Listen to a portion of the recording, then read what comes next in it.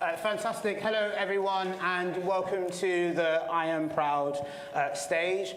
My name's Ramal Affleck. My pronouns are he, him, or they, them. I am one of the trustees of Bi Pride UK. I'm chairing this panel today. In terms of what I'm wearing a black top, which has writing on it. It has the words pansexual, non-binary, and a number of other words on it. And I'm wearing a white skirt. And I'm going to get my panel to introduce themselves as well, so starting to my right. Hi, I'm Shay Coffey. I'm manager of Medway Pride Radio. In a previous existence, I was a freelance chef. My pronouns are she, her. I identify as a trans woman, and for anybody that needs it, I'm wearing a black top with an angel on it, jeans with red roses on it. Hi guys, gals, non-binary pals. My name's Bryant. My day job, I work as a programmer for Macquarie Group, which is an Australian bank, but I also do a lot of work with the London Bisexual Network, as I'm one of the co-chairs of the network as well. My pronouns are he, him, and I am wearing a blue t-shirt and khakis. I never know what the color these are. Hi, I'm Lucy Power. My pronouns are she, her. I'm an employee of a police service, but I'm here representing Unison, one of the trade unions for the public service users sector. And for those who need it, I'm wearing a black strappy top with a Bi Pride skirt. And we're all looking fabulous, obviously.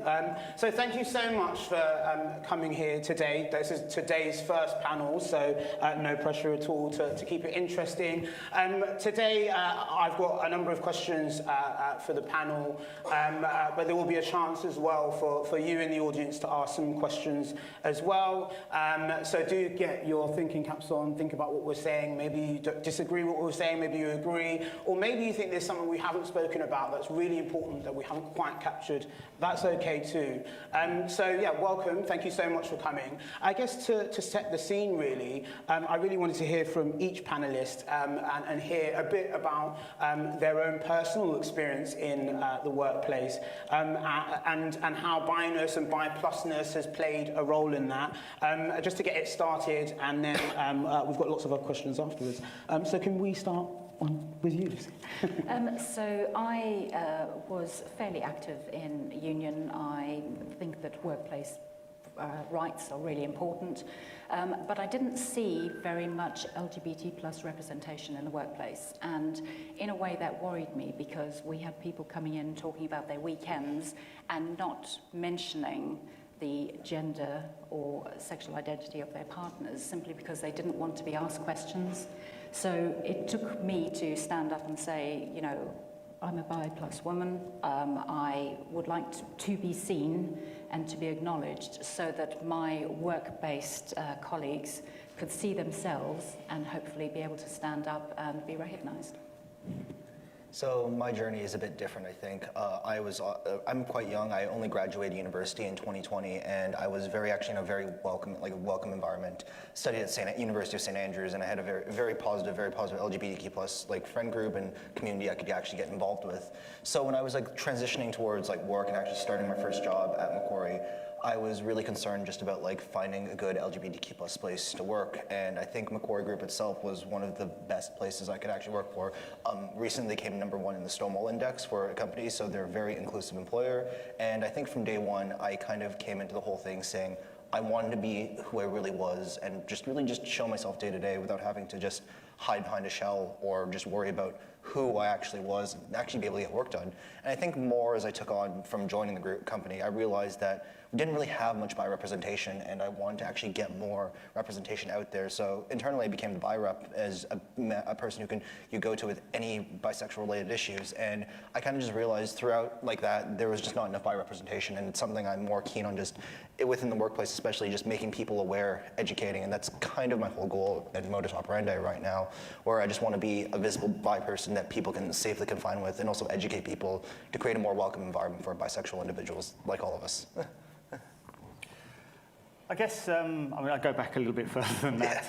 I'd started work in 1990 in a kitchen, and the head chef was gay, so you'd have thought that would have been a wonderful place to start, but it wasn't. The environment of kitchen work is very toxic masculine, and while you may be gay, and that's okay, if you are high enough up the ranks, you didn't talk about being bi, you didn't talk about anything other than, so you avoided talking about your private life, because you start getting into the they, thems, and it gets difficult and you trip yourself up.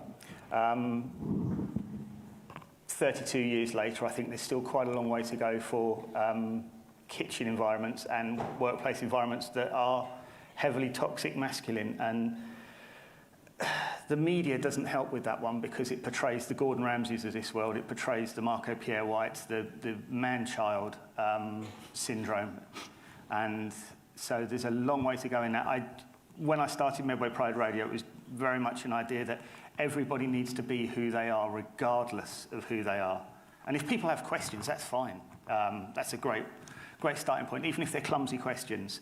But still, in day-to-day kitchen environments, it's not spoken about. And I think you've tapped into a really important issue there, almost. It's like you knew what my next question was, because quite often in the workplace, we assume that because there are perhaps other LGBT people in the workplace, that it's going to be a great place to be. And quite often, actually, because of the intra-community issues we have, whether that be racism, whether that be transphobia, sometimes we still have a very difficult time. And I can certainly relate to that. Sometimes having worked in places actually where LGBT people were the majority and yet still facing adversity and issues and hurdles that perhaps we shouldn't. So I guess my next question to you is, how do we uplift each other as a wider LGBT community in the workplace, recognizing that visibility alone, aka someone just being present, isn't necessarily always enough? Can I start with you? I think it's quite difficult, and I certainly know that we have had issues at LGBT plus conference, which is a national unison conference, where we still get that bi erasure, those awkward statements. But I think it's certainly one of the stances that Unison's taken is about ally training.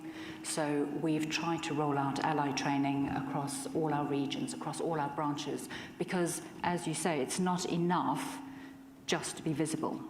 We have to give people the tools where they are willing to stand up next to us and say, I recognise this person. And I think it actually feeds back into lots of the other equality strands. It's not enough to not be racist. You have to be anti-racist. You have to create an environment where we are active allies, not just passive standers by, as it were. I completely, I can relate to that, and I think that quite often we're almost asking for what is essentially the bare minimum, just some respect, and actually we can ask for a bit more than the bare minimum, and quite often we start with visibility, but you know, and this is the reason why actually I find myself grating a bit when I hear the word allyship, which is important, it's part of it, but for me, I want more than allyship, because allyship can be quite transactional. Something happens to me and I want you to respond to it. No, I don't want you to wait for something to happen to me. I want your solidarity, I want your proactivity. I don't want to have to be in the room to experience that solidarity. So I completely relate to that. Kind of just jumping off that a bit, like I think a lot of people, when they even hear the terms like allyship or just thinking about being a good LGBTQ plus ally, it's often they think of just kind of the big picture of like conducting yourself, wearing the rainbow flag, and these very big overt statements. But I think from the especially internal feedback we've gotten, just sometimes even the smaller things, the small tiny things that people don't notice. The good example of this I always like to give is actually just pronouns. Like getting people to actually put their pronouns like even in their signature or in their Zoom calls really actually makes people feel a lot more comfortable, because other people, say if you're at a client meeting or something, you're talking to someone, you see their pronouns, you know the best way to actually address them. And that's one, I think, the key thing, not only just training people and like educating people, which is very important for a lot of people who don't actually have that exposure to these kind of issues, these kind of scenarios, but also just these small things that people can do really just kind of helps build a better workplace and make people feel more accepted in just the smallest of things. And also kind of jumping on that, having these safe ways to communicate issues or problems, like having a bi rep, having an LGBTQ plus rep, someone you can actually safely safely talk to about these issues without worry about repercussions, or without worry about like your job being at risk, so you can actually feel more comfortable in the workplace. I think having these reps, having even like safe spaces, one example for us at Macquarie is that we use Workplace, which is like an internal company Facebook. There are some private groups that you have there. These are safe spaces for LGBTQ plus individuals to ask questions and post anything else that they may worry that other colleagues who may be anti-LGBTQ plus, they don't want to see them, they don't want to risk anything at work. And it's building these spaces as well, which is really going to help uplift people, especially just making people comfortable and happy to work at the place. Yeah, I mean, I agree with a lot of what you said about allyship. I think that's really important. And one of the big things is that as a community, as the LGBT community, we band together quite quickly to call out tropes that are old and tired and we're fed up of. But within the individual letters, there are still tropes. You know, there is the idea that, oh, you're bisexual, you're just greedy. You know, you just want it, or you just want your cake and to have some, you know, to eat now. No, that's not what this is. But often within the community, you get that. You get that someone will say, oh, well, you know, bi's not really a thing, is it? And at that point, the allies need to call it out and go, no, we are as valid as anybody else in the community. Mm-hmm. No, absolutely, I agree with that. And but one thing I wanted to do just in the middle of this panel was talk about bi joy, because I think that quite often when we talk about workplace, when we talk about bi-ness in the workplace, we go straight to those harrowing stories and the traumas, because those are the things that stick out in your head. I've got many stories, I won't bring them all today, that are traumatic. But one of the things I wanted to talk about, I guess, was how we really harness bi joy, because I'll give you an example. Against some of those struggles, actually, I've been my happiness when I've created a bit of a, not necessarily a formal circle, although the formal workplace employee groups can be great, but just a circle of people around me that are there behind me to experience happiness. So I guess I just wanted to know a bit more about your experiences. Brian, maybe you can start of actually being happy in the workplace because people were behind you and supporting you. Yeah, I think it's, because one of the big reasons I joined Macquarie as an employee was just because actually of one of the events that they put on during my initial internship there. It was just this massive barbecue event that was all just to celebrate pride and everything about that.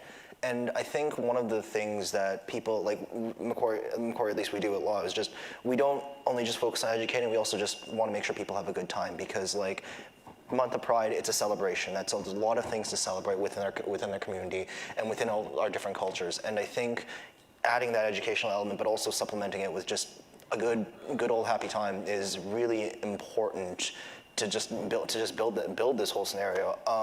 I know like these events, just doing these things internally as well, really put a smile on a lot of people. There was a recent intern who came, and I was working a lot with him because he was also a bi individual, and I think like talking to him and just looking at his experiences, even having the organization there, just doing these small things, holding these events, running these educational sessions, really made it feel comfortable for him, despite, historically banking has been like a very, very macho, like not LGBTQ plus space. There are a lot of issues on that space. But he felt happy, he felt comfortable, and he really wanted to get that return offer to come back. And I think doing these small things, we may not see it as like organizers or people who are leading, but the impact that you can do, no matter how big or how small, is going to actually make someone's day better. It's going to make someone feel more comfortable.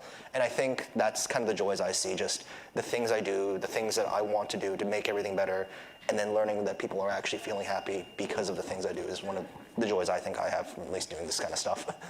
Yeah. Bi joy, something have you got a story that comes to mind or an experience?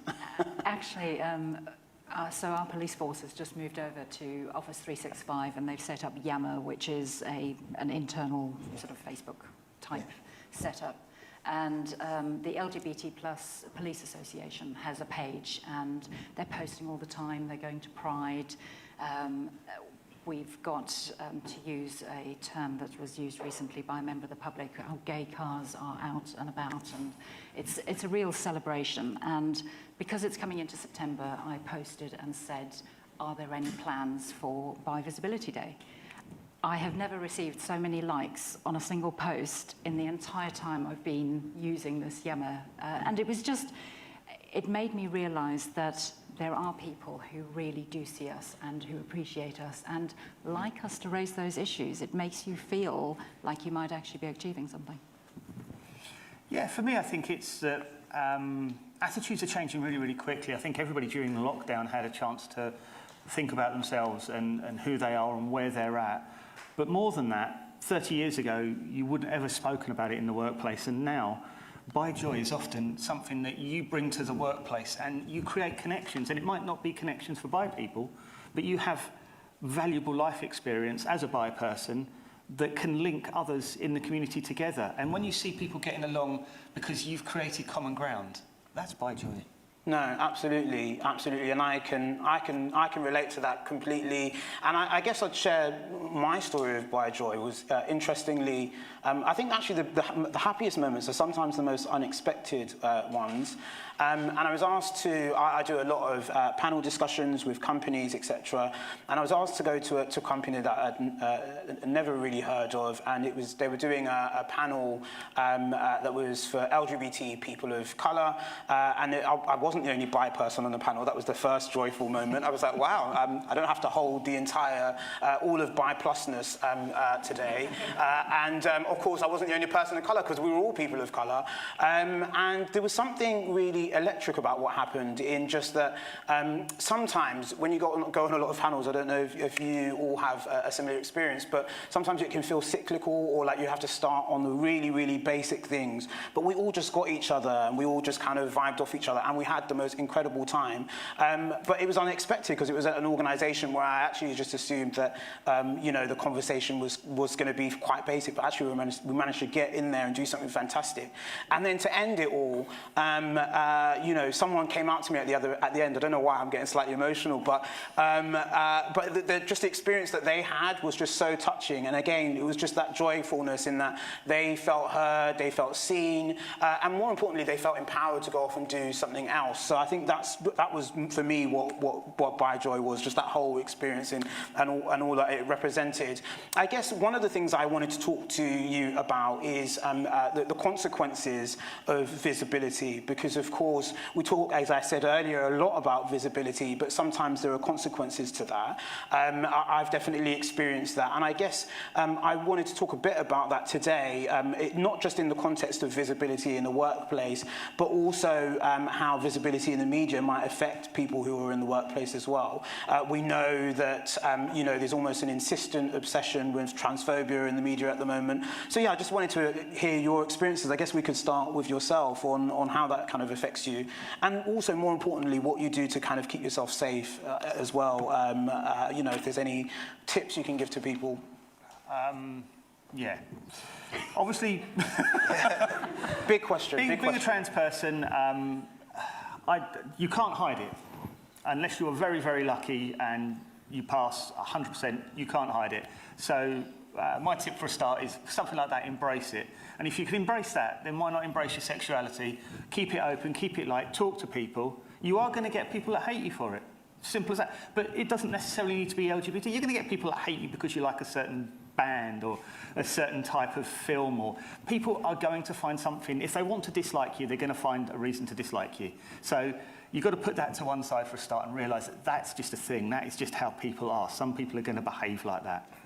But visibility comes at a cost, undoubtedly. I've had things thrown at me in the street. I've been pushed, punched, attacked. It happens. The louder you get, the more it happens. But sometimes for people, I'm sure the panelists will agree, you're the voice for people who can't, who won't, who are unable to speak up. And that does come at a cost. Keep yourself safe. Travel in groups, for a start. Travel in groups. The only time I've travelled alone was disastrous. I went to an event last year and I actually got escorted across London by 2 trans men. And I'm like, this is backwards, isn't it? I'm kept safe by 2 trans men. But there you go. I'm always going to be wrapped up as a trans person first and bi second, because that's how society sees me. So I have that double-edged sword where people are coming for me anyway, whether they know I'm bi or not. So from my point of view, I just roll with it. And develop a thick skin. There are going to be some people who say things, they might not mean to be hurtful, they might not mean to be spiteful, but they're going to hurt anyway. And there are then those who are going to really want to hurt you just because they don't like your quote-unquote lifestyle. Mm-hmm. So if I can just start with kind of a funny story, I think, on my experiences.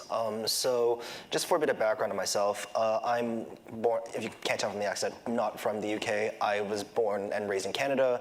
My parents were Chinese immigrants from mainland China. So I grew up basically in Canada from two parents who are very much deeply ingrained with like Chinese culture. I initially came out to them probably around in 2018 or something, like during university. And I remember the first words that my mom actually told me was, when I came out, says, "We never tell anyone about this." Now, as you can tell, I'm kind of, sitting in this panel, talking on a live stream, not listening to advice. Yeah, that totally went well. And I think that's kind of really a story of how, like, I was always told that this is something you can't show, like being, not even just being bi, but just being LGBTQ+, or even being an ally. It's going to hurt your job prospects. It's going to like cause a lot of problems in your life. And I am doing the exact opposite of all that advice. And I think what I've come to realize is that, I mean, in my opinion, if you're being LGBTQ+, you tick that diversity box, a lot of companies are going to like you for hiring that. Don't take that as actual advice, just my personal opinion. But there's just a lot of things that really, like, the struggle of just trying to hide yourself and like not really be this genuine person of who you are versus actually being out and being able to do the things to make yourself like feel happy. That's a really difficult trade-off, I think, within being, just even being an LGBTQ+ person. Like for me, I knew that I was kind of lucky enough to be in a very safe environment, very good friends who are LGBTQ+ supportive, very good, like working in a very nice company who very well does a lot of work for LGBTQ+ spaces. It was really easy, I think, for me to be able to come out and say, hey, this is who I am. If you have a problem, deal with it. But it's not easy, I think, for a lot of other people. And there's this really big trade-off that is a struggle. Sometimes you don't get to stand up and you'll get hate because of just who you are, even if it's in like small things in the workplace, just because of the kind of work you do. And I think you really should be trying to live life to be your genuine self. And sometimes you'll just get hate for it. And I really, really wish that could go away someday. It's such a big question. I think... Sorry. Yeah. I consider the fact that we spend a third of our lives at work, and being safe at work is really fundamental to your mental well-being. And there are little things that make us safer in the workplace, little things like having a trans inclusion policy, having a non-binary policy, the things that allow you to be yourself at work. And I've got two very good friends who transitioned in the workplace, and they felt so supported. And they actually said that if we hadn't had the policies that we'd had, they probably would still be cross-dressing in their bedrooms at home, because they didn't feel that they had the confidence to come out. But because we had an organisation that said, you can come out, and if anything, we'll support you. And all you have to do is you go to your manager, you sit down with them and say, this is my situation. And all the rest, we will take care of. And I think it's those sorts of things that make you feel safe enough to be your true self and bring your true self to work. The problem that we have, I think, is that we still have a public that, to a much lesser degree, but there are still some areas of the public who loathe some of the choices that our community make. And there's nothing that we can do to fight against that. But if you have the support of your organisation, so a good example is recently there's been a lot of criticism about police being too woke. Because a couple of police officers did the Macarena at one of the Pride events. And it's sort of, everyone wants community policing, but they don't want community policing that actually engages with the community. How does that work?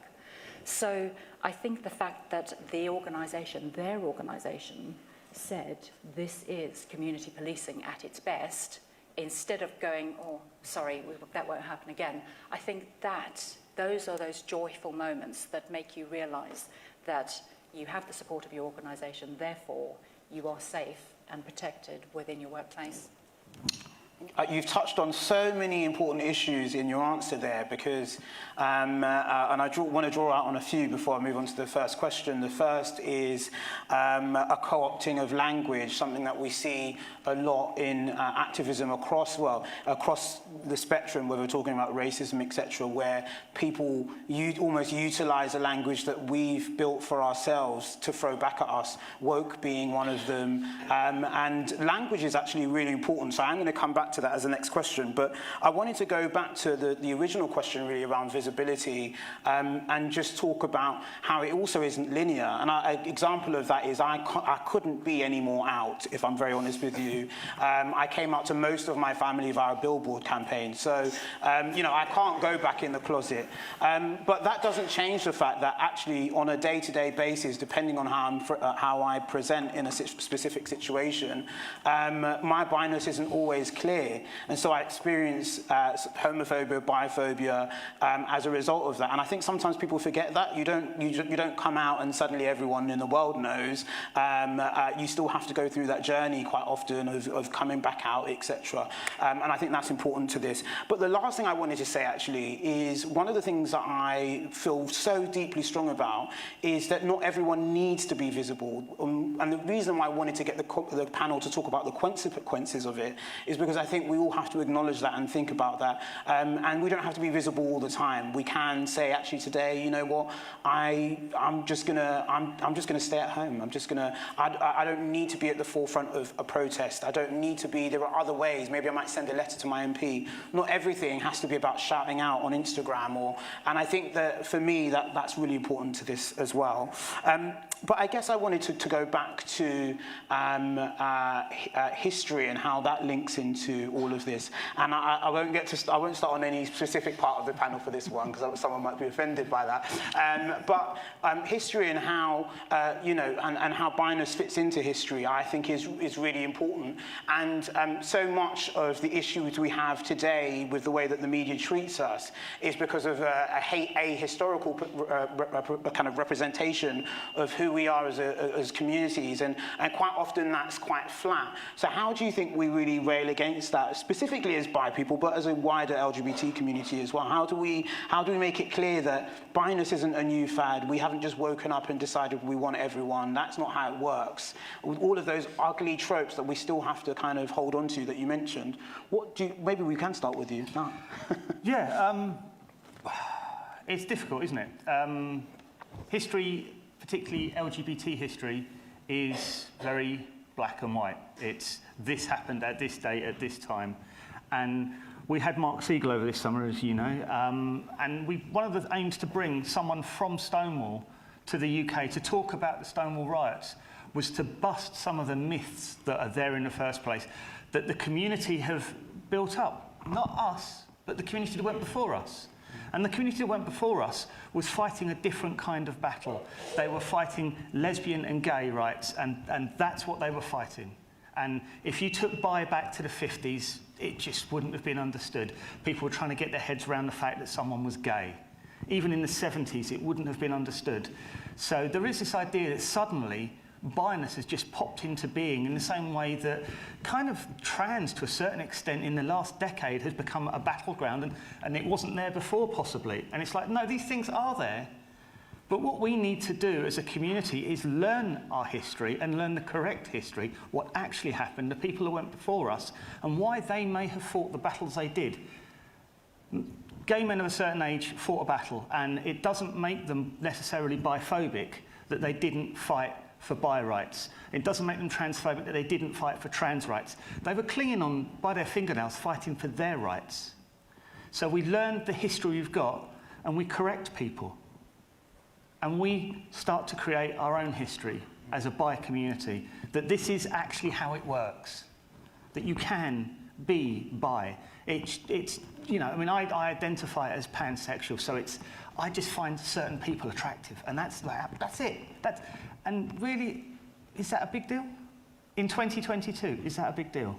Well, it is if you write for the Daily Mail, or it is if you write for the Times, but then it was a big deal to them 30, 40 years ago when gay people were fighting these battles. And we are going to fight the same battles. Maybe that's just how history works. But you certainly If you're visible, be proud. I think kind of just the fact that we are holding events like this is kind of a sign, just saying that we're really putting the bi-ness out there. I know, like you talked about previously, just about like the history and how they were fighting a different battle. And I always find the interesting fact that like when you look back at like the first Pride parades, they were just called gay Pride parades, and then lesbian and gay Pride parades, never really mentioning the bi or like the trans or like the non-binaries or like whatever. And now you get like these Pride parades that encompass the entire, I think, LGBTQ plus spectrum. And I think kind of how this messaging has changed, especially even like from like I remember like when I was in high school and I was a part of an organization. There was an event called the International Day of Pink, which is typically an event that was mainly from Canada that was raised for a lot of bullying, like combat bullying and homophobia. And I think we were one of the first high schools to actually try and do an event to really combat for that kind of style event. And that's been an annual event since the inception, and doing something yearly to mark that event at our high school.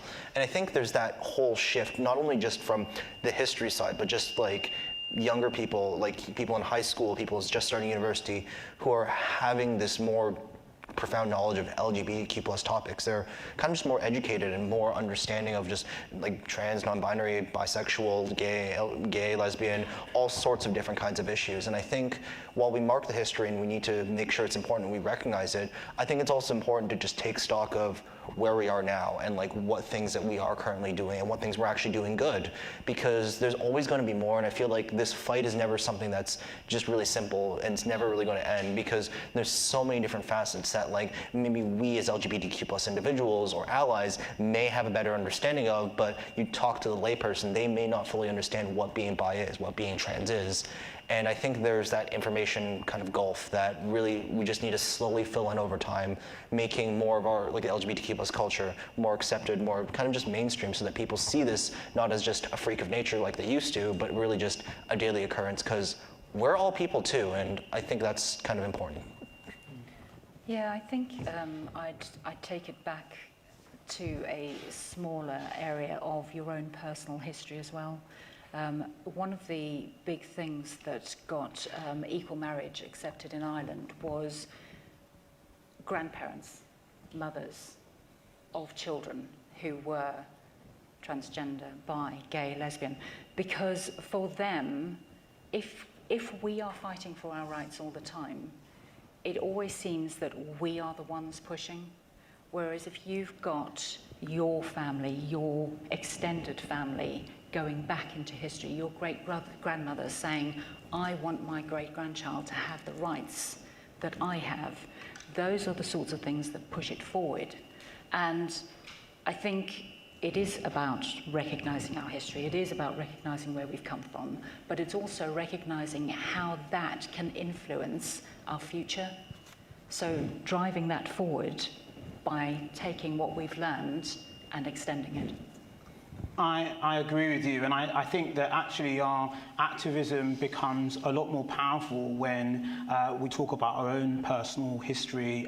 But I think history is really important to this, because, as I say, that's quite often the fight we have when convincing people to support LGBT communities is actually because we're fighting against a lack of understanding that this hasn't just dropped into the sea now. We didn't just arrive on a boat and suddenly decide to demand rights. The last thing I wanted to talk about before we open up to the audience, so if you haven't got a question, do think of one now. But before we open up to the audience, I just wanted to talk a bit to end on basically talking a bit about being a bit disruptive in the workplace. It's my favourite thing. It's one of the, so I in my day job, I work as head of advocacy and comms for the British Youth Council, which is great fun. But I work there part-time, and so when I'm freelancing, quite often businesses get me in to just be a bit disruptive, and I really enjoy it because the consequences for me are slightly different because I'm outside. But how do we be disruptive in the workplace in 2022? Because I think quite often as LGBT communities, we talk very much about wanting to see systemic change. But how do we really achieve long-lasting change? So because you know, I don't know if you've all experienced it before, but sometimes you know, a lot of great activism in a workplace can hinge on one individual or someone being really great. But how do we make sure that that lasts after that person's left as well? Maybe we can start with you, Brian. I think it's such a difficult question, just like keeping the legacy going. I think one of the things is just kind of connections is quite important. So there's an individual called Jeff Parsons who used to work at Macquarie. He's now since retired, and he's doing a lot more of his own activism and his own work. And he was the one who really kind of introduced me to a lot of the connections I currently have right now, especially within the LBN, and getting these external organizations to really come in and really just do these kind of events. And I think that in part, it's not just about you can hang up a bright rainbow flag that everyone's going to see, and you can host these really massive events to really get people's attention. The rainbow colors are really bright. And one of the things you can do these things, but you need to constantly do the educational part. You constantly need to make sure that you have this element where it's not just, okay, we're just all being LGBTQ plus folk, that's it. We need to constantly send this message, constantly include these educational pieces of content. And really, I think the difficult part is just that, like, especially for me, like, my day job is a programmer, and I work a lot in systems, especially in financial systems, which really I need to like sometimes just drop things and like solve problems right away. Balancing this in day job is really difficult, especially if you talk to like investment bankers or like people who work on like financial trade deals, who I'm often working with in part of this LGBTQ plus organization at Macquarie. So it's just also leveraging the people you know, building connections, meeting new people who can actually come and bring their own take on something, their own advocacy, and like their own knowledge, and share it with everyone else. Because the more knowledge you share, the more it's going to inseminate people. People are going to understand it. People are going to like understand it from a different perspective, or from a different wording, or from a different angle, and that itself will constantly cause change, and that will cause people to become more educated and maybe change their behaviors, maybe change how they act on a day-to-day basis, and really elevate the whole workplace. So I think it's just leveraging those connections to constantly send that message, no matter what channel you use. I know internally also we have these giant screens that play like videos and every day. Sometimes it's like news clips on like just things that happened, or like other internal news. And we always try and make sure that we have some sort of pride-related messaging going on there. Be it like a video to celebrate that we got Stonewall #1, or maybe something on, if it's like Bi Awareness Week is coming up, we're going to get something for Bi Awareness on there. Maybe some trans information, something that's kind of always in people's faces, just as an educational element. So yeah, it's a lot of different aspects, I'd say. I work for the police, asking me what I do to disrupt. Come on. Seems very unfair. But I would say the disruption is about culture change. It's about asking those difficult questions. Why don't we have a policy? Why aren't we having gender-neutral toilets? Why aren't we supporting prides? It's about asking those difficult questions where someone has to stand up and explain to their workforce why they aren't being supportive. And I think that's one of the big drivers. Yeah. I'm going to go slightly different tack for me personally. I've got a very supportive family, and I realise that that's not the case in all LGBT communities and for all LGBT people. But it's very disruptive in a workplace to go, well, there's my wife, and there's my children, and they go, you've got a wife? You've got kids? Yeah, I pay bills as well. And that causes a massive amount of disruption in that actually I'm boring and ordinary most of the time. Yes, Pride season, I've got the flag and I wave it hard and like everybody else, but the rest of the year round, I'm still campaigning, I'm still talking about these issues. But sometimes when you can put it in the context of, this is how it affects my wife, this is how it affects my family, that can be even more disruptive than just how it affects you. And that's how you create allies as well. I like that. I really like that. I think my last tip on this specific matter is quite often when I work with companies, the first thing they show me is their D&I policy. And I say, okay, that's great, that's fine. Maybe it's not great, actually, in some cases. But one of the things that really frustrates me is in order to get binus or any other form of whichever protected characteristic we were talking about, to be honest, to be a thought that we're thinking about all the time, and not just in a D&I department, is to really think about processes and policy that affect the whole business. So what is it that we're doing when we're speaking to doing one-on-ones? How does D&I or those kinds of conversations around equality, how does that fit in? How does it fit into the usual? Because if it doesn't fit into the usual business, and we save it up for Bi Awareness Week, for Black History Month, for whatever the case is, that whatever banner we're planning to kind of leave it under, I think that sometimes can be an excuse to wait. You know, Black History Month's in October. Well, I'm Black 12 months of the year. I don't know about you know, and I'm LGBT. You know, it's just frustrating. So that was the one thing I wanted to name. So the next opportunity, I guess, is to get some questions from the audience, and I'd really love to hear from you all. And we'll start at the back, the person in the lovely colourful top. I can't tell what other colours there. Yes, yourself. Please wait for a microphone. There was a microphone, but is it being handed around? Oh, no, it isn't.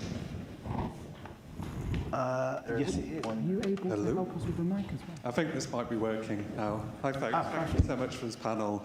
One of the problems I've always had in my workplace is I'm always expected to do the labour for being a bi-plus person, to be the person who, you know, is involved in strategies and group meetings and all that kind of thing. But the fear, I really hate the fact that I'm kind of come to and the person expected to do that, but also the big fear I have is if I don't do it, nobody's going to do it. So I just wondered how the folks on the panel kind of contend with, you know, that question of should we always have the labour put on us, but at the same time, how do we balance that with the fear that if we don't do it, nobody's going to do anything? Yeah. Who wants to? I'm not going to get everyone to answer every question, but who wants to answer this? I think that is quite a difficult one, but I think that one of the things that we have to do is be kind to ourselves. So I understand entirely that feeling that if you don't do it, no one will, doesn't mean you have to do it all the time. It's about saying, you know, I can only do so much, and then that's enough. I would agree with you. I think you really have to be in tune with yourself. And I say that as somebody who's got that wrong many, many times. But you really have to say to yourself, actually, you know what? This can't all sit on my shoulders. And yes, something might fall down while I'm not involved, but that's okay. That's actually okay, and the burden should never be on one person. I just completely disagree with that. I don't know if one other person wants to comment on this particular issue before I go on. No, I think I'm kind of bad at this myself just because I know myself to be quite a workaholic. So, like, I think it's doing something is always good, but doing something to the point where it's actively hurting you or like causing you, like it making you feel super stressed or like making you feel like get anxious or just causing a drop in work, that's never really worth the solution. You need to kind of take care of yourself, I think, and make sure that you have this balance, because even though there might not be anyone else to do it, at least you're doing something, and the longer you can keep doing something means the more something that you can do. And the other thing is that if you step down, it may give someone the opportunity to step up. Absolutely. And actually, it's one thing that we don't talk about enough, actually. So sometimes we talk about privilege in the context of, you know, people standing up in specific moments and using that privilege, perhaps. But we don't talk enough about privilege also being at times, not all the time, but at times, stepping back and giving up a space. You know, and that's why I get slightly frustrated when, you know, people stay in roles for 50 years and they think there's something to celebrate. I'm not sure it always is. I think sometimes it's really great to give up space and say, actually, I'm going to empower somebody else to do that. It doesn't mean you don't have a role. It might mean your role is standing behind them when no one's really looking and holding them up. And I know certainly in my own journey of activism, I think back to last year when things were really, really a bit crazy for me. And actually the only reason I got through that wasn't because of anyone who supported me publicly on Twitter or on Facebook or whatever platform it was the people who picked up the phone. And I think, you know, sometimes we don't talk enough about that, stepping back and giving up space. I want to go to the person here in the orange. If we can get a mic to them, that would be amazing. You don't need a mic. Yeah, there we go. I also worked in the basic environment, and I started in the last century, where I went for an interview, and I was told, well, I can't think the words the officer in question said, I'm also an LGBT rep for my division. And I would like to always feel that someone can always come to me with whatever question, I don't care. And I have had that, obviously, with the last 2 years of being locked into a Teams call that you can never escape. And, you know, I get myself involved in the Pride events, and yes, this year has been a little bit difficult with various different situations going on. But I think it was just a matter of just putting my point across. It wasn't really a question per se, but it was just it's nice to think that nowadays times have changed compared to where I started in that working environment in 1983, where thankfully the officers that were then, they'd been employed in the 60s and the 70s. Thankfully that generation's gone, because that was a completely different environment. And I have had supported senior rank, where I had to go out originally to do police the Section 28 demos. Wow. They said I don't have to. Oh, wow. I felt very awkward about doing it, and I had to arrest someone. But just a point, not really. Yeah, fair enough. And I think one of the points that you've made, though, is quite interesting in that, you know, I think sometimes it can feel quite cliche to talk about the fact that, you know, we fought for our rights, and legislatively in the UK we're in a better place, but we still don't have all of the protections we need, particularly when we talk about trans identities and transitioning, or even just recognising non-binary people, you know, in passports. So, I mean, there's a whole list, so I won't go through all of them, and some of those do affect the workplace.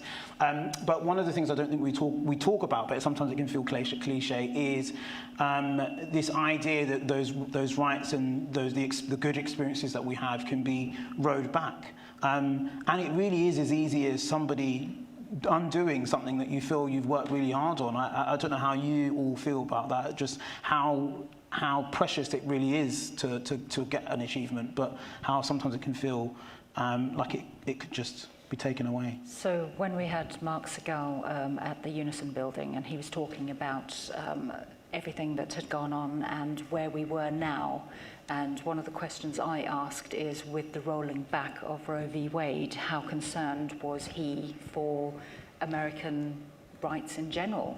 And he said very concerned, and so is the community.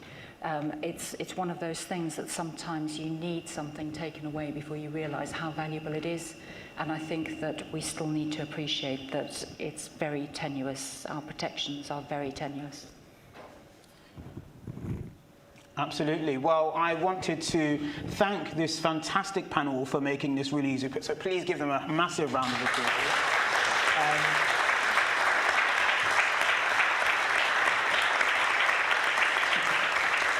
It's been amazing to chat to you all, and this has been one of the first panels of today. Our next panel is on Buy Books, so if you're sticking around for that, then it will be taking place in here. If you haven't had a chance to wander around the site, there's plenty of fantastic things happening. We've got our stall holders over out in the right, there's food, there's drinks, so hopefully you're going to have a fantastic day. So thank you so much for coming. And lastly, if you are on Twitter or Instagram, then today everything's on #BuyPrideUK, so do have a look at that as well. So yeah, thank you so much, and thank you to yourselves for being a wonderful audience. So thank you. Another round of applause to yourselves.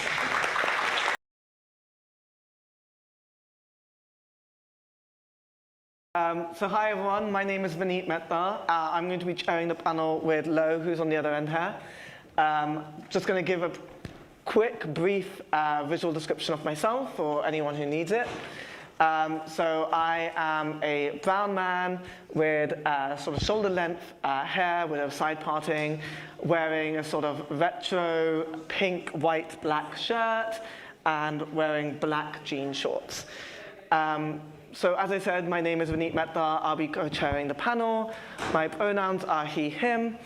I am a writer and public speaker. I have done panels for Buy Pride for the last few years now, and I deliver talks to companies. And my first book will be out in January 2023, which is called Bisexual Men Exist, and you can order it from the bookshop in the foyer. Hi, yeah, my name's Lo Shearing. I'm a white, genderqueer person with very short, pinkish, purpley hair, and I'm wearing all black today, and I have some visible tattoos. I'm also an author. I wrote the book By the Way, which came out with JKP last year. I'm an activist. I run the Bi Survivors Network, and I also just do a lot of organising. Was that someone's mic falling off? Couldn't stand not having the attention. So before we hand over to the panelists to introduce themselves, just a couple of disclaimers. So in terms of trigger warnings, we will obviously have a discussion around biphobia and bi-erasure. There will be some topics on mental and sexual health, and some talk around sexual violence. Note that there won't be any explicit or graphic descriptions of sexual violence or assault. And if you do need to disengage, please feel free to do so. If you need to look at your phone, if you need to go out for a smoke or just get some air, please feel free to do that. There's no judgment here. So yeah, with all that said, I'll hand over to Tanaka to introduce himself. Hi everyone, I'm Tanaka Mishi. I am inarticulate. Sorry, first panel in a while. He, him pronouns. I am a mixed Black and Asian man with a very fresh skin fade and my hair in a bun, and I'm doing a kind of navy tan leather thing with the outfit. And I should the book as well. Yes. Yeah. So my first book is Sons and Others on Loving Male Survivors. It's a series of essays around male survivors in relationship and the relationships that we all have to those stories. And it is out at the end of this month, the 29th, from 404 Inc. So you can, if you Google 404 Inc., you can pre-order it from their website. That's the place that gets me the most money. I think you can also pre-order it in the foyer, but that doesn't give Oh yeah, I was as much supposed money. to say that. You can pre-order it in the foyer, but... Julia? I'm Julia Shaw, and I am a psychological scientist. What do I look like? I've never done this before. So today I've worn as many bi-pride things as possible. So I've got shoes that are the bi flag. I've got hair that's kind of pink. My eyeshadow is also the bi-pride flag. And I'm wearing shiny trousers and a blue top. And I'm white, and picture default white person, that's probably me. And what are your pronouns? And my pronouns are she, her. Do you want to talk about your book and what you do? Yes. And I am the author of Bi, The Hidden Science, History, and Culture of Bisexuality with Canongate. Amazing. So for the first question, we're going to talk about what inspired your books. So for me, what inspired my book, there's been a lot of writing around bisexuality, and there has been plenty around, being a bisexual man. But I think bisexual men aren't talked about as much in comparison to sort of other bisexual people. I created a hashtag Bisexual Men Exist in 2019 and brought it back in 2020. And a lot of people responded to it, and I saw a lot of people saying that, they don't come out, they don't have this community, and I really just wanted to explore the issues that bisexual men in particular experience. So that's what prompted me to write my book. Tanaka, tell us what inspired you. So obviously I wrote a non-fiction book about a difficult subject for the fame and cash. Yeah, I've been kind of writing and thinking around like issues of sexual violence and consent and masculinity for a long time. And I'm a survivor myself, and I was seeing these really kind of weird conversations in our public space, in our public discourse, which were really framing male survivors as like either something we don't need to talk about, or as kind of there being like an opposition between having that discussion and having discussions about violence against women and non-binary people. And there was just such a disconnect between that and what was actually happening in my life, and in the lives of the communities and organizations that I was working with, where it was actually like, we're each other's friends, we're each other's partners, we're each other's, communities and families. And so I really wanted to look at kind of this issue, like find a new way in. And so each chapter of the book is a different form of relationship. So there's a chapter on sons, there's a chapter on friends, there's a chapter on fathers, which is kind of the one that I'm kind of most interested in, male survivors as fathers. And yeah, it's kind of a new way in, a way in that actually doesn't feel like we're having to You're right. Yeah, so. Oh, okay, don't laugh, that's a good note. Carry on. No, you cut off the thought, it's gone. I'm so sorry. I need to learn to not choke on my water. Oh wow, it really is me today, isn't it? It's really cool. This is all going to plan.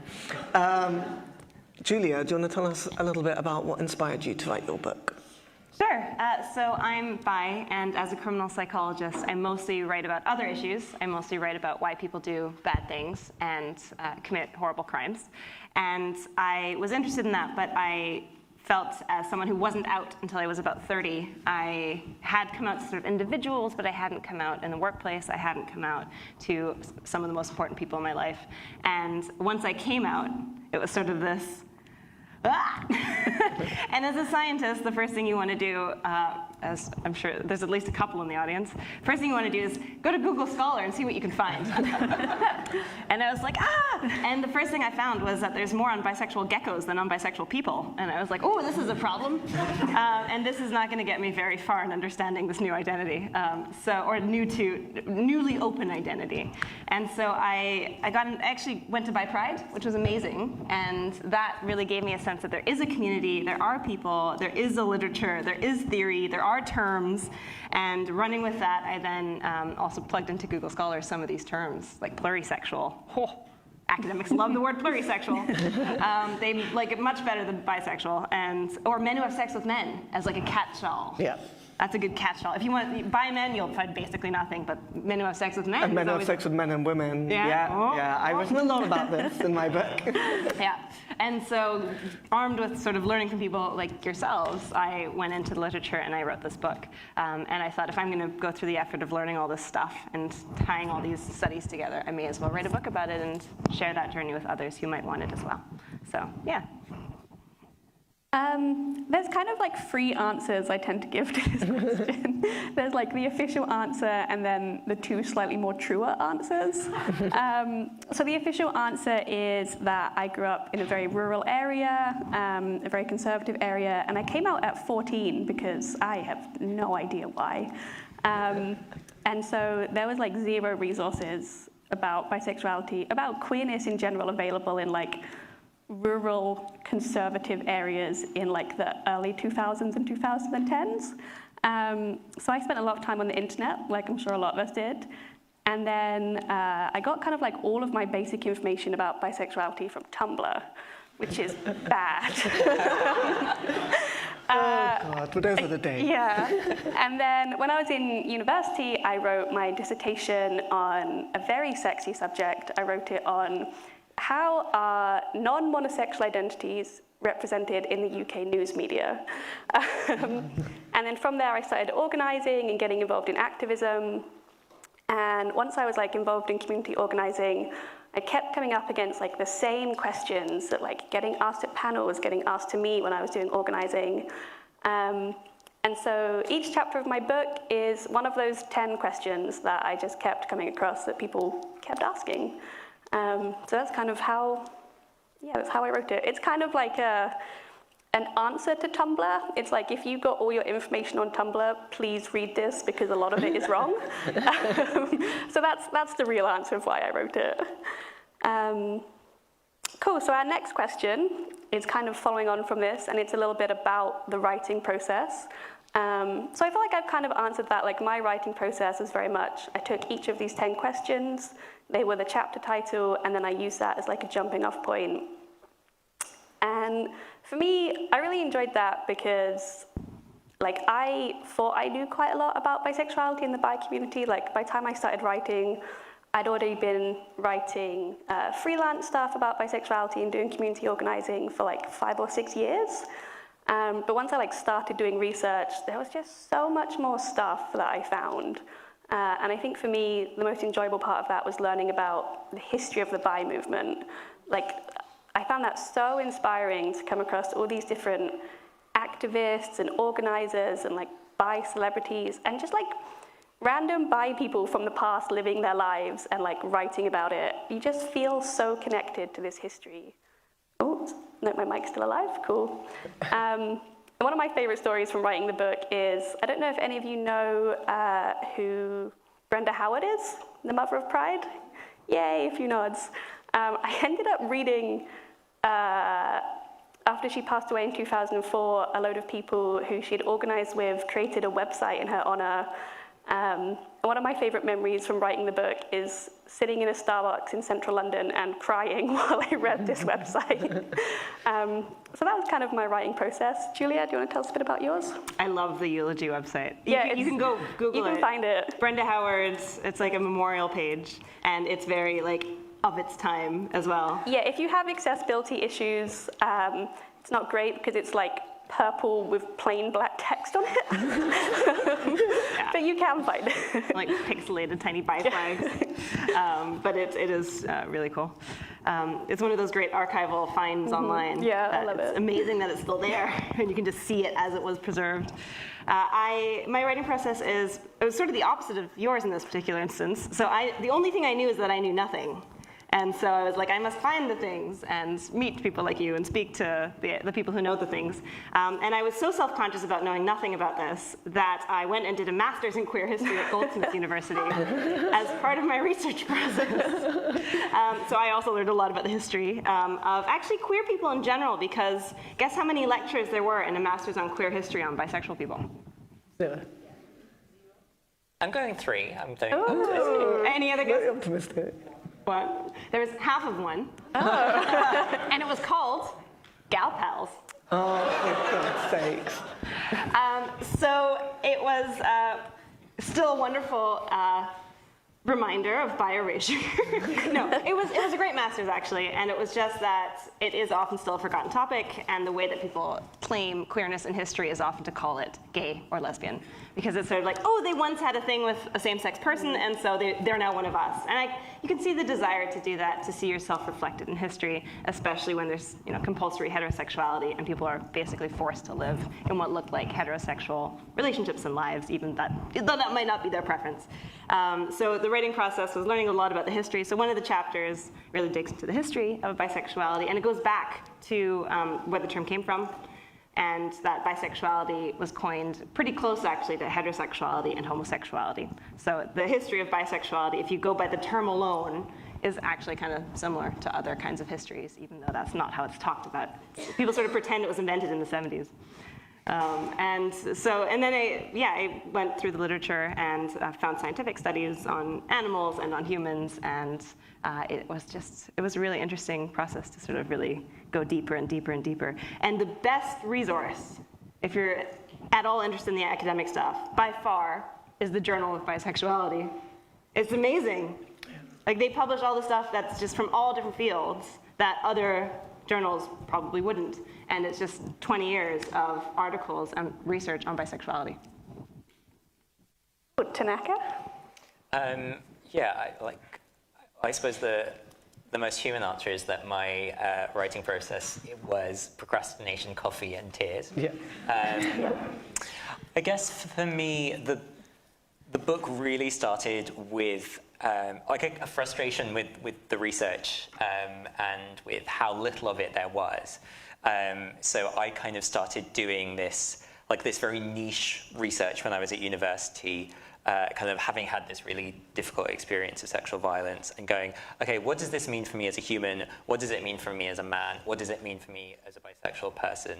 And the questions I was asking were like really practical questions. It was like, is anyone going to want to date me? Am I going to somehow become a rubbish dad now? How do I tell my friends and my partner and my family and really, really practical things that I had to find answers to in order to keep living my life. And then you looked at the research, and it was completely disinterested in the things that I actually needed to know, and not just the things I needed to know, but the things that like the people around me needed to know in order to help me, and in order to help me recover, and also like to take care of their own boundaries. So it was kind of the key goal, I guess, for my book. I really hope it's the book that launches 1,000 PhD theses, because it's all about asking better questions and trying to find some curiosity around a subject which looks really, really niche, but the more you kind of dig into it, you kind of find actually like every single person has been touched by it, whether we know it or not. It's, you know, family history, it's friends, it's partners, it's siblings. I mean, my writing process was similar to yours, is screaming at the laptop saying, what am I doing? You know, if you like scream with it and don't type anything, nothing happens. Right, like, it's really frustrating. Hate crime. And a lot of like, not writing for like a whole month and then suddenly writing 10,000 words in one weekend because I'm like, I'm not gonna get this done. But in terms of like, the writing process, I think for me, so I found this really great app actually called Scrivener. Someone showed it to me online before I was about to start my book, even though it'd been a month since I signed the contract. Let's not talk about it. I was about to start my book, and I found this really great app, and it allowed me to really sort of compartmentalize what I was writing, because I found that a lot easier. If I just sort of went, I'm going to write about this person's experience, and I wrote that down, and I was like, great. And later on, if I need to move that somewhere else, I can move it. And that's a little chunk, and I can do whatever I want with it. And in terms of the overall, the overall part of my book, it was really about segmenting it into different parts of your life. So, you know, you think about the representation and education that you see, and then how that influences you in terms of coming out and dating and relationships. So the experiences that you have because of the fact that people don't know about your identity and you don't know about your identity. And then how all of that then affects your mental health and your sexual health, because how can you get good mental health if they don't know about your sexuality, and how is your mental health affected? Why, like, of course you're going to have depression and anxiety when you have no idea that you're valid and you exist. I also really wanted to talk about, one of the main things that I wanted to talk about in my book was about the multitude of identities. Bisexuality doesn't exist in and of itself. No single person is bisexual and that's it. That's not the only thing that you hold. You may also be asexual or aromantic. You may be trans. You may be a person of color. You may be disabled. And I couldn't write about all of this because the book would then never end and I would cry. So I just chose a few and spoke a little bit about those. And I think the most important thing for me to end on was pride. I wanted to talk about the idea of finding pride in your identity, and also about how can you find pride in your identity when even the community doesn't assist you and doesn't help you. I leaned very heavily on Lo's book on this part. I think in that section, there's like, if you look at the references, I think there's about 4 references, not just Lo sharing. Oh God. And it's talking about stuff like the Pride in London in 2017 and not having a single bi float. It's talking about the research that's been done by activists of like, well, how can we reach the bi community if the bi community has no funding? And so I really just wanted to delve into all of these topics, but taking a male-specific spin on all of it as well. So to follow on from that, what was the hardest part about writing a book, both emotionally so, and also just like the difficulty of writing a book? So for me, it was, I got about halfway through my book and I felt this overwhelming pressure of like, I am representing a demographic here, and how am I going to represent the demographic and represent it well? And that was incredibly difficult, and I had this very strong urge of, I could just delete it. If I just delete it, and I'd be like, sorry, it got deleted. I can't write the book anymore. I'm sorry, it's done. I had that, which was incredibly hard to get over, of like, is this even worth writing, let alone reading? I think in terms of the actual content, the AIDS crisis. The AIDS crisis, I talked to someone in America who sort of lived through that, and just the difficulty of them having to go back in the closet. But also there were some really great books talking about how people went back in the closet and the experiences and how it changed them. And I also had a really great talk with someone in Australia, in Sydney, called Eloise, who was telling me all about the sort of cycle of invisibility and how they don't get help because the research isn't being done on them, because the research is focused on the LGBTQ plus community, where bi people aren't there, and therefore we don't capture the issues, we don't talk. And it's just reading this and like seeing it and just screaming of like, how are we supposed to break this when people aren't doing anything about it? So it just felt like you were reading this and going insane. So that was an interesting part as well. How about you, Tanaka? So I guess there are two most difficult pieces, and both of them again are like, I feel like we're circling this theme of erasure and just kind of like the great unknown, right? So the first one was actually years and years before I even thought about the book in this form, and I went to Google Scholar as well. Actually, no, I went to JSTOR because I was at uni and I had an account. But I was trying to find kind of something about the confluence of survivorhood and manhood and bisexuality. And the only thing I found was the statistic, which kind of, is originally from the CDC, but has been replicated various places, which kind of, give or take, puts the prevalence of sexual violence against bisexual men at sort of 47-ish%, depends where you get your stats from, and higher for bisexual women, and for non-binary people, we don't have good data yet, even, which is unacceptable when it comes to tracking against sexuality. But I remember kind of sitting in the library at my uni in Brighton and looking at this number, and it wasn't so much the number that got to me, it was the fact that there was nothing else about why this is happening, where this is happening, what are the patterns in terms of who's perpetrating, and what does recovery look like, what does life after look like. So that kind of lack of care, like literally a lack of caring about what should be a really big call to action when it comes to further research and interventions, that sort of has been like a little bit of, the sand that makes the pearl in my head for a long time. And then when it came to writing the book, the place where I found the real no man's land was around the fatherhood stuff. What is it like to have to, as a survivor, to be the person who's expected to ensure safety in your household? What is it like to, have your 15-year-old going out on dates and be told, actually, you're the person who needs to have these difficult conversations about consent and violence, and it's your job. If something happens, it's your job to go and beat the person up, which is a thing that actually comes up for a lot of people when you talk about this. Is that expectation of a certain kind of masculinity, which really for me doesn't fit with not just the way I express my gender, but also my community, right? The people in this room, that's not an energy I want to bring in.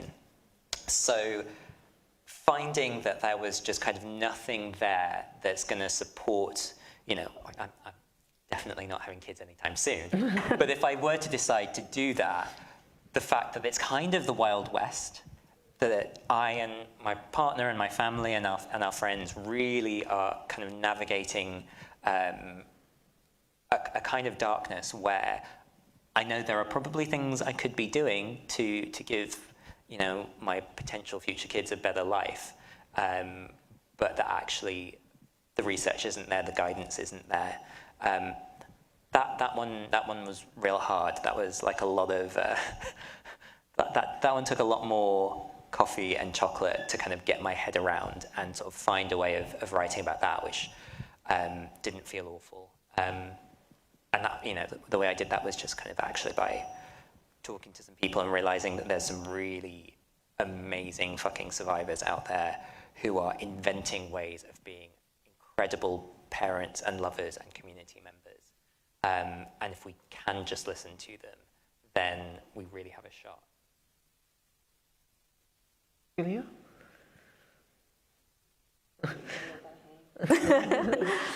Yeah, I thought I'd get kicked out of criminal psychology when I wrote this book. I thought, genuinely, I was already a woman on the internet, and I have a bit of a profile, and so I get death threats, I get hate threats, I get rape threats, I get it already. And so I was like, oh, and now I'm going to do a book on bisexuality. It's going to be all the trolls come out of the weeds. And then I was worried that my academic colleagues would also feel like I've somehow betrayed the field by, like, what the fuck is she doing? Right. Doing this book on a completely different topic.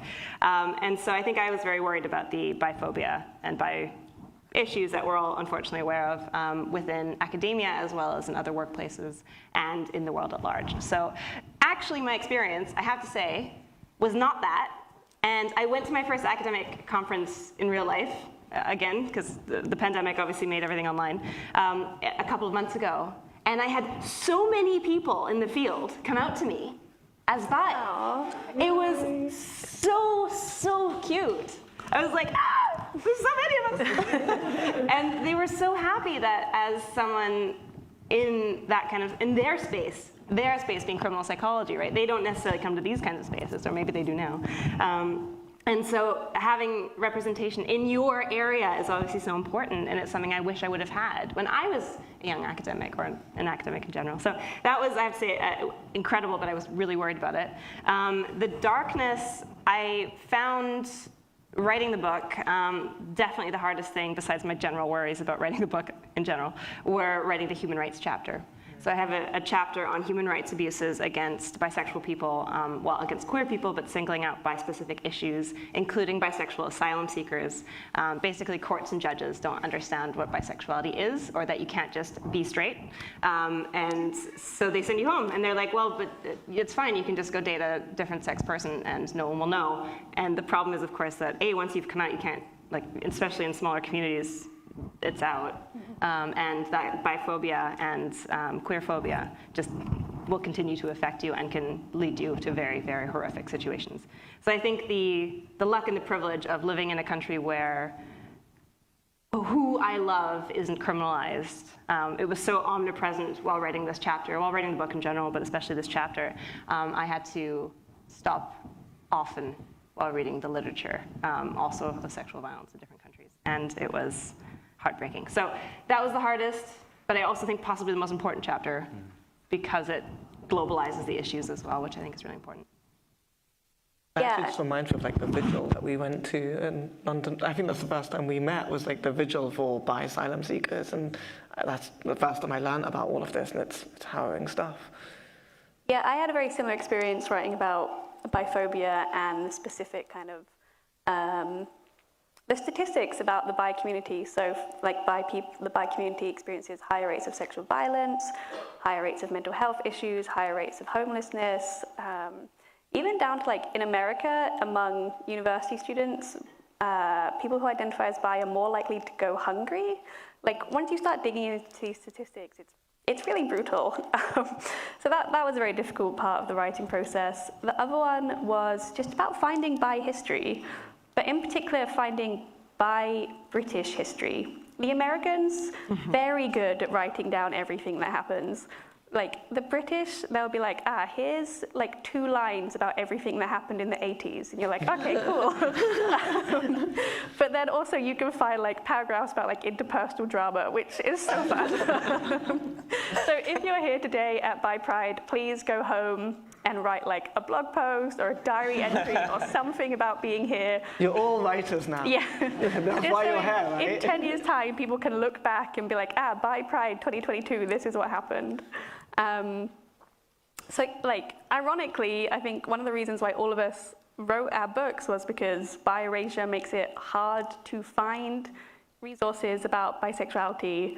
But that does mean while you're trying to create the resource, you have to constantly wade through the bi erasure of there not being any information. So it's a bit of a self-fulfilling prophecy, I think. So yeah, that was quite difficult. So bi British history, if anyone's working on that on their like PhD or their masters or just for funsies, definitely check out the Bi History Project on Instagram. They're really good at documenting it. So coming up to, I think, our penultimate question, which is, what do you hope people take away from your book? So for me, I I think maybe 3 key takeaways that I would really love people to come away with after they've read it. I think 1 is that you don't have to be bi, which seems ironic for a book about bisexuality. But I think there's so much pressure, particularly in a lot of online discourses, to pick a label and stick with it. And you don't have to do that. You can pick a label, use it for a few years, discard it. You can come out as bi and then come out as something else. You can use multiple labels. You can use no labels. Like, all of these words are just words we made up for what is essentially a completely unique to everyone and indescribable experience. Like, on this panel, in this room, no one's experience of desire or sexuality is going to look the same. If, like, I interviewed all of you, you would all give different answers. And yet we've all picked these certain words because of the overlaps rather than the unique things. So I think it's really important just to remember that you don't have to call yourself bi or pan or poly or lesbian or gay or straight, or you can call yourself all of them. It does not matter. They're just words. Same with pronouns, like I use she or they or a mix. Today I'm just using they. Like, language is changeable. Secondly is that there is a bi community. We're all here today, that's amazing. There's lots of different events throughout the year in different regions. And also a bi community can be anything, right? If you have 2 friends and like one of them is pan, one of them's bi, and you're bi or whatever, that's a bi community. You guys could give yourself a name. You can like go to the cinema once a week and call it like the Oxford Bi Cinema Community. Like, that is a bi community. You can enter to walk in pride. I really love the idea of just like a group of friends just like starting walking groups in pride. Please do that so that we can reclaim it from like these corporations. So yeah, there is bi community. You can find it. Also, bi activists, we never shut up. If you message us and are like, I want to start this group in my town, one of us will find a way to make that happen. We will help you find resources. We will help you organize. Like, please go and be active in the community. And the second is to know your history. There's so much bi history.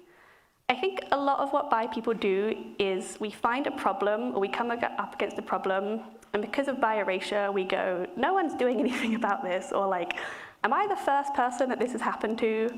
But if you then look at the history, the answer is no, probably not. Like, there's probably resources already out there, or there's someone else who's experienced it, or there's an activist from 20 years ago who ran a campaign that you could maybe be inspired by.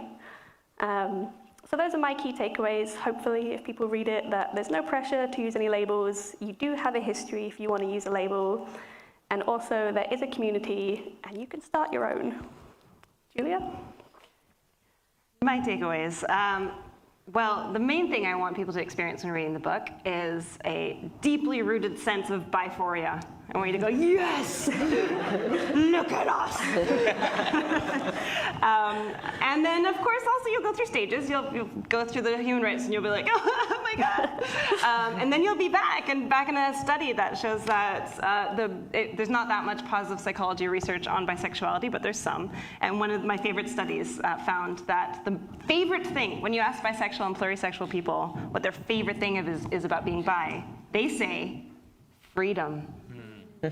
Everyone's like, yes. Freedom. It's also one of my favorites. Fritz Klein was a therapist and researcher in the US in the 70s, 80s, 90s, and he specifically actually did research on bi men, of course. And he had this quote from a dad who brought in their child to get fixed, not realizing that is not what Fritz Klein did. He was very sort of sexuality affirmative. And so this dad was like, no, but that's the problem with bisexuality. A man here, a woman there, too much freedom. And so too much freedom is one of my favorite sort of quotes from bi history. But what I really hope people find with the book is actually, as much as we've been talking about how there's not enough research, there's not enough resources, there's a lot of erasure. Yes, that's still true, while simultaneously, there's also a lot of it. So there's a surprising amount of people who have dedicated their lives at various points, or even just individual studies, to this topic. And one of the things that I did also as part of the research for this book is I founded the Bisexual Research Group. So if you are interested in what research is currently happening around the world on bisexuality, go to bisexualresearch.com. We have an annual conference. It's online. It's free. You can go listen to bi researchers talk about their work, and you'd be surprised. I mean, there's about 60 people who present at this conference, which is more bi researchers than I thought before writing this book existed ever. So they're just doing work right now. So I think hopefully you come out of it with a sense of, yes, there's all this erasure. Yes, there's these problems. Yes, we need more. But also look at what we have, and to not undervalue that. So come out with knowledge, come out with studies, come out with facts, come out with new terms, and hopefully feel more excited about your own identity or the identity of your loved ones. It's funny, I actually had an issue with one of my edits in my book where I wrote, there isn't that many coming out stories because a lot of us don't come out, but also there's many wonderful stories out there. And they're like, that seems contradictory. And I was like, it is, isn't it? But it's also true. Tanaka. Yeah, I think what I hope people take from my book is like hope, because a lot of what I found is that actually, like we're doing a lot of this work in our communities anyway, and a lot of us think that we're alone when it comes to doing this kind of like actually really. Am I allowed to swear? Sure. Yeah. Yes? This really. I can't remember the rules. This really fucking difficult work of being there for each other around some of these like really horrible experiences, and like if there is a community which is good at reaching across experiences of gender and trauma and invisibility and erasure and minimization, like it is us, it is the people in this room, it is the folks listening online. Hi. You know, there's a huge amount of resource and actually pride that I believe that we should have. And what I hope people take away from my book is a sense of how we might be able to start stitching that together. Because, yeah, it deserves to actually be supported and celebrated. Yeah. I was going to say, like, in a very similar vein, I feel like pretty much everything I do is with the idea that if it helps one person, then I'm happy. I don't need to sell millions, although please go pre-order my book. I'm a professional panelist. That's why I do everything I do. When I created my hashtag, I had messages, I had people using the hashtag. I went through, I hope all of it, some of it probably got lost in the Twitter notifications, but I went through it all, and I saw numerous people say, I haven't said this before, but I guess I'm saying it now. And so many people came out. So many people messaged me after and said, you helped me. Like, I know so many people who are doing incredible things now, and they actually still say, like, it's after I owned my sexuality by using your hashtag. And it seems like a small thing, but it helps people. And I think that's why I do all the writing I do. I do all the talking I do. It's why I never shut up. It's just, I want to help someone. And if this talk helps someone, then that's great. If it doesn't, I'm very sorry. I hope it helps someone. I think the other thing that I always say is, I want the people who aren't bisexual, who aren't pansexual, who aren't M-spec, to hear us and to read this and to understand the work that they need to do to help us. I constantly feel like every time I speak to a bi activist, it so often sounds like they're banging their head against this brick wall that is the LGBTQ+ community. I want the LGBTQ+ community to read this and to go, we're not doing enough, because you're not. and help the M-spec community and to help us do what we need to do to better the lives of the bi, the trans, the queer, the intersex, asexual, everyone else. So we don't have much time left. I think we have 5 minutes. Should we see if there's any burning questions from the audience? Is that okay? Thank you. Thanks so much. It's been really interesting. I just wanted to ask, there's what we'll describe as a tension in the fiction community around non-LGBT people writing from LGBT point of view. And I'm just wondering, on the non-fiction academic side, how you guys feel about that, because particularly online, you notice the mere fact that the writer is not LGBT+, just to start with, is a green light to attack, often, even if not being ignorant or derogatory, it's just that is taken a dim view of. Full stop. Just wondering how you all feel about that. Does I anyone mean, wanna- Julia, I guess you're an academic. I guess. Sorry to pinpoint you. That sounded like such an indictment. So the question is, how do we feel about people who aren't queer writing queer characters or writing queer books? Well, across non-fiction or other forms of writing as well. Because in fiction, it seems like that's a real hot topic at the minute. People really seem to not like that. So I'm wondering how you feel in the other forms of writing. So I think there's always the question that should go through every single writer's mind. Is this my story to tell? And if it isn't, or there's questions about maybe it isn't, then how do I engage with someone who is able to help me tell that story? And so I think there is a lot of love for people who then do engage with the right community. So I can even talk about like researchers. So as part of the bisexual research group, there's a couple, not many, but a couple of people who aren't bi. Everybody else is bi. But again, it's also important to have heterosexual or other allies, right? Like we need people talking about outside of bi spaces as well, otherwise we're not going to elicit the change that we need. And so but the way that they engage with it is by partnering with or speaking with the bi community to make sure that they're plugged into the issues, plugged into the way of talking about it. So I think that's the way that I would want to see an author do it. And sometimes it is about like showing that you've done it and you did the work and you didn't just sort of guess at a community that you're not part of. Can I nip in on that one as well? Sure, yeah.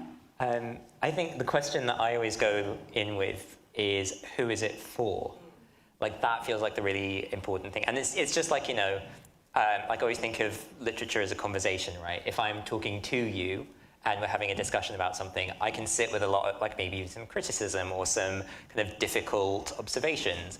Whereas if I hear you talking about me behind my back, it's another issue and we're going to have a problem. And I think that's really where it comes from when like fundamentally in literature we get to these issues of is the book appropriative or whatever. It's kind of like, are you writing about us for each other? For, like where are we in the conversation? Are we just the thing that's being looked at, or are we the other partner?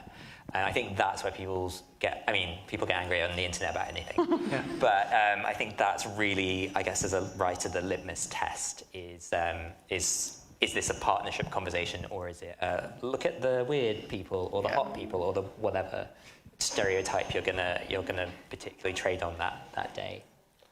I'll keep this brief. For me, it's about authenticity. If we're talking about nonfiction and academia, there is a study that I talked about a lot in my book, which is a study about do bisexual men exist?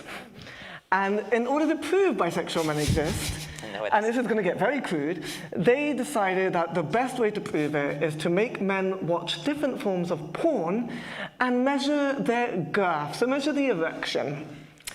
Now tell me, does that sound like it was written by a bisexual person? Because to me it doesn't. And so I think there's a question of authenticity. When we talk about either fiction or non-fiction, it's do you have bisexual people involved in this? And if you don't, is it going to be authentic? Because if you talk to a bisexual person and be like, I want to prove bisexual men exist, it's like, hey, here's a bisexual man, they say they exist. So, I mean, what else is there to say? My book's a lot longer than that, I promise. But I think there's a lot to be said about, are the characters authentic? We were talking earlier about like a person of color, and it was really clear, a person of color in this fiction book. And she wrote them as like a mixed race person who was both Indian and Welsh. And there were some idiosyncrasies in the way that they acted that was very clear that they didn't know how to write an Indian character. Because it was a really minor thing, but it was talking about manners of drinking the milk from a cereal bowl and how, it's bad manners. And I was like, if I said to my mum, I'm not going to drink the milk from my cereal bowl because it's bad manners, she'll be like, you're wasting food, I will slap you, finish your food. So I think for me, it's a question of authenticity. And I don't believe that non-LGBTQ plus people are able to write it authentically unless they have us involved in some way, or unless they're speaking to us. So, yeah. Do we have time for any more, or do we have one more person who has a burning question? Go on, you'll regret it if you don't. We'll be outside afterwards if you want to come speak to us individually at all. And all of our books are sold out. But if you do already have a copy of our book, or if there are any left, please go to the outside area that will be had. Julia and Lo will be more than happy to sign your books. And if you want a copy of our book, you can talk to the bookstore and they will be able to order it and you'll be able to pick it up. I'm going to do a book signing at their bookstore so that if you order with them, you can still get a signed book. So yeah, please go support the bookstore anyway. They've done a huge favor being here with us today. So yes, and it's all by books. So like, why else would you be here? I don't think there's anything else to say apart from thank you so much for coming. There's another by book talk later on where we'll have author Q&A and readings at 6:30. So please come along to that. And yeah, please go support the bookstore. Yeah, thank you so for much. listening to us.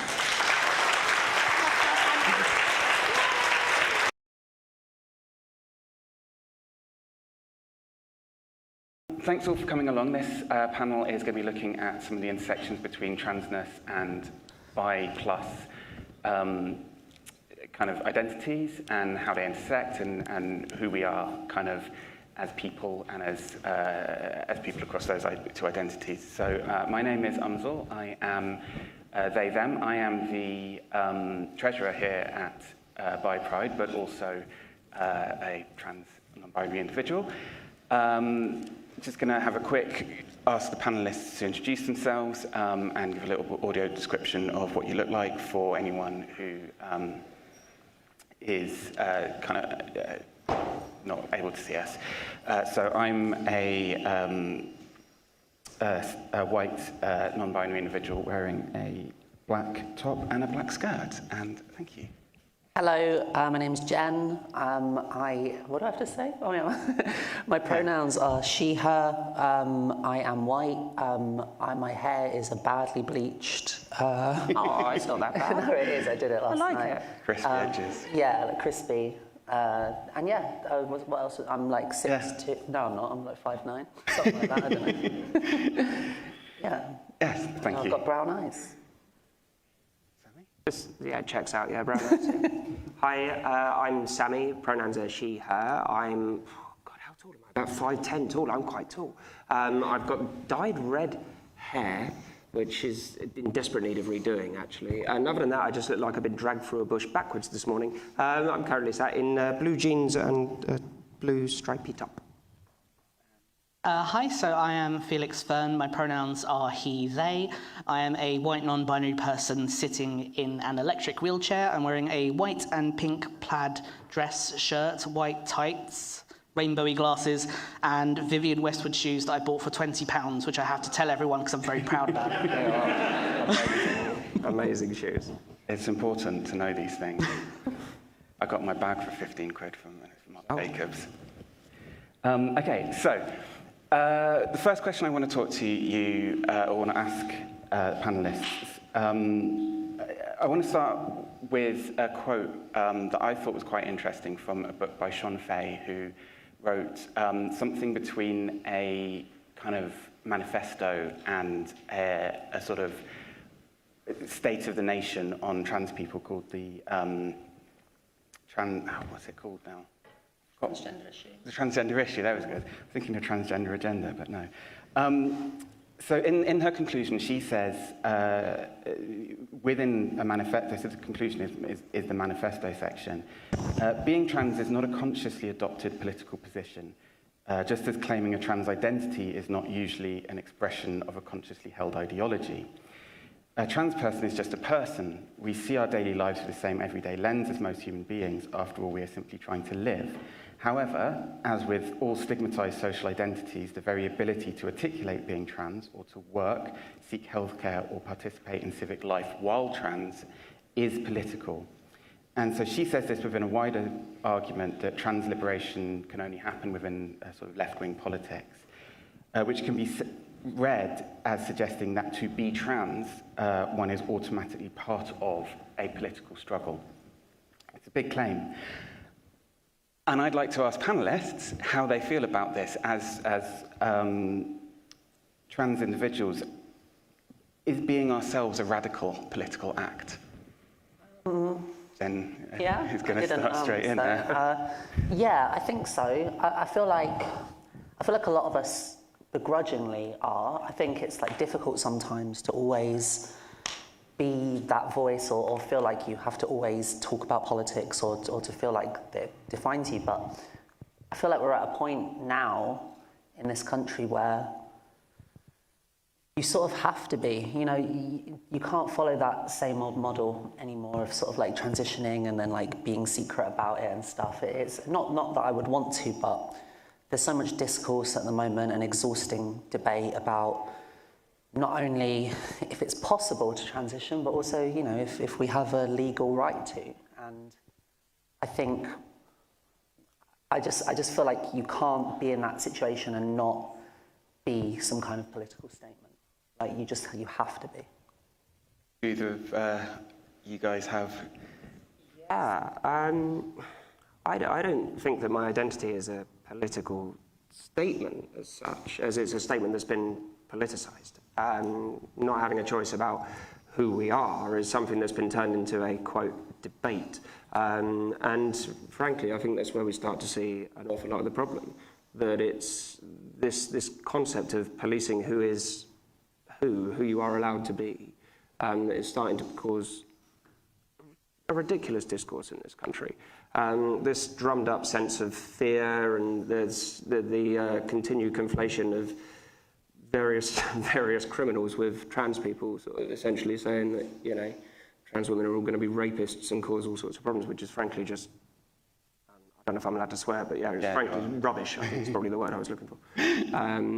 So no, I don't necessarily think that it's a political act, but it is something that's been turned into a way for politicians to score cheap points. Got anything to add, Felix? Yeah, so I guess from my point of view, I kind of agree. We're not necessarily a political identity. Being trans doesn't mean that you're automatically associated with like anything that's happening politically. I think it's more a case that any marginalised group is automatically associated with politics, because whether we like it or not, whether or not we want to engage in politics, everything is political. Everything you do is political, because that's the world that we live in, unfortunately. It's a weird case of, so for a bit of background on me, I only got into activism about 2 years ago. Prior to that, I was fairly openly trans with people, but in the office I didn't really talk about it or anything like that. So the idea of my identity being radical was not something that I personally identified with. But the more that I've gotten into activism and engaged in that with people, I've realised that yes, whether we want it or not, and it's okay to not agree with it, and it's okay to not identify with it, but we are all radical in some way. I'm going to say something that's really annoying and cringy, but I say it literally every time I do anything, which is the concept of being whether or not you're a trans activist when it comes to politics and being radical. There is the wonderful phrase TRA, or trans rights activist, which is now weaponized a lot by gender critical people and transphobic people. But if you are trans or non-binary or gender fluid or gender diverse in any way, you're part of a marginalised group. And being part of a marginalised group means that anything you do when you exist makes you an activist. You don't have to do anything engaging in order for that to be the case anymore. So literally, if you are trans, if you step out of your front door, you are being an activist. Your identity is one that a lot of people don't naturally embrace. So your existence is radical, whether that feels kind of a bit over the top or not. If you get up in the morning, if you're still breathing, if you're still here and dealing with things in the climate that we're in politically at the moment, you are an activist. That makes you radical. So unfortunately, I think at the moment, whether we like it or not, we are all radical. I would quite like to go back to something you said at the beginning of that, Felix, which I think is a really important sort of, it's almost that idea. You said you did spend some time kind of being, not in the closet, but not being actively activist. Yeah. Did you find that you were able to kind of express your transness in that space without it being something that, and I'd be great for the rest of you to kind of come feedback on this, but you're able to express your transness without having the pushback, and so that how closely does that radicalization, because radicalization is a bad word for it, but that sense of becoming an activist, was that coming from you, or was that coming from the pushback that we've experienced over the last sort of 5 or 6 years? In a way, I'd say it's a weird combination of things. So I came out when I was 13, I started transition when I was 17, I'm now 34, so I'm old. In terms of like trans years, I'm really old. So it's been a long time. So for me, being openly trans was a thing that I've been quite comfortable with. It is quite natural to me. But you notice the more that you engage with cis people, that being trans isn't as natural to them as it is to me. So I went from perceived as cis in the workplace to coming out. And I was like, that's fine. I'm used to being openly trans. It'll be normal. And then as time went on and the more things were getting worse in the media, I realized that no, people don't see me the way that I see me. So it went from being like, everyone seems welcoming and quite open-minded, but all it takes is one conversation about a news piece for me to not feel like them. So my transition into activism, I think, was inevitable. Have either of you, the other two of you, experienced anything like that? Yeah, mine is quite similar, I'd say. I mean, well, so I've always felt a resistance to, being an activist as such. I never came into it wanting to do that or be that. But the truth is that from when I started transitioning, I experienced pushback immediately, and it was something that I felt like I had to do, and yet everyone around me seemed to disagree with that. So just from that starting point, I already felt like I was doing something radical, if not for a good cause, just against sort of like what society expected. And, I went into, I'm a stand-up comedian, that's sort of like what I do, and I tried for a long time to kind of like not talk about this stuff or not engage with the activist area, but unfortunately, it just happened. It was kind of forced upon me, and I'm glad it did, because I got to a point where I couldn't not say anything about it anymore. But yeah, like it's kind of I agree, it's kind of a combination of the two. It's kind of like, I'm glad to be here, I'm glad to be speaking as an activist, but I guess I don't fully identify with that as like a descriptor, Not a job description, not what you chose to do. Get paid for it. not the thing that you would necessarily have done. No. If you hadn't had to do it in the kind of work you do and the kind of... Yeah, well, it wouldn't have been my main thing. Like if I was going to be any kind of activist, it would have been nice to have had a choice as to what I would be an activist about. But I don't regret it at all. Like, if anything, I don't know. I think it's more important now than ever. Really, I think we're in that situation. And Sammy, because I thought it'd be interesting, that thing, you actually, not so much an activist, but you've chosen to create, so that Tea and Coffee is something that you've put, and it's a space, for trans space for trans and gender diverse people. So to be honest, I didn't really mean to do that either. I run my own business. It's not a big business, but I have clients and I go and see different people every day of the week. And when I transitioned, it occurred to me that actually quite a lot of these people I'm meeting, it's the first time they've ever really worked with or had any meaningful interaction in their own space with a trans person. And there was almost this burden of sort of responsibility. It's like, oh, well, better behave myself. Let's have people think that, we don't want to sort of cause problems as a trans person. And I realised quite quickly that there were a lot of people out there who perhaps didn't really even have a sort of space where they could have get involved in sort of normal, for want of a better word, normal conversations with people. Tea and Coffee grew out of, like I say, it grew out of necessity. There was a huge online community for trans and gender diverse people, and the sad truth is that that's largely all it was. It was Facebook groups and Twitter posts and all of this, whereas Tea and Coffee aimed to take people away from a screen and actually into like a real safe environment, community-based environments, in an alcohol-free setting, so not down Canal Street in Manchester, but in alcohol-free settings around the country. I really didn't mean to get into it. It just people needed it. If people keep turning up, I'm going to keep doing it. That's the truth of it. So it's responding to that need. Yeah, definitely. I'm going to stop you there for a second because we now have our fourth panellist. Hello. Do you want to come and sit with the rest of us, Candy? Hiya. If you quickly introduce yourself, and then we'll go on to the second part. So you missed the first part, but we'll do the second part with you. Hi everyone, can you hear me? Is that on? Should be. Hi, I'm Candy Campbell, Miss Drag UK First runner-up, and also the Drag Queen of Dancehall. I'm also the Equality and Diversity Officer at Dudley College Student Union. And yeah, I'm pretty much happy to be here and share some words of wisdom and enlightenment. Brilliant. We're glad you could make it. Apparently you had some train mishaps, fun times. So we've talked a little bit about kind of being trans as a sort of radical position and almost self-radicalizing as you interact with the world and have to deal with that pushback.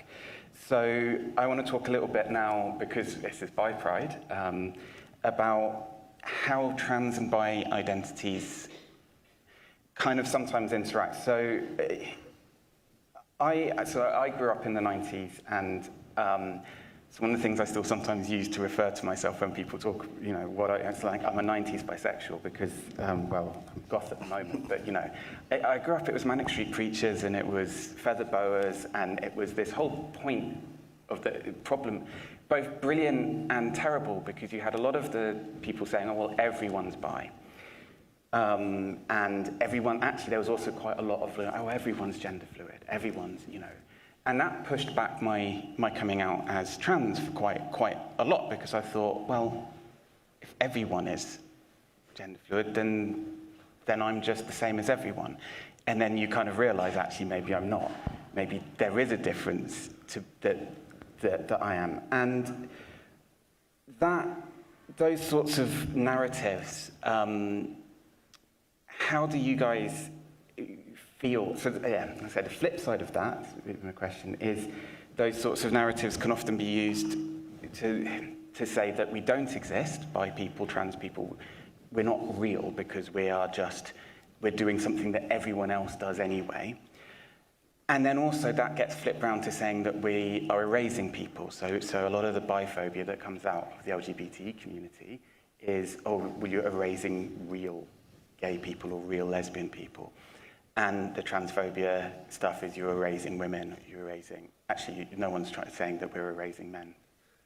I wonder why. I wish. Thoughts, Candy? First thing I just want to say, my transgenderness journey, whatever it wants to be categorized as in the eyes of others, has nothing to do with me being bisexual. It's completely different, in my mind anyway, and that's how I see it.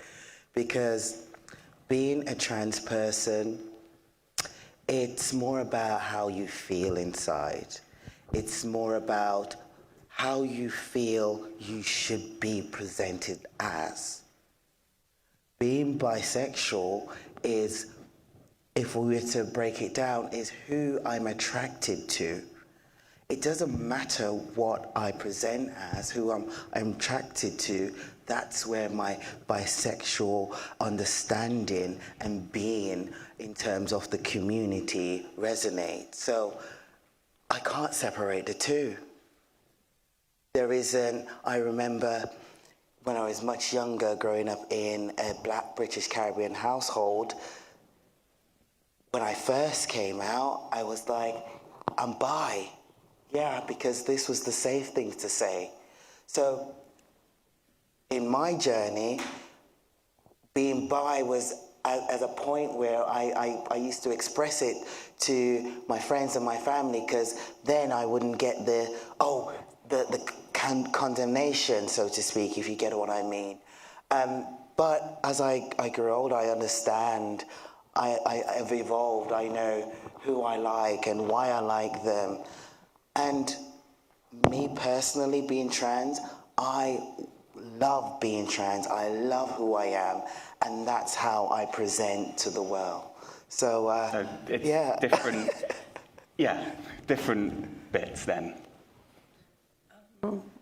Yeah, so for me, it's what you were saying about, you know, erasure and things like that. I think I'm just kind of like exhausted by that discourse, and like I think it's ridiculous. I think ultimately, from the trans perspective, all I'm interested in is bodily autonomy, and I just feel like what I want to do with my body or with my expression, that is my business. Unfortunately, sometimes that thing that I want to do is gatekept by a government, is gatekept by a medical industry, is gatekept by a pharmacy, you know. But where it intersects with bisexuality, I suppose for me it was just, not to sound like a hippie, not there's anything wrong with that, but I feel like, look, I've always been striving for kind of like less labels, and if I was going to be 100% honest, I would say that I don't know if there is a label that adequately describes my sexuality exactly.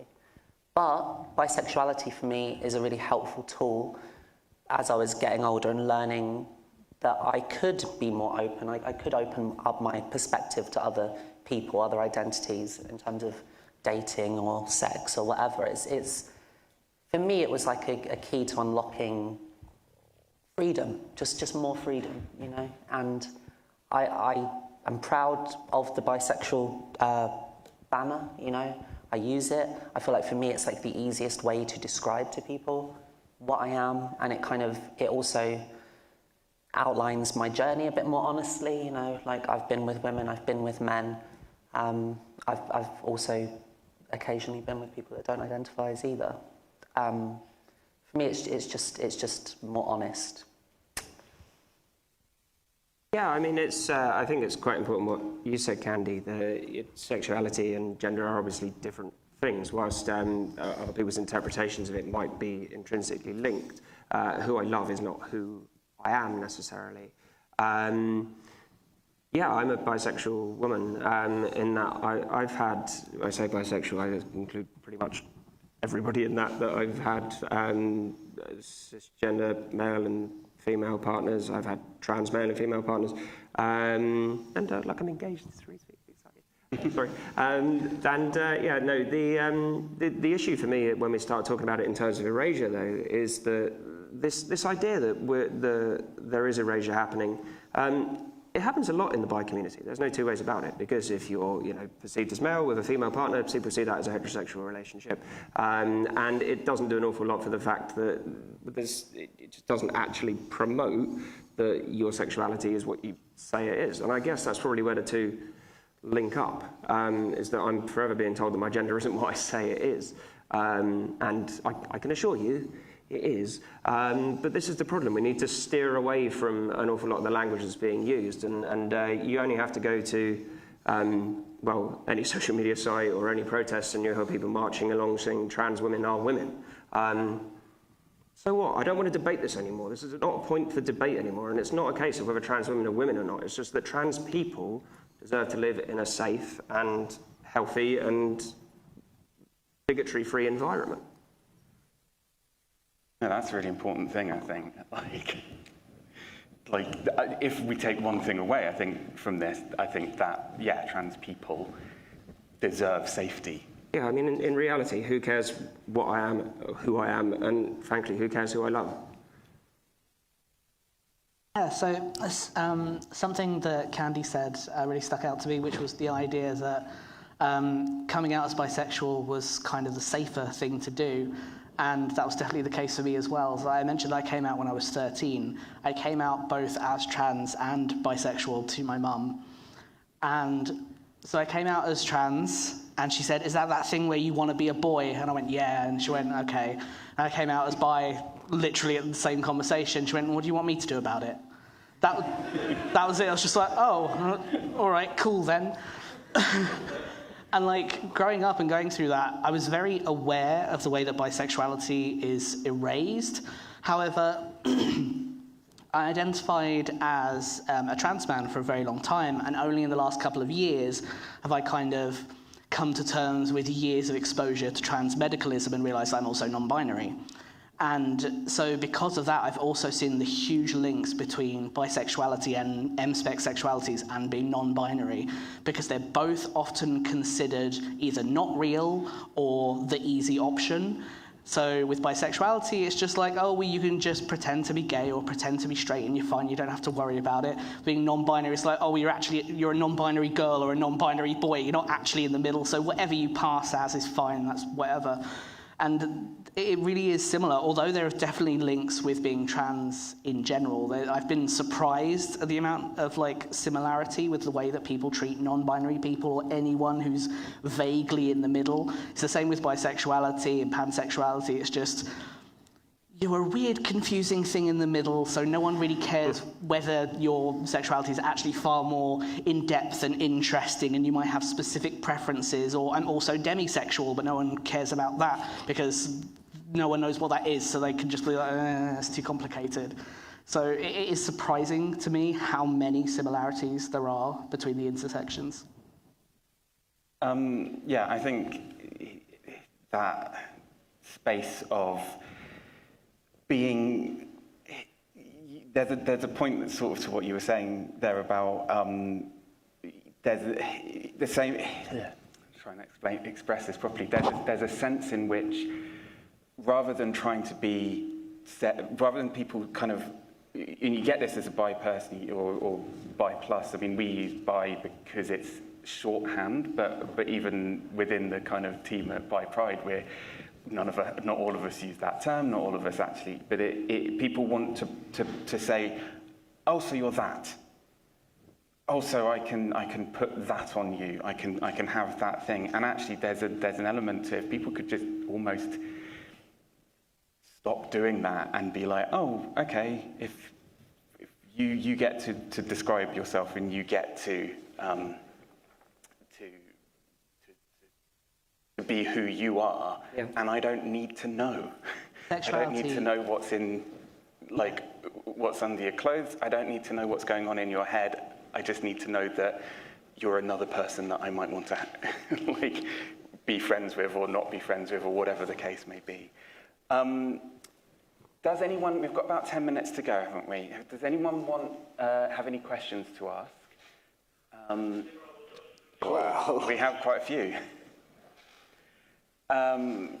Avery, do you want to go for you? Hi. So I came out as bi because that was the label at the time about 15 years ago. And recently I've thought about switching to pan because I want to demonstrate that my sexuality includes trans and non-binary people. And then also heard some pushback to say bi has always included trans and non-binary people. So I was just hoping to hear some perspectives on how those labels feel to you from other people. I suppose. Yeah. You did the so you. I did the is something it's a good signifier. Yeah, I think that's interesting. I think I've struggled with that as well, actually. Ultimately, I think, to me anyway, it doesn't make a massive amount of difference. So just from my perspective, if I'm on a dating app and I come across someone on there who is labelled as bisexual or pansexual, I take both of those as indicators of like, okay, we're probably going to get on a little bit better than someone who's like, I'm a straight guy, or the vice versa. And generally, 9 times out of 10, I'm right, because it kind of, both terms sort of communicate a similar message, which is, I'm open and let's have a go and see what happens. But I understand, I do think that stereotypically, bisexuality, like I disagree with, not what you said, but that idea that bisexuality has always been open to trans people. I think talking about the intersection again, I think sometimes there's like a real cultural element to sexuality, and that's what we're seeing a lot with, you know, the LGBT Alliance and stuff like that. It's like, this is my culture, I identify as this and you can't come in.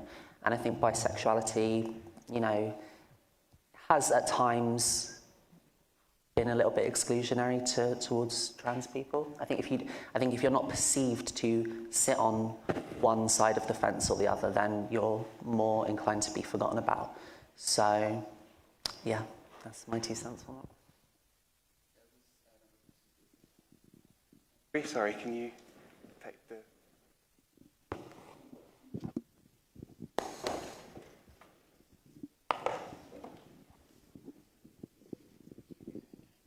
Hi, thank you so much for sharing your perspectives. So I give legal advice to HR, and I'd love to know from all of your perspective, 2 questions to be cheeky, sorry, is how is it being trans, or however you wish to define yourself in a workplace? And secondly, what do workplaces need to do to support you more, and like some practical, pragmatic tips that I can go and share? Thank you so much. I have opinion. I was going to say,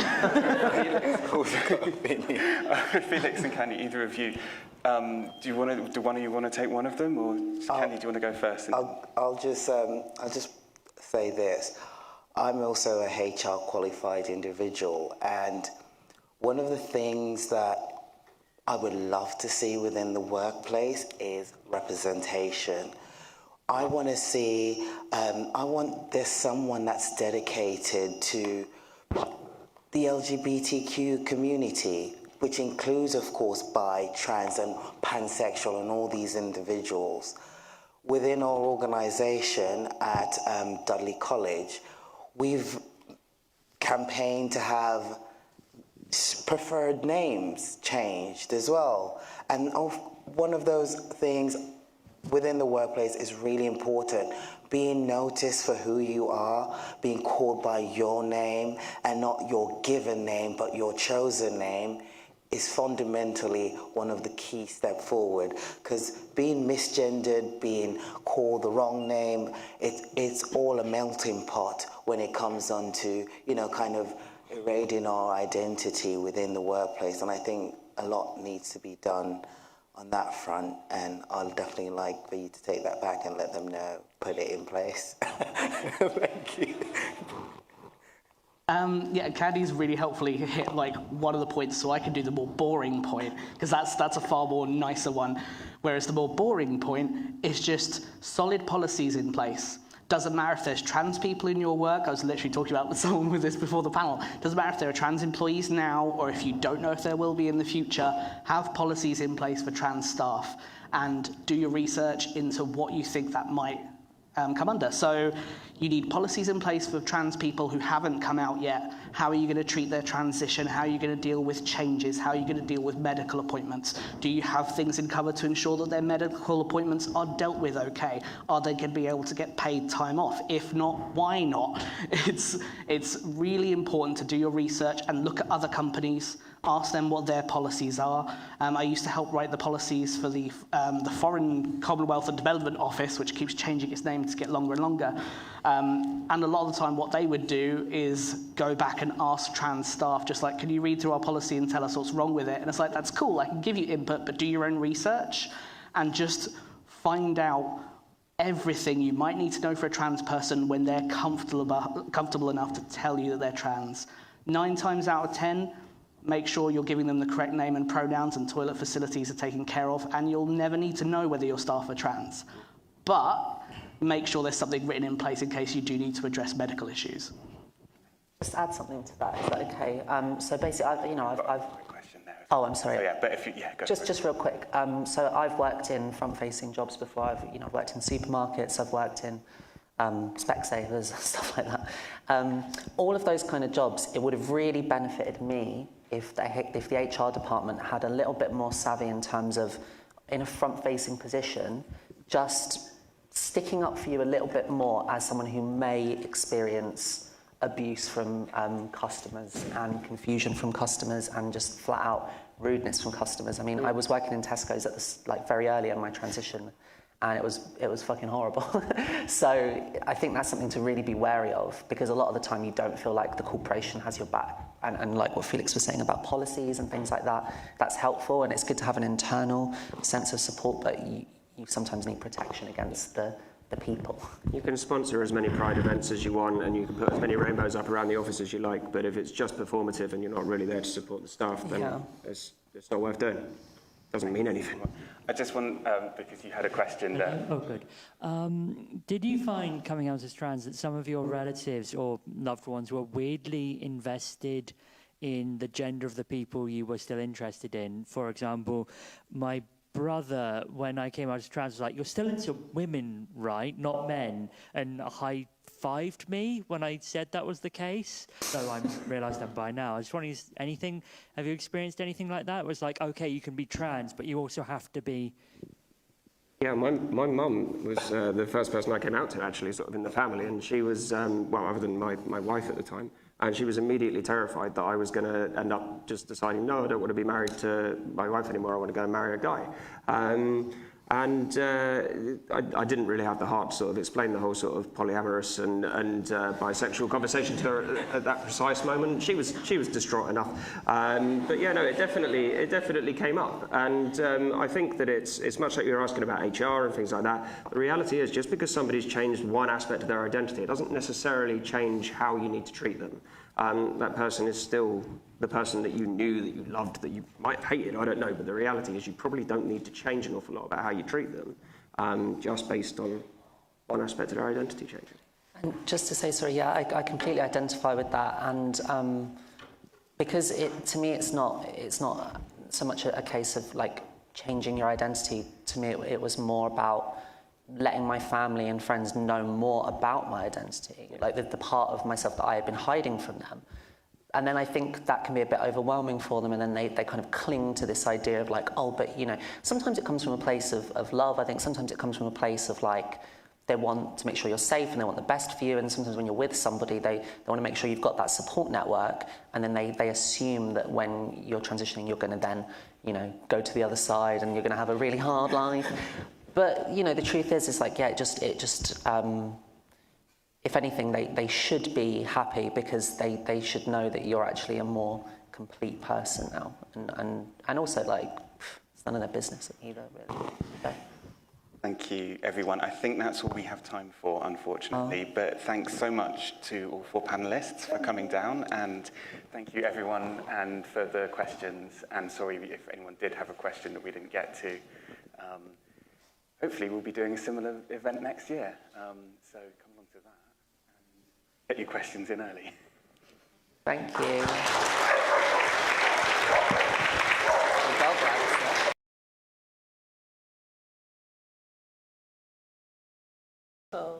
Welcome everyone to our panel on religion, spirituality and multisexual communities. My name's Debbie and I'll be hosting the panel today. I'm very delighted to be here with Avi, with Chandra and with Kodo.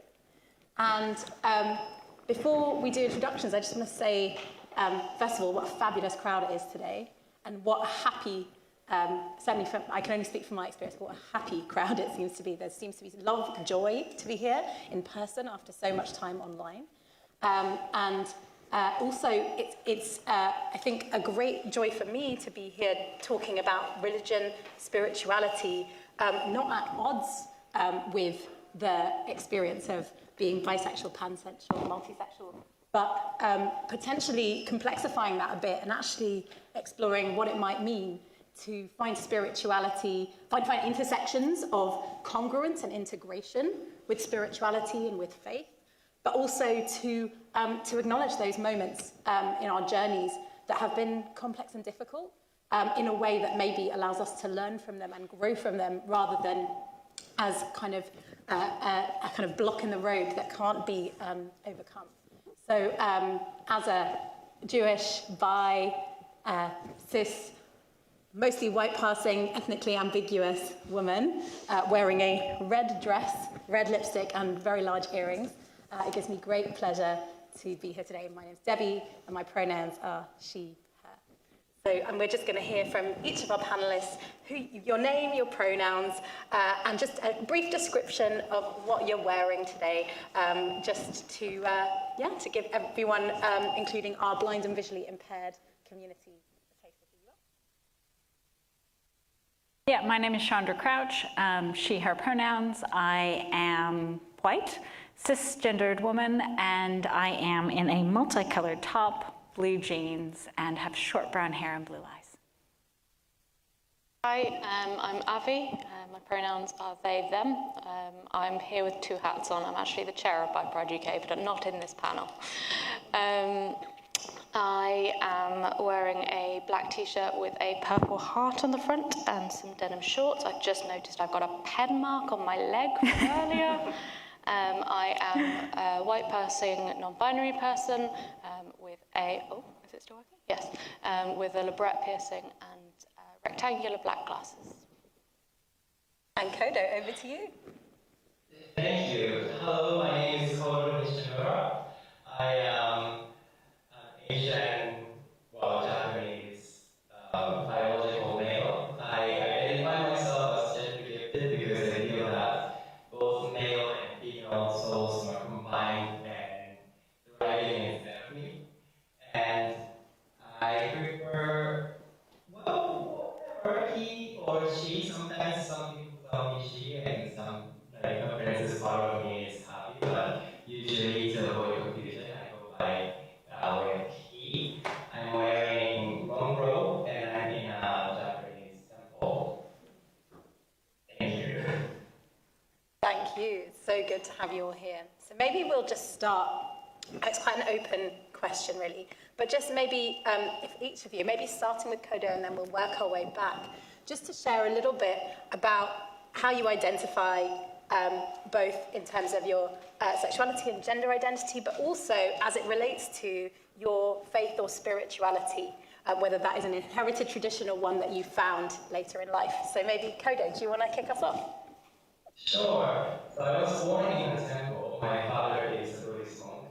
But because of that, people around, people in the Buddhist community, they will say, oh, Nadia, really? You can be really son. And I was like, oh, really? Like, do you think I want to inherit the temple? Like, it's not like, that's what I was thinking when I was young.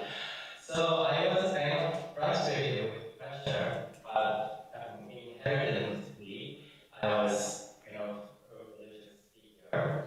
And later, I was very rebellious. I was thinking, like, why do I have to believe? I don't think it makes sense. I don't think it's logical. But later, when I studied in the US, I learned that I have to intensify my originality, and I wanted to be disciplined as a Japanese person. So I had a lot of questions, but I became a spy in the monk training. And I went to the monk training to see what it's like. And what I figured out was that Buddhism is embracing of all people. It says anybody can be equally liberated regardless of any differences. So because I have met people who are struggling with their sexuality and the reception from the family or community, I wanted to share my story to the world so that people can expand their horizon and feel that in one religion in Japan or Buddhism, somebody does Buddhism, that's that. So that's my relationship with spirituality. I'm not that religious. I think I'm more spiritual. I believe in the power of being centered or faith in you instead of believing strongly in the stories or details Buddhism talks about.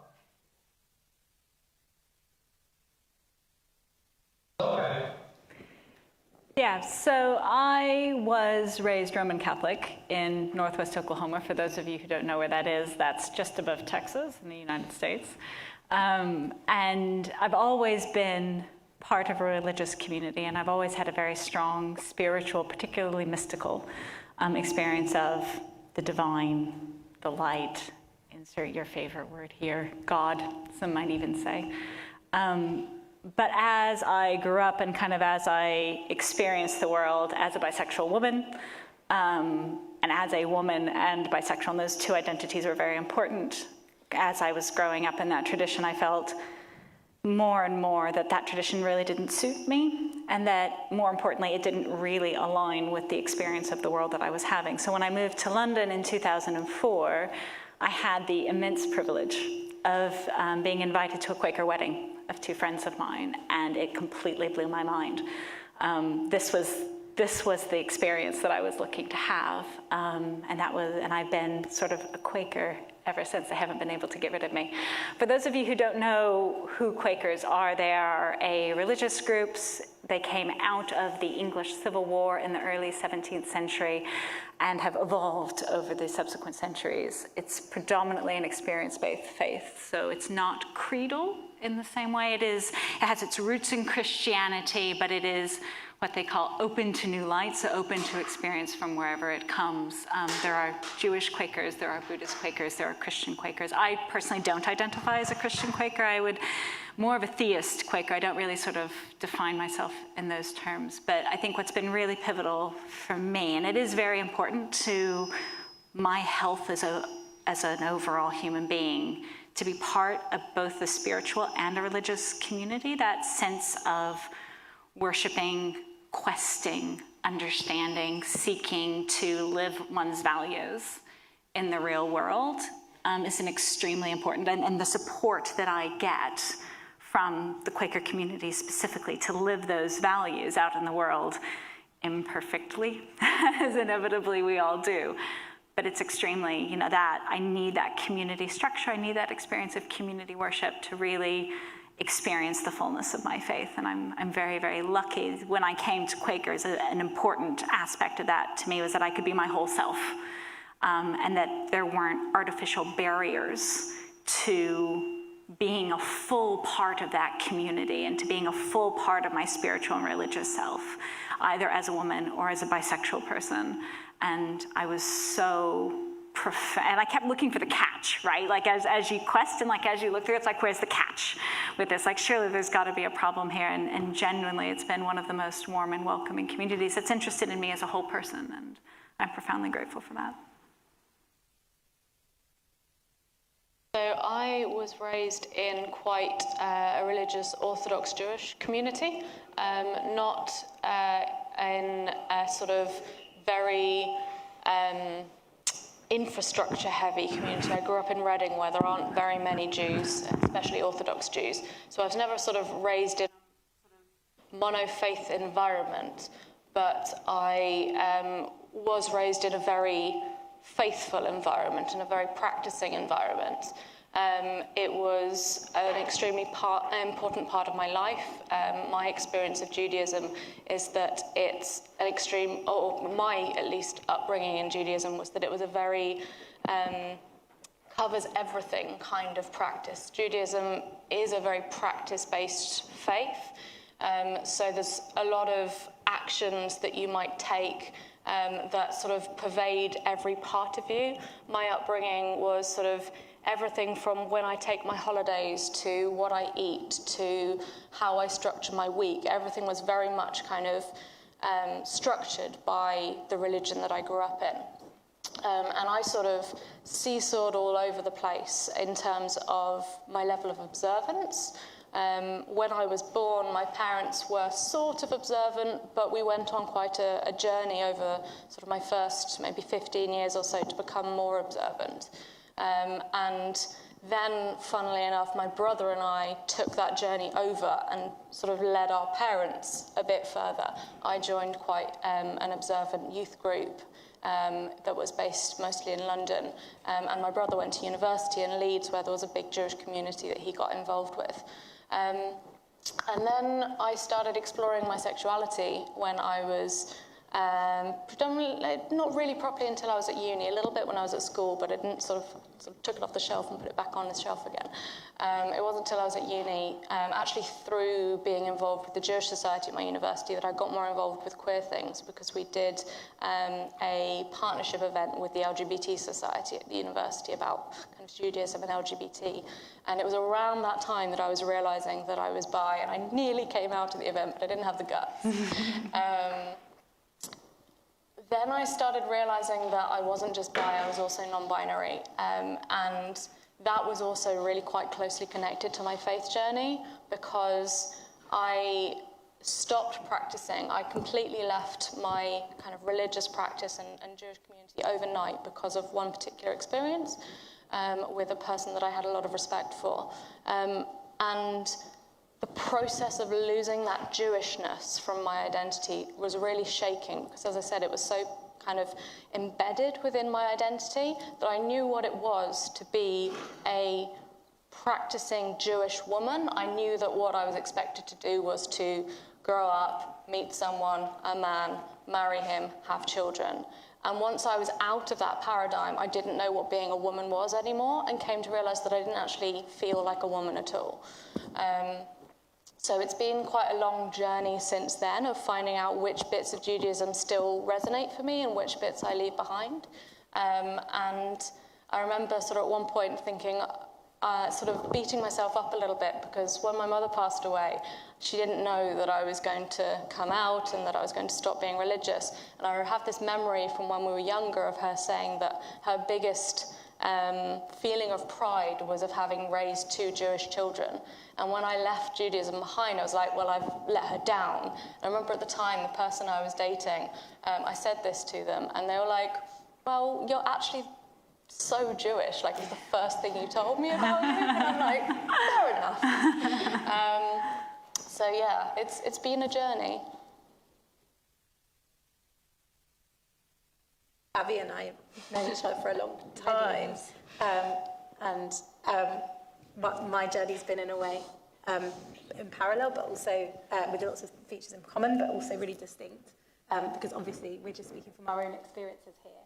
No 2 experiences of Jewish or Buddhist or Quaker or any other faith journey are going to be the same. Just a few words about my journey. I grew up in a first-generation Turkish Jewish family, so like minority within a minority. Most of the Jews that I met were kind of more white passing than me, Ashkenazi Jews, so I was always kind of like the odd one out there. But we also lived in majority white South London, and there were lots of questions about, do you speak Turkish or Jewish, and which half of you is Muslim, and why don't you have a Christmas tree? Are you sad about that? That kind of stuff. So I've always had this sort of liminal outside identity, but I think from a young age I really took that on and took on a kind of educator hat and was really kind of sharing with people about my culture and about the kind of intersecting cultures that I had. I had a female partner while I was at school, at an all-girls school, and experienced a good deal of what I now know to be biphobia, homophobia, abuse. But at the time I just called it bullying, carpet, and was like, that wasn't very fun, I won't do that again. So even at university, actually, I started to look into, I was very involved in the Jewish Society, became president there, but I kind of got involved a little bit in queer stuff at university, but actually found that even there, as we know, there's a good deal of erasure and a good deal of, well, how queer are you? Like, how queer are you? Are you allowed to be here, or are you just trying to get in on the free drinks? That kind of thing. So I really put that part of me away, and I spent a long time trying to find my way in the Jewish community and finding somewhere where I would really belong. Went to what we call shul shopping, which means like synagogue shopping, where you go to different communities and you're like, bit to this, bit to that. And ultimately I ended up in a kind of, I guess, a constellation of independent Jewish communities that sit outside particular movements, where they were really aspiring to be much more inclusive, much more spiritual, mystical, but also trying to learn particularly from what what queer readings of Torah might have to teach the rest of us, for example. Like, that really blew my mind. I was like, oh, okay, so there's particular characters in the Torah, particular figures who are, you know, it's been understood even by the rabbis way back when that they were probably queer or gay. I mean, Joseph and the Technicolor coat, there is legitimate queer scholarship that is in fact, Joseph was genderqueer. Actually, in Egypt, there was lots of, you know, of gender expression that we wouldn't necessarily recognize now. So there's actually a good deal of that I learned about being queer through my Jewish faith, in a way. And then now, just a few years ago, 4 or 5 years ago, I co-founded a community, Reform Jewish community called Makor Hayim, which means source of life. And we try very hard to be a welcoming community. And it was actually after our first ever Pride Shabbat that I decided to come out to my community and then to my family. Because I was like, I'm already in a relationship with a man who knows who I am. He's always known. There's always been on the table the question of whether we open our marriage at some point. Like, that's always been very open. And my daughter is very much, you know, going to grow up in a house where she knows exactly who her mom is. So I really wanted to come out to my parents really as a result of the solidarity and the welcome that I found from the queer elders, from the bi people, specifically bi people in our Jewish community. And we are now attracting increasingly people with diverse gender expressions as well to be part of our community, because they know they're going to find, you know, fellowship there. And we have a gay rabbi as well. So it's not to say we always get everything right. It's not to say that certainly I haven't got a lot of growing and learning to do. But one of the things that I'm super interested in, and I'd love to also bring to the panel, is this question of also what does our queerness, whatever that looks like, how could that be a contribution actually to the spiritual traditions that we're a part of? Actually, do we have something unique to offer and to change and challenge, maybe? So maybe I'll just throw that out to the panel if anyone has something to say about that, about us as queer people having something to say that maybe our traditions haven't yet said. Yeah, go for it, Kodo. Yes. So by me speaking up that I'm very different from everybody within the Buddhist community, I mean, not everybody, because there are LGBT people, street. I'm able to let people know that there are people who are unable to come out about their honesty. Maybe it's not only about LGBT rights, but maybe a member of the family is away because of suicide, or somebody comes from different backgrounds. Because in Japan, even if somebody comes from Korea or Vietnam, we don't really see that because typically they're very similar. But somewhere we don't recognize a struggle or they try to hide their nationality. So we are, by me coming up and telling that we are all unique, and it's okay to have differences and the courage, the confidence to come out and say that we are, you know, not who we think you are. That is something that I think contributes to the community, the visibility of unique people who are not comfortable coming out yet. Yeah, that's beautiful. Thank you. Do you have something to add? So I think there is something about authenticity. I think it's really hard to sit in a religious community or to even sit in worship and know that you can't be your whole self. So Quakers have something called testimonies. One of the Quaker testimonies is to truth. And a large part of that is because in Quaker Meeting for Worship, like, that's part of what we're seeking, is to kind of keep pushing ourselves towards greater and bigger truths, you know, not only about ourselves, but around the world around us and how we live our faith. And I think it's really hard to sit in worship with the divine and try to hide part of yourself. You know, you build walls when you're not honest, when you're not truthful, when you're not authentic. And if you start building those walls around your own spirit, then it becomes very difficult to connect with the divine, but also with other people in your community. And I think that there's something about being loving radically and loving in a very different way and demonstrating to the world how expansive love can be that actually I think we bring that to our communities as a truth for them to try to see and for them to try to learn from. You know, Quakers have long, thank you.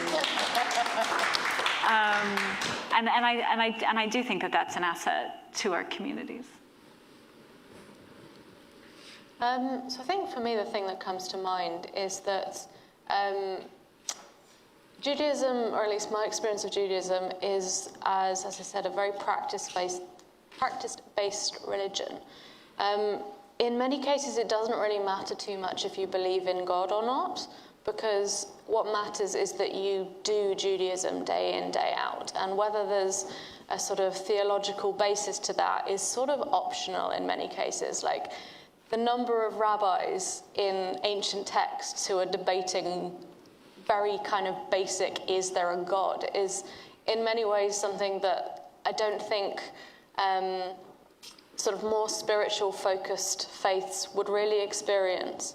And in that way, for me, it's been, my experience of Judaism has been so practice focused and so much kind of thinking about what you're doing day in, day out and how you're living Judaism in that kind of way.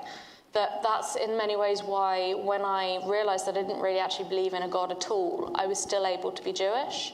We have a principle, got a few principles, but one in particular that really springs to my mind in this context is the concept of tikkun olam, which means healing the world, literally. The idea is that every person has a responsibility to do social justice and to fight for rights and for justice and to kind of live that through practice. And one of the manifestations of that is something called tzedakah, which is kind of the sort of the giving of tithes, but it's a bit looser than that. The idea is that you should ideally give a minimum of 10% of your wealth and a maximum of 20% after you've spent money on the things that you need to, like rent and bills, etc., so that you're always like living the practice of helping others, but you never impoverish yourself in the process of doing that.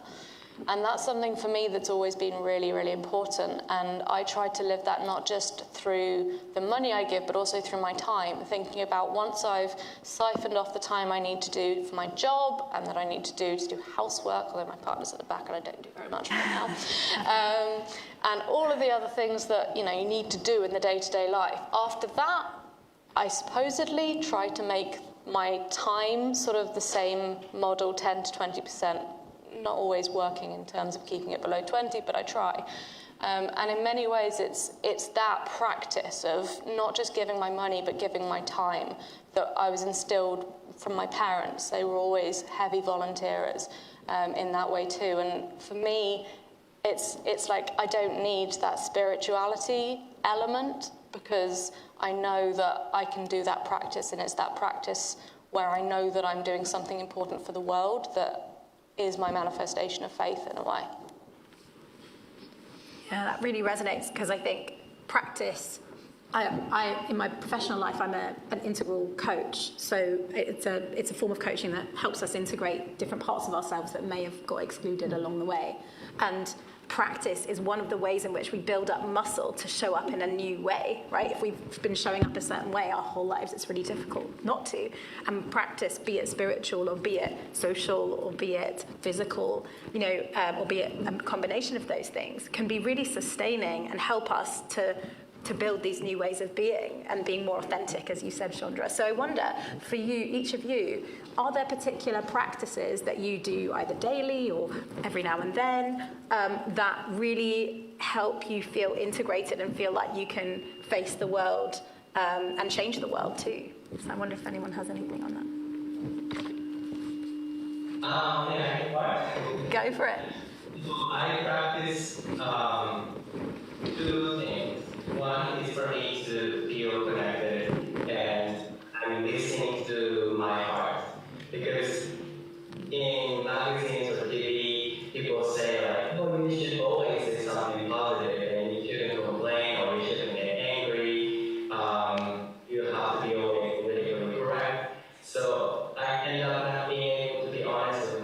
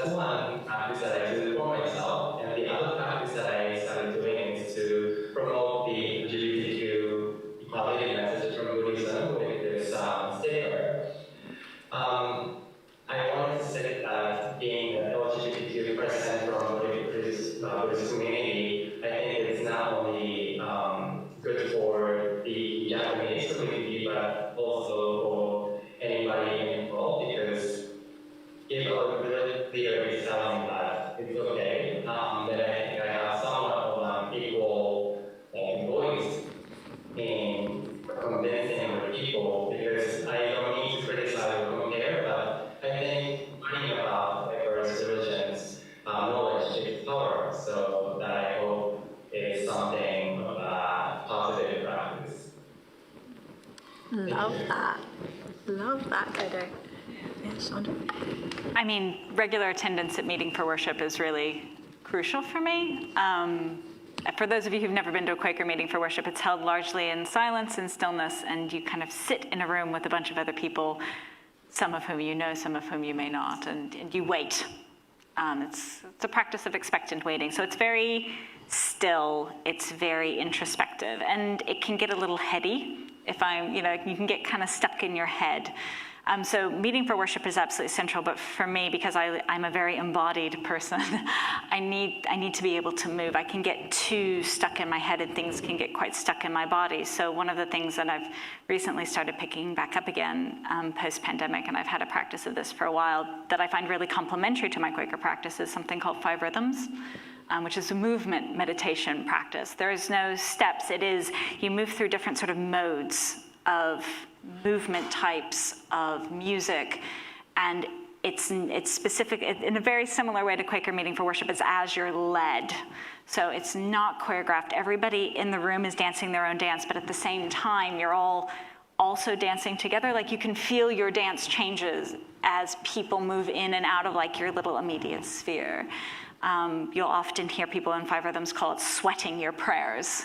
And it's a concept I really, really like. And so for me, the balance between, that really very still, that really very centered group, and then the movement meditation, those two things together. Again, when we talk about authenticity, we talk about being well integrated. That's something that's really important to me. And, rebuilding, I mean, how many of us are rebuilding stuff after the pandemic? So for me, coming out of, even though we're not out of it, but like coming into whatever the new world order is and reintegrating myself has been trying to find ways of reinvigorating my spirituality, both from a Quaker Meeting for Worship perspective, but also from physically, what do I need in order to be a good, well-integrated person? I think for me, as I already talked about, most of the way that I would say I sort of put my faith into practice is through this concept of tikkun olam and volunteering. But one thing that really springs to mind, kind of listening to the other panelists, is I remember as a teenager, one of the things that I got really into, and this was through my mother's influence, was thinking about interfaith and how different religions come together and how that dialogue takes place. I remember my mum taking me on an interfaith walk as a teenager, and we went into a Hindu temple, and we went into the Sikh Gurdwara, and we went to our own synagogue and a couple of churches along the way. I remember just having some really interesting conversations with the people who were on that walk too. I wouldn't have crossed paths with them in any other context, and that was something that she really brought, and she brought forward in me, and I ended up taking quite a lot of my path that way. I ended up going to university to do study of religions at a Catholic college, which shocked my parents a little bit, but why not? And I got there, and the first thing I did was set up a Jewish society because there wasn't one. Because of course you did. The first thing I did was join the next university along's Jewish society, and then set up one of my own. But yeah, it's always been for me this kind of overlap between understanding my own faith and how I live my own faith. And I wouldn't say I practice particularly heavily these days. In fact, I barely practice at all. There's a few things that I wouldn't ever dream of not doing in my own life. But most of them aren't faith-based. They're more practice and kind of habit-based more than anything else. It's definitely the sort of the process of connecting with people of other faiths and coming to understand what that means to them, and kind of being in that multi-faith space that I've been in many years. That's how Debbie and I met when we both worked at an interfaith charity. has always been a really big part of me. And although I don't practice myself, I love having religion conversations. Honestly, it's my favourite thing to talk about ever. Sometimes it can get a bit tiresome, but I guess everyone has their own little thing, and that's very much mine. Yeah, theolo geeks unite. Totally. And yeah, so I practice 5 rhythms too for many years. And I kind of now can feel the harmonic or the connection when I go to a Jewish wedding or a Jewish celebration with the circle dancing and the 5 rhythms. I can really tap into that same part of myself that expresses joy through dance. And dance is like a highly sanctioned activity. I don't know if you notice, like there's certain places where we're allowed to dance. And it's because I think, has been considered to be dangerous, of like, when people dance, who knows what else they'll do. And it's like, actually, reclaiming dance is a fully radical thing, I think, and I think that's another gift, I think maybe that those of us who are queer, liminal, working our way through that can also bring to those spaces. So I love dance. I also love singing. The polar opposite of the silence practice. But I really connect to, I've been bringing a lot of my Sephardi heritage tunes to our synagogue, which is it's not explicitly Ashkenazi, i.e. Of Eastern European origin, but most of the people who are there are. So I've been really intentional about bringing some of the tunes that really speak to me from my Sephardi upbringing, my Spanish and Portuguese upbringing. And that brings me, a lot of peace and sustenance, and I sing them to my daughter as well at bedtime. So singing is a big one for me. So I have one more question for you before we open it up to the masses here. Amazing crowd. So I don't know about you, but I certainly get. I'm a surprise to people. I'm a surprise to people a lot. I mentioned it at the beginning, and I imagine. Not to put anything, you might actually say to me, no, people find me they're not surprised by me at all. But just thinking about Kodo, I know that you, for example, are a Buddhist monk and also a makeup artist, being, having a faith or faith tradition and being queer, having different gender expression, can be a surprise to people. So how do you deal with that when people kind of put their own surprise on you and assume that there's some contradiction between your faith expression and your gender or sexuality?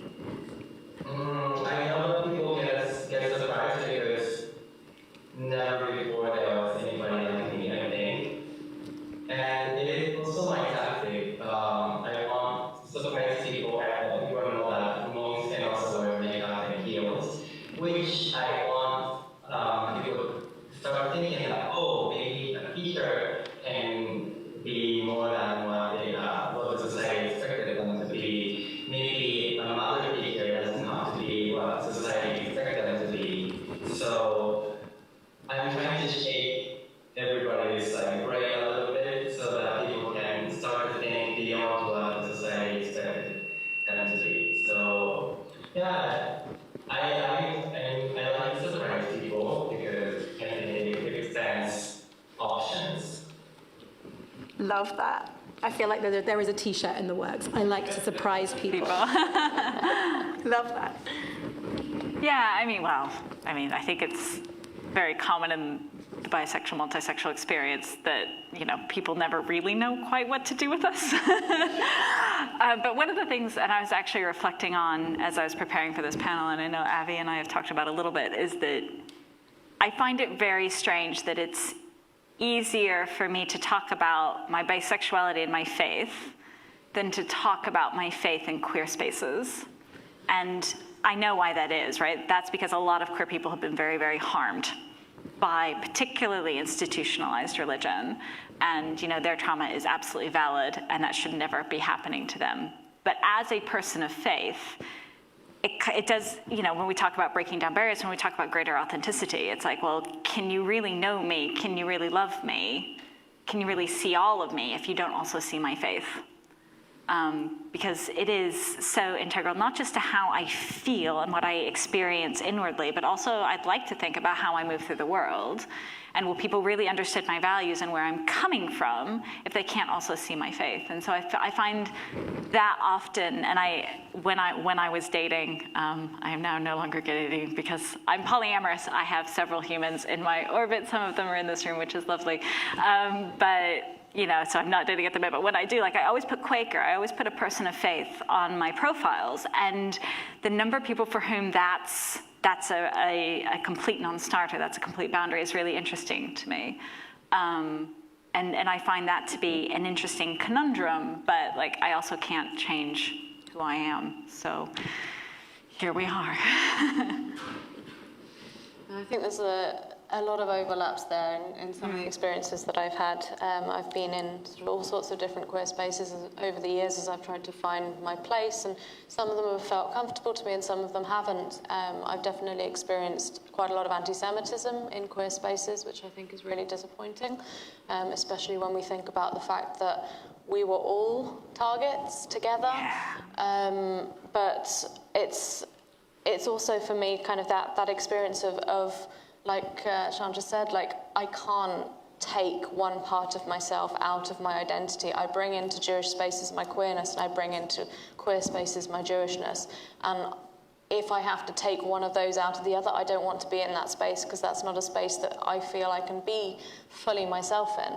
And I think that that kind of tension almost of kind of that sort of going into a space and being like, I don't know which is going to be the biggest problem here. Let's find out. It's not always, and I have found some wonderfully welcoming spaces, and I'm always really surprised by how many Jews there are in queer spaces. It seems that we are disproportionately represented within queer spaces, and I want to know why. I want to read a PhD study on why, because it just seems that we are. And I don't know whether that's because we have experience of knowing what it is to be a marginalized group and having generational trauma that we carry because of that experience. I don't know if that's part of it, but I think it's really interesting to explore that that sort of desire in so many spaces to separate one part of your identity out from another. And like Chandra was saying, there's no point in doing that. You aren't whole unless you can bring all of those parts into a space. And I think that's why it's so important that we're having this conversation here today, because there will be plenty of people looking at this panel title on the agenda and being like, not sure that feels like a comfortable space for me. But also there'll be people looking at that and thinking, thank God someone's having this conversation and I'm able to bring those different parts of myself into the space. So yeah, I think that's it. Yeah, thank you so much for that. And maybe the final thing I'll say from this, and then we'll open it up, just thinking about surprise, just listening to each of you actually, I'm also just thinking about our young selves, like our younger selves who grew up wherever we grew up. The worst kind of thing you can be when you're a teenager, I guess, is like a surprise or conspicuous. I don't know, I've just got this image, not maybe that's just speaking for myself, but I definitely feel the anxiety that I felt when I was younger and in inhospitable space for certain parts of myself. And for the sake of no young person needing to go through that again, I find that's a really strong motivator for me. When I feel like, here we go again, explaining time, I really hold on to her, and I hold on to my daughter, and I hold on to young queer people that I know in my mind. And I'm like, okay, if it's not for me today, then it's really for them, because they just deserve, we deserve better. They deserve better. We all deserve better. So I think when it feels exhausting, that's where I get my motivation from. Thanks. So let's hear from some of you. It would be lovely to get some questions if you have them for particular panelists. Feel free. But yeah, go for it. Can we get a mic? Thank you so much. We've got a lady in with bright red hair and bright red top. Hi. Hi. I wanted to kind of pick up on what you said about trauma in institutionalized religious spaces. So I'm a Christian and a churchgoer, and I just wondered if you had any advice, any of you, for how we as people of faith and faith communities can try and rebuild some of those bridges with the LGBTQ+ community without minimizing that trauma, or with showing proper respect for that trauma, but also trying to reach out to those people. Big question. imperfectly is probably the answer to that. I mean, I think it's just continuing working with, I think we do it two ways, potentially. I think we work with our communities to make them safer spaces so that they see the harm that they've done and that they start to rectify that harm. You know, it might be, you know, they may not be able to reach out to all of the people that they've harmed along the way, but, you know, to make public statements and to genuinely try to change. I think if we can be that voice within our spiritual communities, I think that's really important. But I also think that there's something very powerful of living our fullness identity in queer spaces. And it can be hard not to mask that inconvenient part of ourselves, especially when it's associated to an institution that other people have found triggering. But, you know, this is the tension. Like, you know, we as human beings, we are enigmas. We contain multitudes, right? And we have to be able to hold those two things together. You know, we live our truth out in our queer spaces and also then in our spiritual spaces, and really hold our religious traditions to account for the harm that they've done, to the point that we can find our allies within those spaces. And it might be, you know, one person standing up and saying, actually, this is hurtful. And somebody else goes, yeah, actually it is. And you might be surprised some of the conversations that you can have. It will be slow and nonlinear, but yeah, I think there's something about that direction. Yeah, Koda, did you have something to add? Sure. Well, to be in part of the religious community and also being a part of the LGBT community, it's completely, well, it's supposed to be different, but the religious community might not be used to it already. So my task was to be excellent in many things as much as possible, because I am such a unique and different individual. I wanted to prepare myself by speaking English, going to school in the US, or having a makeup for Miss Universe, so that people believe that I'm not trying to like make the community like lower, but by having this credibility, I'm like armoring myself that I'm this person who have accomplished this much, and this is who I am. So I unfortunately needed to work hard in order to convince other people that I'm somebody to be respected. And this way I think I'm able to inspire more people. So I think it's fair, but I think I would like to be a role model as well. So this is what my motivation comes from, I think. Yeah, it's really good to hear you express it that way. Abby, do you have anything? Yeah, I think the only thing I want to add is about recognising really specifically the harm that has been affected on children within spaces, around feeling that you've had to repress a big part of yourself during a formative part of your life. I think it's really hard to get past that sometimes once you begin to grow up and you reach out to new spaces and you kind of expand beyond perhaps the community that you were raised in, or perhaps the place of worship that you've been to. And so I think religious communities and religious practices need to think really hard about how they can address that for the current and upcoming generations, because at that point, the harm that's already been done has already been done to people who've been through that and have grown up through that.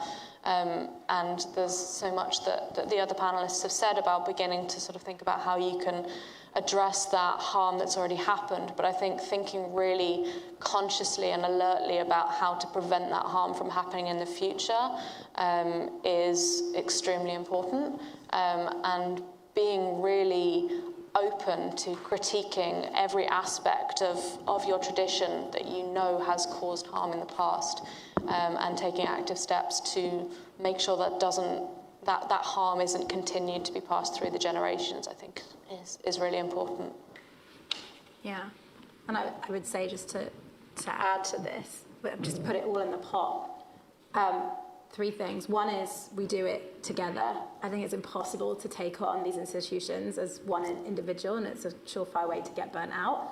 How can we find those people who are already working on this stuff and support them, whether it's with our time or our money? How can we, I certainly am a long-time supporter of Keshet UK that does a lot of good work in the Jewish community, making sure that young people can have an integrated Jewish and LGBTQ identity. And I've worked professionally with them as well as a consultant for them, working behind the scenes with senior rabbis. So the first thing I would say is together. The second thing I'd say is some of it has to be public and some of it has to be private. That some private conversations are so much more powerful than a demonstration, a public demonstration, but it's about knowing when to use which. And the third one I'd say is by taking seriously, I was about to swear, maybe I won't swear, seriously good care of yourself, because as we revisit traumas that we ourselves or people we love have experienced, that stuff bites. It really isn't fun, and it can come up in bodily, somatic ways. So we need to make sure that we have people around us who know that we are on this mission and who can support us and remind us to support ourselves and not forget to, brush our teeth. Because, I would say, together, knowing the difference between private and public, and then self-care as well.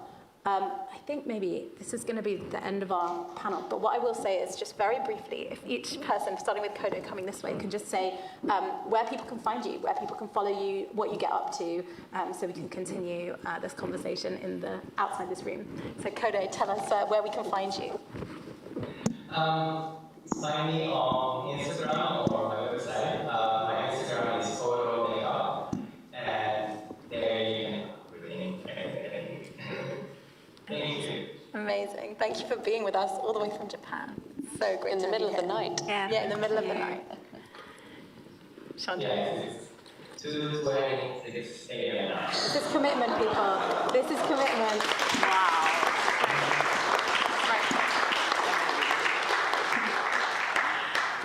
Yeah. Do I?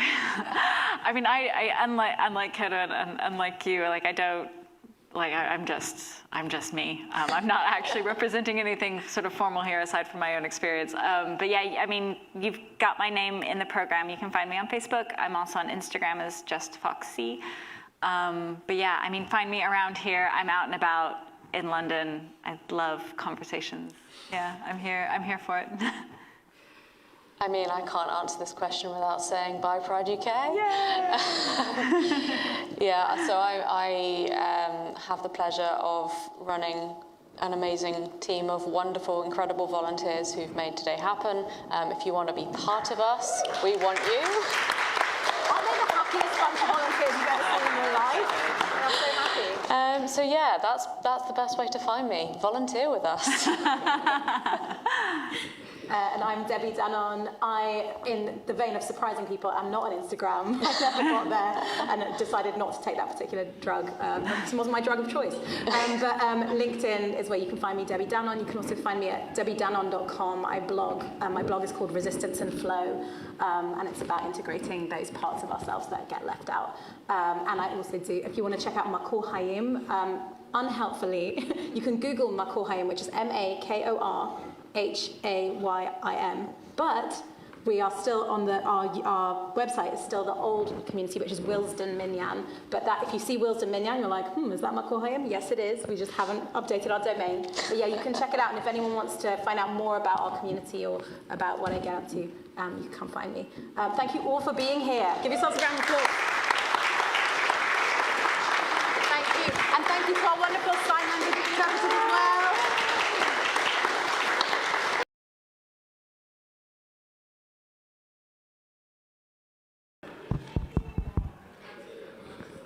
So hi everyone, welcome back, I guess, if you came to the other Buy Book panel. If you didn't, hello, my name is Vineet Mehta. My pronouns are he, him. A quick visual description is I am a brown man with shoulder-length hair, with a side parting, wearing a sort of retro pink, black, purple shirt, and black jean shorts.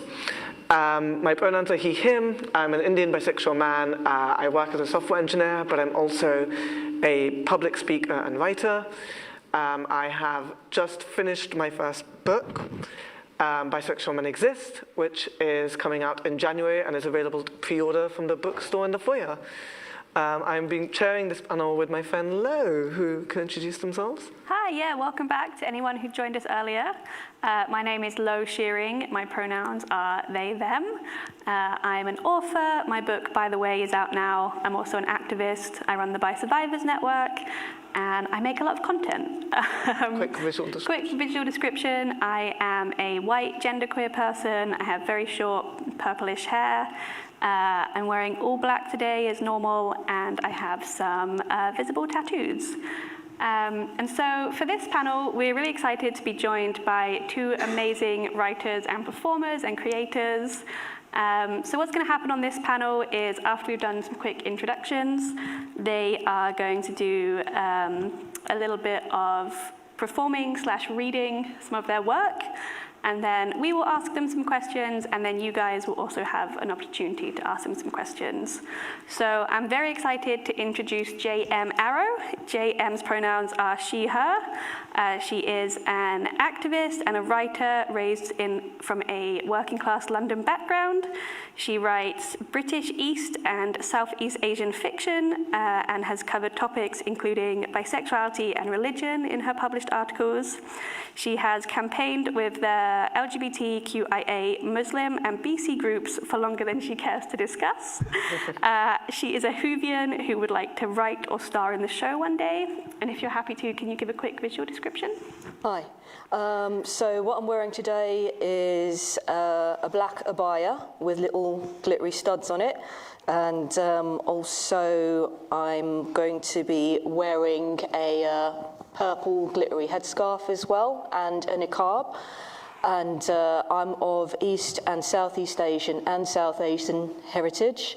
I've got quite a lot of makeup on, and I look extremely nervous right now because I am. You're going to be fine. Cheers. I'll let you introduce yourself. Yes, I'm Joey Tellison. I am he, him, from a pronouns perspective. So as you'll probably tell from my accent, although my family thinks I'm slowly losing it, I'm from Australia originally, which means I do fit one of the stereotypes of the Australian male in that I am white. I have stubble on my face, and I have short back and sides on my hair, and it's longer on top. And I'm wearing a grey t-shirt that is too fitted, probably for a lot of situations, that actually also has the definition of bisexuality on it, which gave a lot of looks when I was on the tube today, which is great. And black jeans and a bisexual belt that is, again, far too tight. So. Amazing. So I think JM is going to start off by doing a little bit of a performance of some of her work. So if you want to take the stage. Yeah.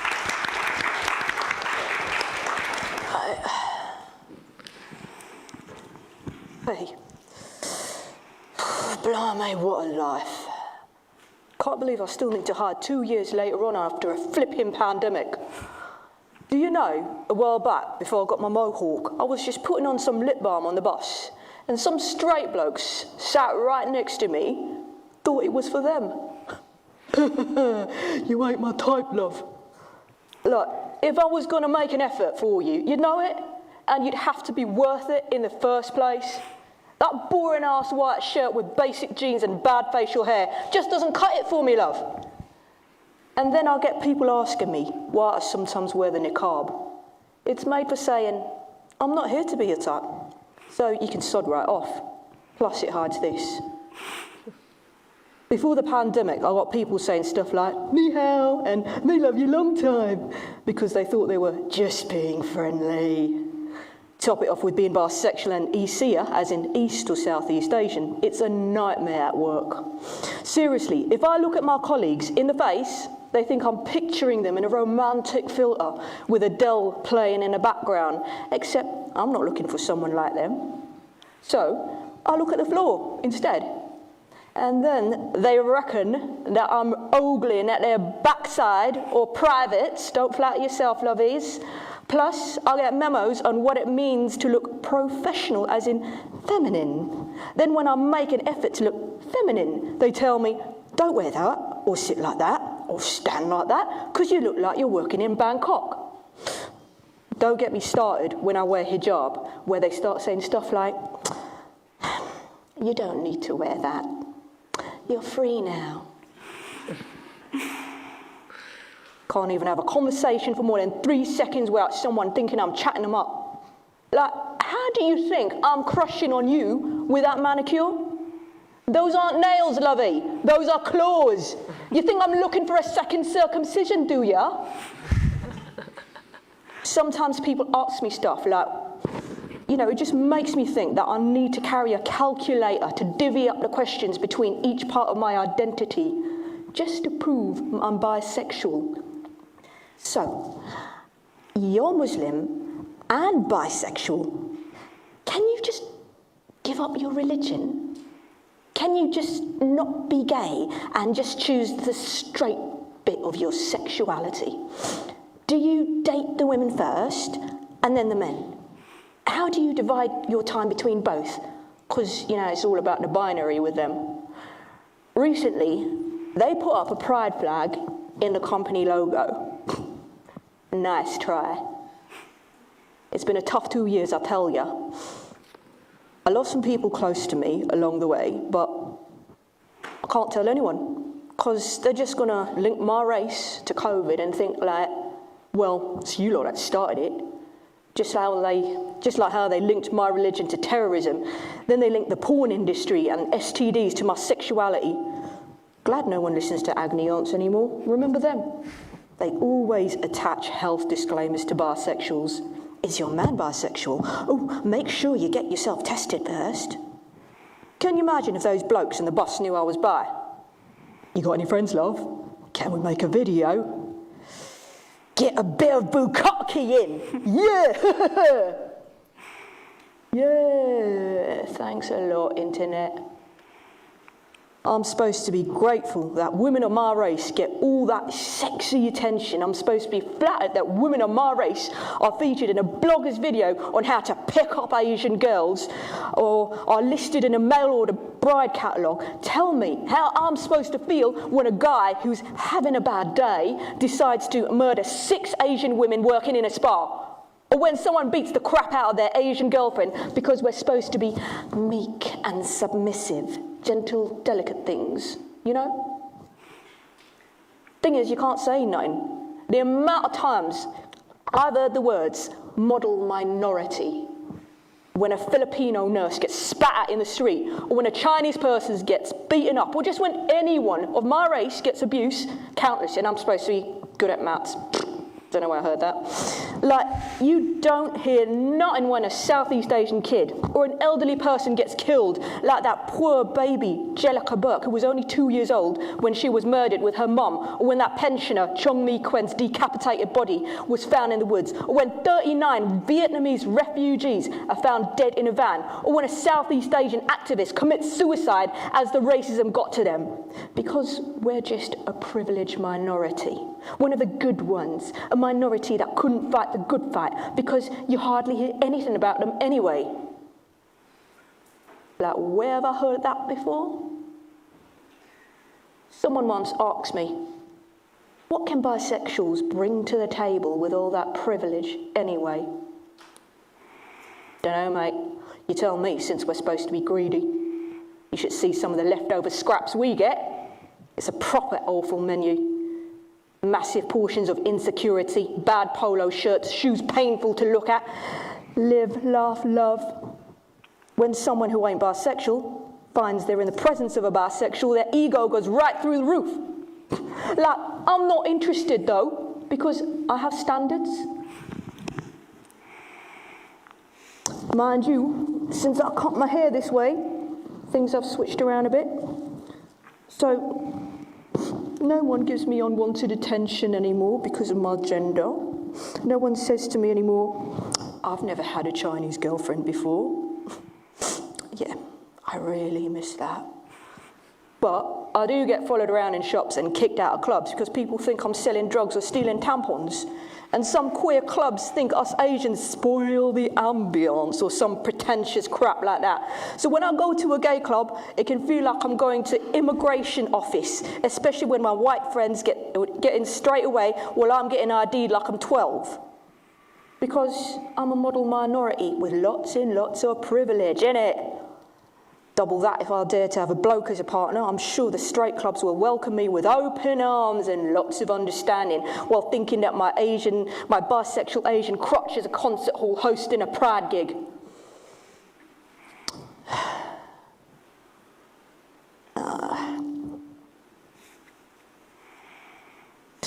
This feels like Velcro. Just that I can't get away with this haircut when visiting my mum and dad. Thing is, they don't actually really care about anyone being queer, as long as it's not their own family. Because people talk in certain areas. You know, the areas where you have to stop holding hands on the train or bus with your same-sex partner when you go past that bus stop or that train stop. So yeah, I've got to dress like this, just for a bit of peace and quiet. Recently, we've been refused service at restaurants or been made to sit away from other customers because people think my lot invented the disease. Because like every time the news reports on coronavirus, which people do they put in the picture? Because now it's our turn to know how it feels. Just like my family have done all these decades when going through airports or having to be careful when they wear a headscarf or a topi. All those decades of being called things we're not. Years of being called terrorists, misogynists, putting down generations of powerful women in my religion and race, watching blonde, brunette and red-headed women imitate our skin, our eyes, our hair, and get applauded for it. At work, forget about the promotion, it's gone to the white guy, while I'm supposed to stick around to improve the mix. Can't even own a business or a shop without thinking we're going to get our windows smashed in and drunk racist pricks threatening us. Then getting news reports of pervs in Rotherham shoved in our faces telling us we should go back home, while crusty granddads and nasty pervs posing as charity workers from this country normalise the abuse of kids in Southeast Asia. You have got a nerve to tell me all about my identity. A damn nerve. But yeah, come at me and tell me now that it's my turn. Maybe you're just helping me with my English. So like, I've said this before, and I'll say it again. Whoopsie. And that didn't go to plan, because my hair's too high. You can easily change a hijab or a niqab or take it off. You can't really do that with a face.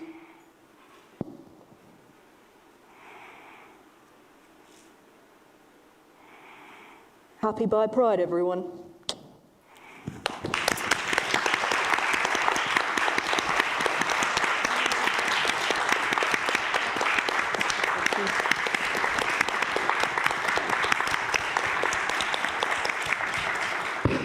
Thank you.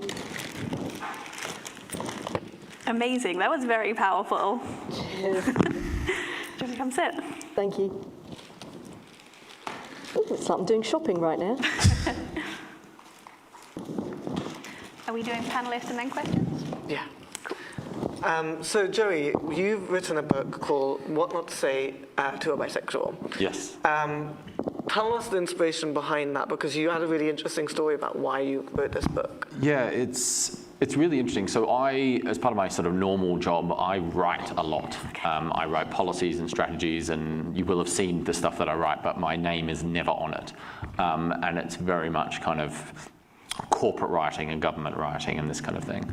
But being a bisexual man, there was a challenge in terms of there was very few bisexual characters in popular culture that I could relate to. So what you saw, particularly growing up in the sort of 80s and 90s, as I did, particularly in Australia, where your media market is very narrow, and we've had to deal with Rupert Murdoch since the 80s. Sorry about him. You get into a situation where the only bisexuals you saw were usually over-sexualized women, and the sort of the sex part of the identity was very much what you had. So pandemic happens. I know I had this situation where I finally had some time to write a novel and write a story where bisexuality was the key theme, but it wasn't a key part of the person's identity. So it really explores someone understanding and then coming to terms with, and then determining that the extent to which they wanted part of their public identity as opposed to being their personal identity. And in going through the editing process, I kept reflecting on the challenges that they faced and the challenges that I faced and other bisexual people, and particularly bisexual people who have that intersectionality with other identities. It's not the primary part of who they are, of just all the things we wish people wouldn't say to us, intentionally and unintentionally and this kind of thing. And then of all things, I was heading to the Legally Blonde play, which was absolutely fabulous and the queerest interpretation of it ever. I know the director, she's amazing. And I'm just like, someone could just write a pocket guide or a guide of just to hand to people and tell them what not to say to us, and then give an explanation for it. And that was in April, and then we're like, well, wouldn't it be great if we could have this before Bi Pride? And I have it before Bi Pride, which is fantastic. So it goes. So it's been interviews with a whole bunch of bisexual people, both people that, and I'm sure anyone here who is sort of outwardly bi will know a lot of those people who they've come out to you, but they're not necessarily out to their family or colleagues and this kind of thing. So they are bisexual, they are comfortable in it, but they don't want to be public about it. Right through to some of the loudest, most queer, fabulous people that I know, of all genders, across multiple continents and this kind of thing. And we sort of pulled all these together, and we've sort of got what not to say, a very short answer to each one that's kind of the Twitter clapback, like this is just shut up half the time. And then a bit of a longer one that actually explains it out in the sort of more educational piece. And we ended up with 64 or 65 different things in it. So I'm not going through them all today. Number. So I know you're going to give us a little bit of a reading of some. Yeah, I'm slightly intimidated because that was amazing. So I'm going to go through some, but because we've given them to our lovely interpreters, I'm not going to read from the book. I'm going to read from the order that I've given them, because I'm not going to give you 65 of them today. So we're going to sort of go through a few different ones. And what I'll do is I'll sort of, rather than read word for word, because there's all the headings and other bits and pieces, we'll sort of go through. So I assumed you were straight, or I assumed you were gay. A person's sexuality should only be part of their public identity if they want it to be. Unless someone has told you who they're attracted to, then it's best to assume, I don't know why I'm pointing at you, then it's best to assume, it's best not to make assumptions based on who they've dated, how they present themselves, etc. You should be public. You should come out and be public about it. A bisexual person does not need to have their sexuality as part of their public identity. Despite the value in having public role models, it's their choice alone as to who knows. Even if they may have told you or someone else, that doesn't give you permission to tell others or use it to describe them. This is my favorite one. You're being greedy and will never be satisfied. It's a good one. Just as a straight person isn't attracted to all people of the opposite sex, bisexual people are not attracted to everyone, but will often have different types of people they are attracted to across multiple genders. Like anyone else, they will need to determine for themselves how they feel satisfied. This is one that a lot of the my activist friends got, which is, you're only half gay. There was so many variations of this one in the book that we end up cutting out about 30. And we narrowed it down. There's only a few in here that all relate to, you're basically on your way to being gay. You're just a version of it. So, being gay and bisexual are not the same thing. as everyone here should know. While some people may describe themselves as bisexual as part of discovering who they are, it doesn't mean bisexuality is just a stop along the way to being gay. A bisexual may find it easier in some situations to just let people assume they are gay or straight rather than explain. Another good one. Bisexuals will always cheat. How can you be trusted? Yeah. Infidelity isn't determined by a person's sexuality, and the mere fact that someone is attracted to more than one gender doesn't make them more or less likely to be unfaithful. Trust is a personal thing built between two people, regardless of sexuality, and is for them to determine and maintain and determine and what... I can't talk today. It is for them to maintain and determine what could damage or break it. This is for all the women on Tinder who find it I'm bisexual, by the way. Bisexuals have double the dating options. For some reason, that makes some women on Tinder really upset with me, and I don't know why. It's like, I've matched with you. I want to talk to you. Being bisexual doesn't mean someone is attracted to everyone, and they may only be certain types of people of any particular gender they feel attracted to. Not to mention all of the bisexuality-based exclusion often experienced from potential partners that can often tend to reduce the number of dating options.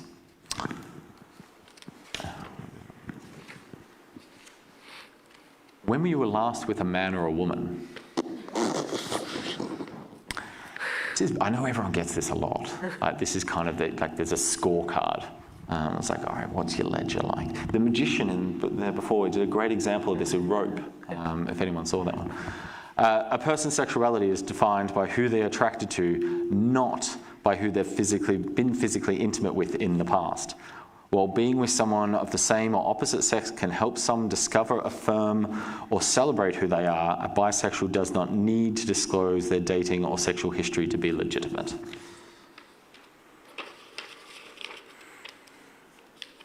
I'm going to skip the next two if you guys are following over there. Who do you prefer, and is it 50-50? Some of those who identify as bisexual do consider their attraction equal across genders, but most will typically find they are more attracted at any time to one or another. Sexual identity isn't based on keeping score and doesn't even require someone to have had sex. You can be bisexual and a virgin. I think a lot of people forget.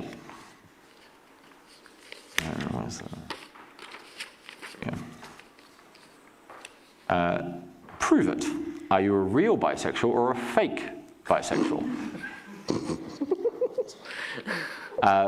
There is no way to prove any sexual identity. And not accepting someone who identifies as bisexual based on some unscientific test is usually a reflection on the other person's values and experiences. If someone wants to explain why they identify a certain way, then that is their choice, but you should not make or expect them to. And finally, my absolute favourite, and the penultimate one in the book, I couldn't date a bisexual. Bye. Yeah. Bye. The short answer for this is my favourite of all the short answers, and it's, then that's your loss. Sadly, too many bisexuals get told this kind of thing too often. But a person refusing to date someone who identifies as bisexual reveals both their ignorance and differing values, which can be better to know up front than wasting time and finding out later. That's a selection of them. Thank you. I think that's going to be really useful because they're all really succinct and you can understand the reason why you shouldn't be asking these questions really easily, which is useful. It was really tempting to write long essays on some of them, but then we're like, no, the whole point was you try and do it as quickly as possible. So we're going to go to audience Q&As, and that's the main part of this panel. So does anyone have any questions for either one of our panelists? And if not, we have someone stand by that we can ask to get your creative juices flowing before you have some questions. All right, so I have a question to throw out then. obviously both of you seem to write about stuff from your own personal experiences. JM, this obviously comes from your experience of being Muslim and Asian and bisexual, and for you this comes with your experiences of being a bisexual man.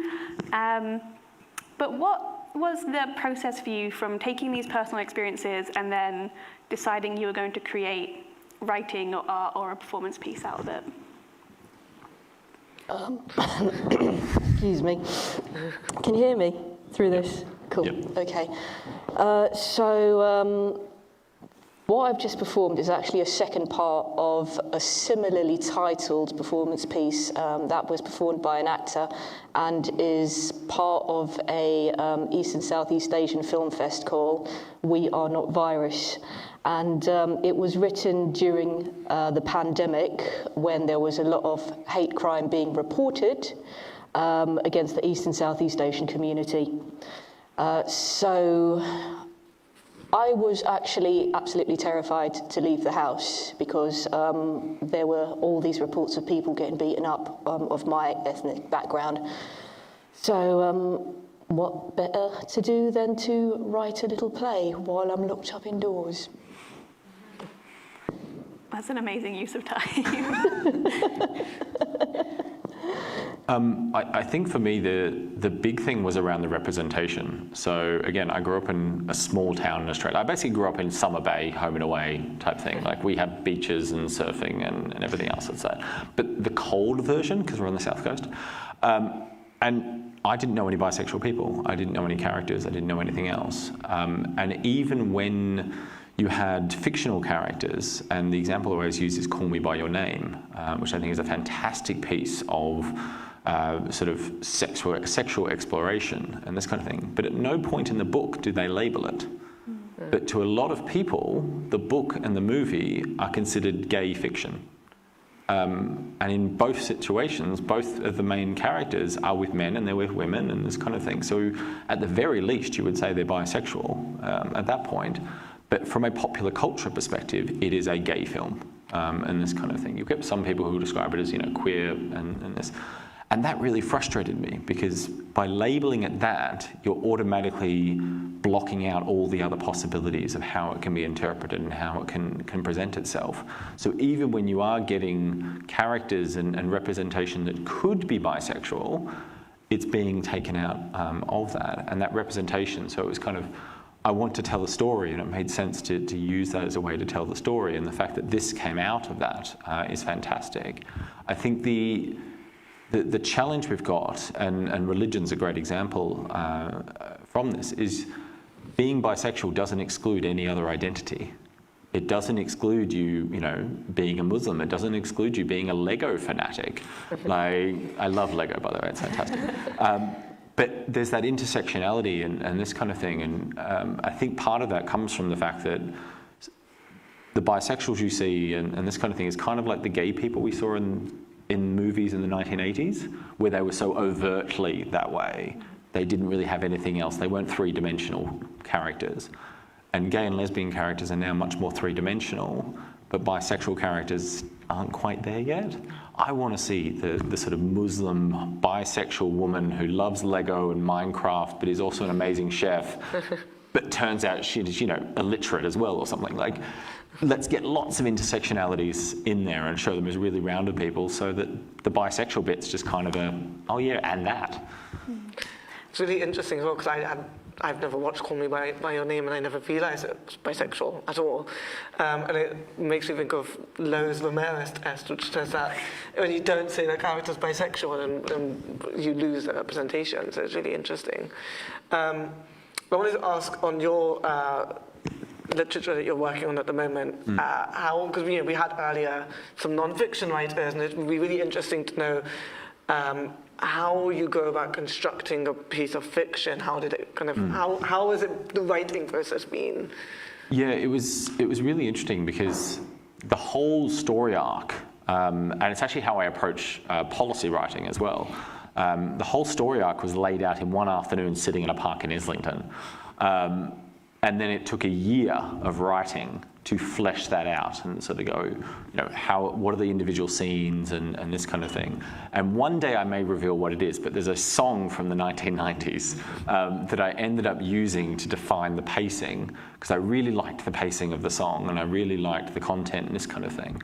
So whenever I was looking for inspiration of, this scene I need to describe something, or I need this kind of thing, I'd go back to the song lyrics and be like, oh, they're describing a certain type of flower or a certain type of night sky. I was like, oh, I could do this. And you use that as your touch point. So different creative writers I know find a prompt, and you're sort of able to do that. Unfortunately, it sounds like you've had some bad bus experiences in London. But yeah, it really was developing a prompt that I could keep going back to, and filling out that arc from day one. It's interesting. I mean, JM, you also, excuse me, just told me that you're also working on a fiction book right now. Do you want to tell us a little bit about that and the inspiration behind it and your creative process? Well, it's still in the works, but for some reason I've actually just put it out there in Amazon anyway. Beauty of ebooks is that you can get to edit them as you go. It's a book called Red Writing, and it's a book of horror stories that are centred around East and Southeast Asian British characters. So we do love a good story, us Asians do, as in horror story. We do like talking about ghosties. So yeah, watch out for it. And is it also, are some of them queer? Yes, I've actually got 2 more stories to add to the book, which are centred around bisexual Asian characters. So once that's ready, I'll be able to promote the book a bit more shamelessly. That sounds amazing. I love horror, and I think, I think so much horror is queer anyway, but I'm so excited to read Let's face it, the new one. vampires are bisexual. Yeah, exactly, I was going to say that. But I need to pick your brain about this, because I'm wanting to write fiction and horror fiction with bi people, so that's really interesting. Do we have any questions? We have about 10 minutes left if anyone wants to ask. Oh, we have one there. Oh, we have a microphone coming to you.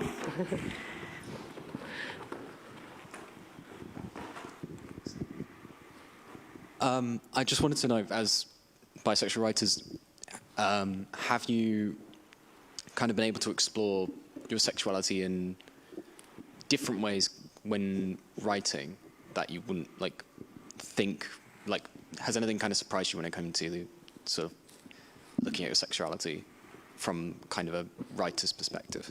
Yeah, I think for me, it wasn't necessarily that surprised me about my sexuality. It was how I described my sexuality became really surprising through that, because all of a sudden you've got to describe bisexuality in your own words. And the novel itself is about 85,000 words that I've then described somebody's journey that they've gone on, which is why the editing process takes forever. It's a thesis. But it really was finding a way where not just one-off, but actually continuously in a broader narrative describing sexuality. And that's where I sort of came to that crossroad of public identity versus sexual identity. And the fact that you can be out and proud and all this kind of thing, but choose not to have it as part of your work, or choose not to have it as part of sort of what you're doing. And yeah, it really was that descriptor of sexuality that sort of came through there. There wasn't any sort of new sexual activities or anything else that I sort of discovered through this process, but it was very much that how you describe it. And Jan? When it comes to actually writing about bisexuality and just different identities, there's just not enough to write, really. You think that you've covered absolutely everything. And then the next thing you know, you've got one little bit of snippet of information and you think, I should have said that. And how am I going to slot that into the paragraph? And then once you've actually released the damn thing, it's like, actually, I should have said that. So what happens is that you actually get your little notebook out and then you just write all these little one sentences and paragraphs, and perhaps sometimes you forget all about it and you never write it again until the thought happens again. And then it just goes on in this never-ending cycle. But when it comes to realizing about your sexuality and how it is expressed on paper, there's just so many thoughts. That's the thing. When you're a writer, it's like there's this universe in your head, and you just can't catch all the stars. I'm being a little bit corny here, but that's how it is at the moment for me as a writer, exploring. But it's that pulling on a thread as well. So when you've got one idea, that leads to another idea and this kind of thing. And if you're writing, you can't write 1,000 ideas at once. Exactly. You've got to follow a particular idea. Which means you've got to choose, like, of all the 3 ideas that are currently in my head, they're not all going to survive the next 5 minutes, but I need to get one down. So it's like, I'm going to write that one down, and in writing that, you think of something else, and hopefully the good ideas that you weren't able to write down that you've forgotten will come back in an hour or a day or a week's time. So just letting the process sort of go through was really good. Yeah, we just save it for another story. Yeah. I actually, to jump in on your note about you write something and then you realize I could have explained it in that way, I actually don't look back through my book anymore, because every time I reread it, I'm like, oh, I could have phrased that differently or written it like this. That's been the worst part about editing as well. Like, I keep having that, and I'm like, I can't keep writing this book. Please take it away from me, please. This is the problem we had in reviewing this, is we kept going like, oh, we could add that, we could do this, we could describe this another way. The thing I really gravitated towards is what you were talking about, the multitude of identities as well, because I think it's great that we have, you're writing about coming out and all of that sort of journey, but it's also like, we can have bi witches and bi vampires, and it doesn't have to be like this whole thing. Like you said, it doesn't have to be a big part of their identity. It's just one thing, and we can have them in so many different stories where it's a story and they just happen to be bi. That's the representation. That's what you need. Yeah, exactly. Got a question here? So this is a question for both of you, I guess. As writers, and what you guys talked about as far as like exploring your sexuality, and you've literally written a book that is exploring what it means to be bisexual. So I can imagine that when you was writing that, a lot of it was new for you as well, just discovering it and then putting it on into a book. So with that being said, how are you keeping yourself accountable to the truth? I guess, as far as like, how are you separating your own ideas about what you think it is to yourself and what you think people might generally relate to or not? Both of you. Yeah, so a lot of what I write is actually based on actual happenings that have happened to other people as well as myself. So some might have happened to some friends of mine, some might have happened to something that a victim has appeared in a newspaper report, and a lot of what I've written in terms of my monologues. And it is quite painful to talk about, to be honest, so excuse me that I'm stuttering. I'm actually in charge of a project that's studying violence towards East and Southeast Asian people in this country, and it's happened for decades, but it just goes unreported deliberately because it's considered not newsworthy. And the crimes are absolutely horrific. You get Chinese takeaways, for example, getting burnt down to cinders and their staff getting murdered, but 10 years later, you see the murderer getting sponsored for a charity hop or something like that. And you think, this just really, really isn't fair. But those are the sort of materials that I'm working with. Those are the sort of materials that gear me up to write what I write. And reverting back to the next question, the first question, there's also this thing whereby you just really don't want to repeat what you write elsewhere as well. That's something that I actually do feel a little bit like, oh, maybe I've actually written that before, but I've got to write it again anyway, just to spread the truth and what's going out there. So a lot of it is based on true material and relating to it. I think there was a threshold I got in writing the novel, in particular. I've created a world, but the novel sits between New York and London. So physically, we all know what those worlds are and this kind of thing. But there are 4 main characters in it, and there's a principal character called Douglas. And you get into this situation where after a certain point, I'm not writing a story anymore, I'm writing Douglas's story. And there's a responsibility to them as almost individuals, because you've framed them up, you've given them a backstory, you've given them sort of personality to this, you've given them challenges, you've given them love, you've given them heartache. And you're really working through telling the story in the best, most authentic way you can on their behalf. And I think you get, a lot of authors have this, where you kind of, the characters become bigger than the author. And I would love for everyone to eventually meet Douglas and Anne, who's the lovely lady he meets. And you get into, I'm not going to tell you the other character names yet, it'll be a surprise. And then you've got your supporting cast around them and everything as well, and they're all individuals. And you have to have that sort of responsibility to that. And it was a bit of a realization in that these aren't for me anymore. You really are sort of framing that. And it was really interesting, because you're using them initially to tell a story. But after a while, you are then making sure that their stories are going to be in the world. And it's separating out what I've experienced or what I've felt from what Douglas and who Douglas is and what motivates Douglas. That's far, far more important. And in the reviewing process, a lot of the editing, and you've potentially had this with yours as well, is actually stripping out the things that's like, well, Douglas wouldn't say that. He wouldn't do that. You know, he's like a foot taller than me. Why would he be doing this? Like, no. Douglas goes to the gym, fine. It's like, he's not going to be using the bottom locker. Like, no, he's going to be using a top. Like, it's really things like that, and you're just being authentic as possible to the characters that you've created. So we've got a minute left. I just want to make sure that both of our writers have an opportunity to tell you all where you can find their work and where you can follow them.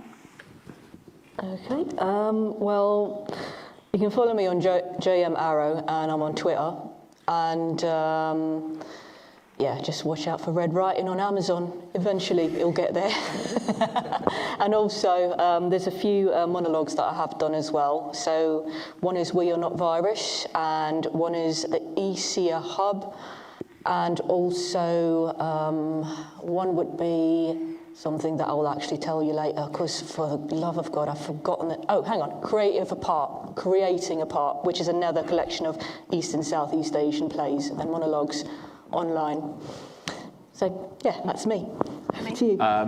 So Joey Tellison on Instagram and Twitter for that one, and the very memorable name of What Not to Say to a Bisexual, which is now on Instagram, TikTok, and it has a website as well. I really was hoping that the book would be available to sell outside, but we're going to just sort out with the bookstore that they'll be selling it as well, hopefully in the near future. But it'll be on Amazon and Book Depository, hopefully within the next couple of days. So you can do that there, but follow us on Instagram. It's the best way to stay in touch. Amazing. Thank you everyone for coming to the panel. Don't forget, we have our bookstore outside. They are selling Lowe's. Well, Lowe's book is now out of stock, but if you have bought Lowe's book, by the way, you can get it signed from them outside. You can pre-order my book, Bisexual Men Exist, at the bookstore outside. And please go visit them in person. They're an amazing queer bookshop that supports the community. And, you know, they'll have our books, they'll have your book once they've ordered more in, and they'll have What's It Intersectional, and hopefully your book too. So, yes. And we will just be hanging outside in the lobby for a few minutes if you'd like to ask any more questions to our lovely panelists. Thank you so much for coming. Thank you, guys. Thank you to the organisers as well. Yes.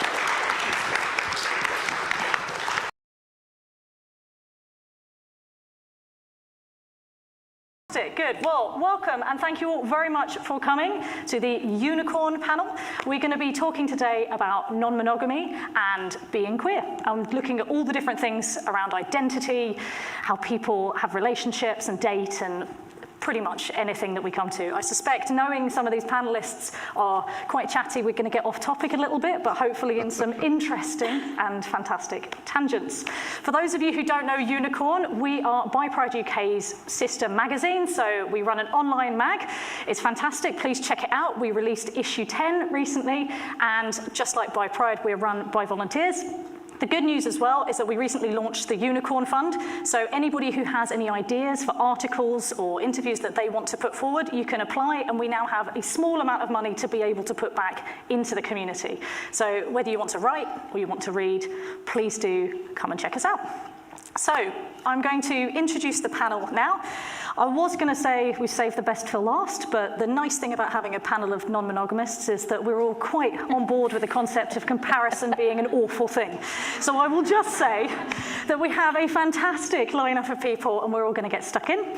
I'm going to start by introducing myself and then I'm just going to go down the road. So I'm Maddie. I'm the community editor for Unicorn.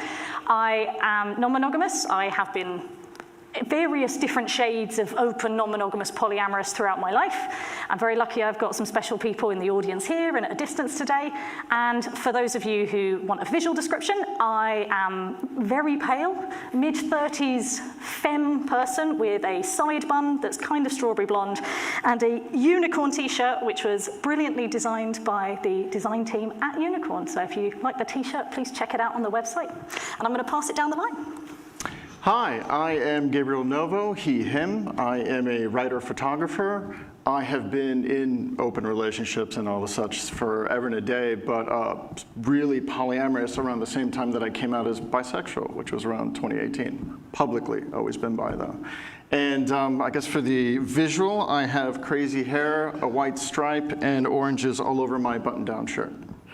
Hi everyone, I'm Anna, pronoun she, her, nice to meet you all. I'm the legal trustee of Bi Pride and also a discrimination lawyer in my day job. I am polyamorous. I also identify as omnisexual or bi. And for the visual description, I'm a white person with long ginger hair, and I'm wearing a yellow t-shirt that says "Normalize polyamory."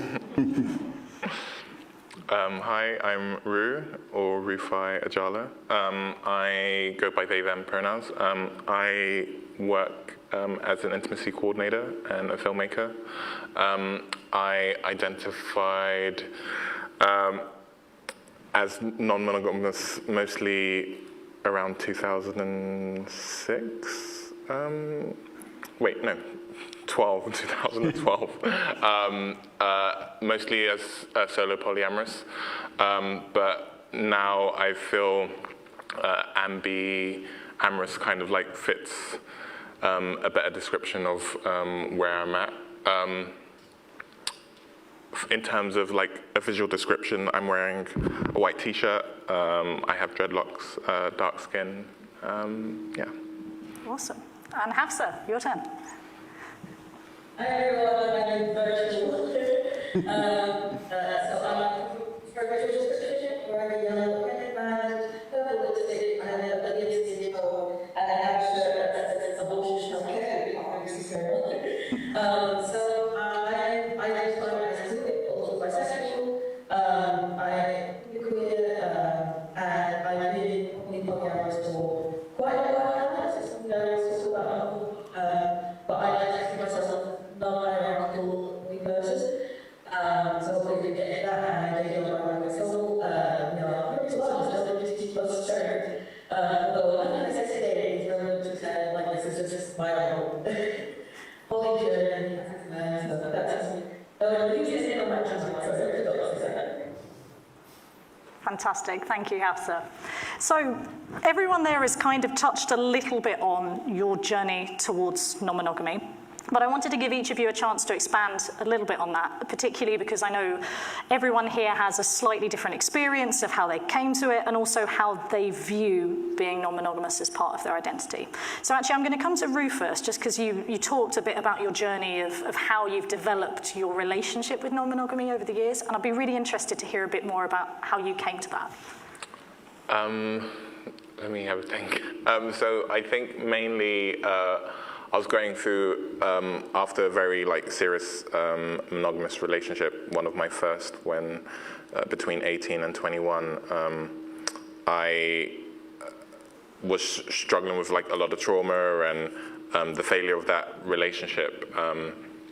And I also started my bachelor around that time, so 21, 22. And a lot of my peers during my bachelor course were in a very different kind of place than me in terms of dating and the types of relationships they were looking for. And I think it was mainly school, the counseling at school that really kind of saved me and kind of explained a lot of the things, because I was searching for a word of I'm really interested in multiple people and people who have a bit of maturity to the kind of things that the relationships that I'm looking for, but didn't know a word for it. And the school counselor kind of like pointed me in the right direction. They didn't know the word like non-monogamy or polyamory at the time, but kind of pointed me towards like resources. And I think, yeah, like it was pretty much like Tumblr and Tumblr, good old Tumblr, and yeah, the context of like memes at that stage that really kind of saved me, and you know, definitely finding like the word queer and pansexual was like just kind of like an eye opener, even though that wasn't particularly about polyamory or non-monogamy. It definitely opened my, broadened my, what I wanted to, how I wanted to define myself and defining my sexuality, and then that led me onto like also figuring out what kind of relationships I wanted as well. Makes sense. I noticed you were nodding quite a lot there, Anna, particularly when Rue was talking about sexuality and the relationship with non-monogamy. Is that something that you found was important for you as well?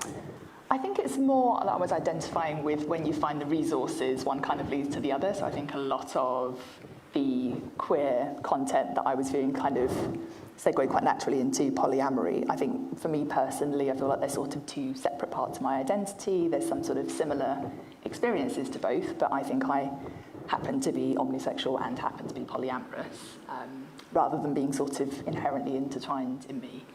And actually one thing in what you were saying, I was sort of nodding more in surprise than anything. I was so pleased to hear that you had someone at school who helped point you in the right direction, because actually for me, if I could talk a bit about my journey to polyamory, there were no sort of guidepost at all, actually. I certainly didn't sort of sit down and do the pre-reading before the course of polyamory. I just kind of found myself living it, and then kind of from there went, oh my goodness, I need some sort of community. Yeah, so it's kind of the opposite experience for me almost. I'd actually be interested to pick up on something Hafsa said when they were introducing themselves there, because Hafsa, you were talking about hierarchy and how you've come to find things that describe your identity, and actually with what Anna's saying there about finding your way and not necessarily having a signpost, I wondered what your experience was like. I guess that's interesting, because my is the total opposite. I actually read 3 books about polyamory first, and then I was like, okay, I'm going to do polyamory. I read stigma, more than the just to have an idea of what I wanted, because I kind of broke it as like I'm more of a teacher, like my triggered stuff. I was in quite into relationships, my first ever relationship. And I felt like that person took a lot away from me, a lot of my agency, a lot of my own sexuality, a lot of my identity. I kind of reached a point where I was like, well, what do I like to do my job? And I always refer to this as like my whole thing, because I'm just like, I like to have fun, I can try some things, and I don't see this negative thing, I just need to see what I like, because I really, this person takes away from me. And I think this is such a challenge to kind of claim that power back. And in terms of polyamory itself, this is something I was always somewhat familiar with, because as much as people are aware that animism in Islam, men are allowed to have wives. And it doesn't about what women do, but what men do, what people do. And I always had that in mind of my identity is clear. I like to create an aspect of my life, and to do that includes my relationship. It's a huge part of me, and how I take back a relationship from people and societies and cultures that try to take that away from us, dictate what our relationships look like. To me, it's quite a different thing. Like, I am someone who's married, but I don't consider, there's also really, I may be a good person, and I don't love other people, but for me, it's, our values are very clear. It's like, I'm not going to people above other partners. This is still a relationship, and I'm also still but yeah, it is quite a wonderful thing for me, and I feel so much to do with my own sexuality, with my own desires, or fantasies, sexual, just more to do with who I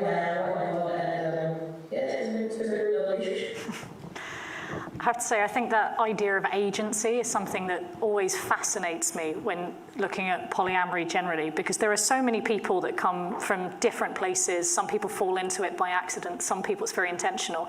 But the one thing that I hear consistently from people who stay in a non-monogamous lifestyle is this idea of having the ability to shape your relationships and to let love take whatever shape it's going to in your life instead of having this predetermined idea of what it's going to be.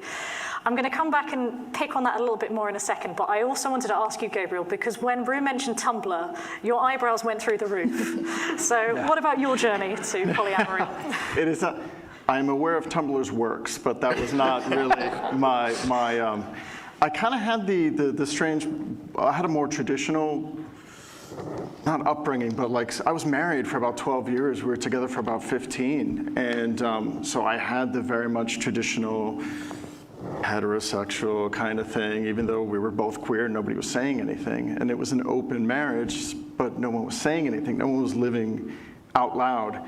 And when that ended, and I was bouncing around the United States for a while and landed in New York, of course, New York, I met someone, and that person was polyamorous. And that person was trans and non-binary and awesome and open, and they were who they were, and they were that person all the time. And I had been closeted for a very, very long time and trying to hide the queerness, you know, working in parts of the United States and working in tech where it's not like, queer's not friendly. I mean, what was the word back in metrosexual? That was the fun word that was going around when somebody wanted to call you gay without calling you gay. You're very well groomed. Oh, thank you. So for me, queerness and polyamory like just melded together because it was like something cracked open in me. And when I was able to publicly be myself, loudly be bisexual, tell everyone, not hide it anymore, not try to put a mask over it, I also realized, well, I don't like gender roles. I don't like the structure of these things. I had a marriage that was open. That's not normal, or at least normal, you know, air quotes for people listening in. It really changed the way I looked at everything, and like it became essential to me. It was one of the things that, for the first time, I did not feel bad about the way that I felt. And that was huge for me. It felt natural. It felt like something I was supposed to always be doing. It just took me a long time to get there. So yeah, that's kind of my journey in a nutshell. And it's a process, let's face it. We're all still on journeys of working out how this works for us and where we're at. And I think that's one of the parallels with queer identity that I find really interesting, because there's this sense of you don't have to put something in a box. It doesn't have to be, this is what I am and this is what I do. Actually, you're free to explore your identity. And if that evolves or doesn't evolve, that is what it is. And it's quite a freeing process, I think. Something I wanted to mention was like, actually, I think it was maybe 10 years ago or maybe 8 years ago. So again, when I was on that similar journey and being pointed to resources, I came to an event here in this kind of, not this particular room, but on this campus by the Anarchist book fair. And there was an event called the Anarchist, Feminist Anarchist book fair, which was talking about polyamory and non-monogamy and queerness and many different subjects on that particular day.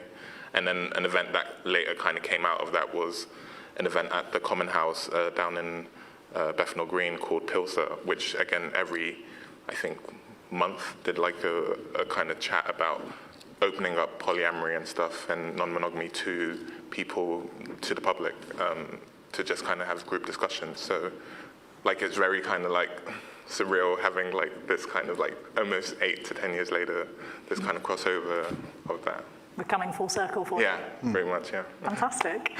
So it sounds like community was a really big thing for you then in finding where you're at and where you are. I'm just going to open it to anybody who wants to talk really. What role does community play for you, both in polyamory and also in your queer identity? And is there any overlap in that for any of you? Yeah, so I mean, I certainly would say that community plays a huge role in my life in respect of my queerness generally. I mean, it's a lot of what I do with my free time. It's obviously my relationships. It's sort of, I mean, yeah, every part of my life. I would say my sort of friendship circles are very queer, and just more broadly, I think the sense of community you get with other queer people is incredible. Like at events like this, it's just absolutely wonderful. I would say I personally probably have a bit less polyam community or non-monogamous community than I do queer, which is something I would love to change. I guess it seems like it's sort of less established, maybe. But I think, I mean, it probably goes without saying to everyone in this room that it is more important than we could possibly describe to have a sort of community. And one thing you said, Gabriel, actually, I can't remember exactly how you phrased it, but something like you felt you could finally just be who you actually were and you didn't have to hide any bit of it. Yeah. That is exactly how I felt when I finally started accepting I'm polyam and there is a community behind it and there are other people behind it. And that took a really long time. For me, that took way longer than accepting that I was queer. So, yeah, community, I think, probably was part of that because I could see a lot more, broadly speaking, queer community than I could polyam community. And you found that having that support then gave you a platform in which to... That makes... Yeah, for sure. That and a partner who had a lot of experience in her life of the polyam community and was able to sort of open the door to me and say, actually, this is okay. This is a thing that exists. Awesome. Hafsa, obviously you mentioned that the books and things were very important as well in feeding your journey into polyamory. I'd be interested to hear your experiences of community around both your queer identity and your non-monogamous identity.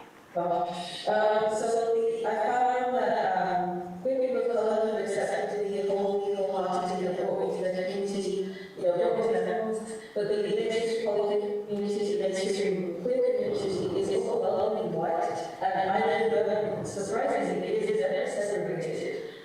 It's been a constant source of contention for me to the point where I started another group, just as people, so to talk as queer people of colour without having to explain what racism is, and my experience with this species has just been being completely invisible. I mean, I will be there, and I thought this was like strange or something, but this happened to other people as well, and very outgoing people, religious people. It's like we weren't there, we just weren't, and that's been a consistent theme for me throughout mainstream queer communities, the polyamorous communities, there is one of them, and initially I was very excited to go to these communities, meet people, and all sorts, and it's just me standing and I'm not in the room, and other people who are also not in the room. It's as if we don't exist, and it's been quite difficult because, I mean, that's even without context talking about religion, where people just make assumptions about me. It's very frustrating because I consider myself a very open person and I'm very blunt about what I do and don't like, and I'm usually the person who asks people out because I'm quite forward. I like to play about consent and all that kind of thing. And then it's just been one of this community where I try to find a way to be visible, which is so hard for me because I'm visible in that aspect of my life. It's just so strange and constantly having to explain myself, or people assume that I am hiding my relationship, or I am, cheating on people, that I am not really polyamorous because, well, I'm Muslim, you must be hiding this or something. And it's, gosh, sorry, I'm not going to talk around, but it has been quite difficult. I mean, we're just very grateful for the queer people of colour and the people polyamorous. And I don't know why that is necessarily, but then there's a whole area to just kind of talk about relationships, about different approaches. I found so much more that with those people who brought me to their homes and just showing me so much love. Without needing something from me, without having me have to prove myself and my worth in a room. I never had to become visible to these people because I already was, so I'm always very grateful for that. I noticed you nodding quite a lot there, Gabriel. I had some difficulties with polyamorous communities too when I first started, in a very in a different way. But when I started going to events in New York, there's a very long-running one that I'm not going to name, but that was the one. Everyone told me to go to it, and I went, and I'm expecting this kind of like acceptance, and it's like, oh, we're going to be great, and everyone understands, and everyone like is trying to love each other, and that was supposed to be the vibe. That was the expectation. And then I got there, and it felt very heteronormative. It felt very like swinger adjacent. Like it was very like possession and property and exchange of goods and transactional and not loving or queer or accepting, or I mean, just the vibes alone. If you were talking to somebody's partner and have the other partner kind of like hovering and like eyeballing you and like, what's going on over there? It's like, Jesus, we're at a poly thing. How is this weird? I'm supposed to talk to your partner. Your partner's supposed to talk. We're supposed to talk to everybody. And it was just so strange, and it felt very uninviting, and especially on the queer front, it was not, it felt very straight polyamory, like it was strange. And it wasn't until I got more into queer circles that I found that flavor of polyamory, where I learned about, you know, the more accepting, the kitchen table style, the everyone in it together, loving each other, trying to be friends, and not this like, all right, you do your thing, and I won't think about it there, and you go do your thing, and I'll do my thing, and it was hard. It was discouraging, and it wasn't until meeting my partner who that I got introduced into all of that. But yeah, very tied to queerness as well. Like queerness was the door that got me the version that I wanted, not the kind of gross one that I was dealing with. Yeah, I find that fascinating, because my experiences of being in polyamorous spaces is that they've been quite predominantly queer for me. And so it's almost the polar opposite or maybe I just skipped that bit and went straight to the bit that you're now enjoying finding and got lucky. But I noticed you were nodding quite a lot then when Gabriel was talking. Yeah, unfortunately, I have to say my first experiences were not exactly what I'd hoped they were going to be in a similar sort of way. The experience that always sticks in my mind is when I suddenly found myself surrounded by an individual and his 3 partners, all of whom looked like me. And I think the likelihood of having 3 ginger partners by accident and talking to a 4th ginger person is, so I just felt it was a little bit more predatory, more intense than I'd hoped for. I'd hoped for a bit more of sort of community feel. Yeah, so unfortunately it was similar for me at first. You're nodding as well, Ro. Yeah, I mean, I think the same as you, like, because I came through this kind of political kind of like feminist anarchist kind of way, and it was very much learning and figuring out like past trauma and all of that, whilst kind of being open to exploring that. So immediately the circles, a lot of the people who were doing the education and like sharing their experiences were queer and were highly political and stuff like that. So that was like firsthand like what I was learning from and who I was kind of like associated with, and like my friendship circle kind of grew from there. But then it was kind of afterwards kind of like finding more polyam circles, then kind of like discovering more like the heteronormative kind of like,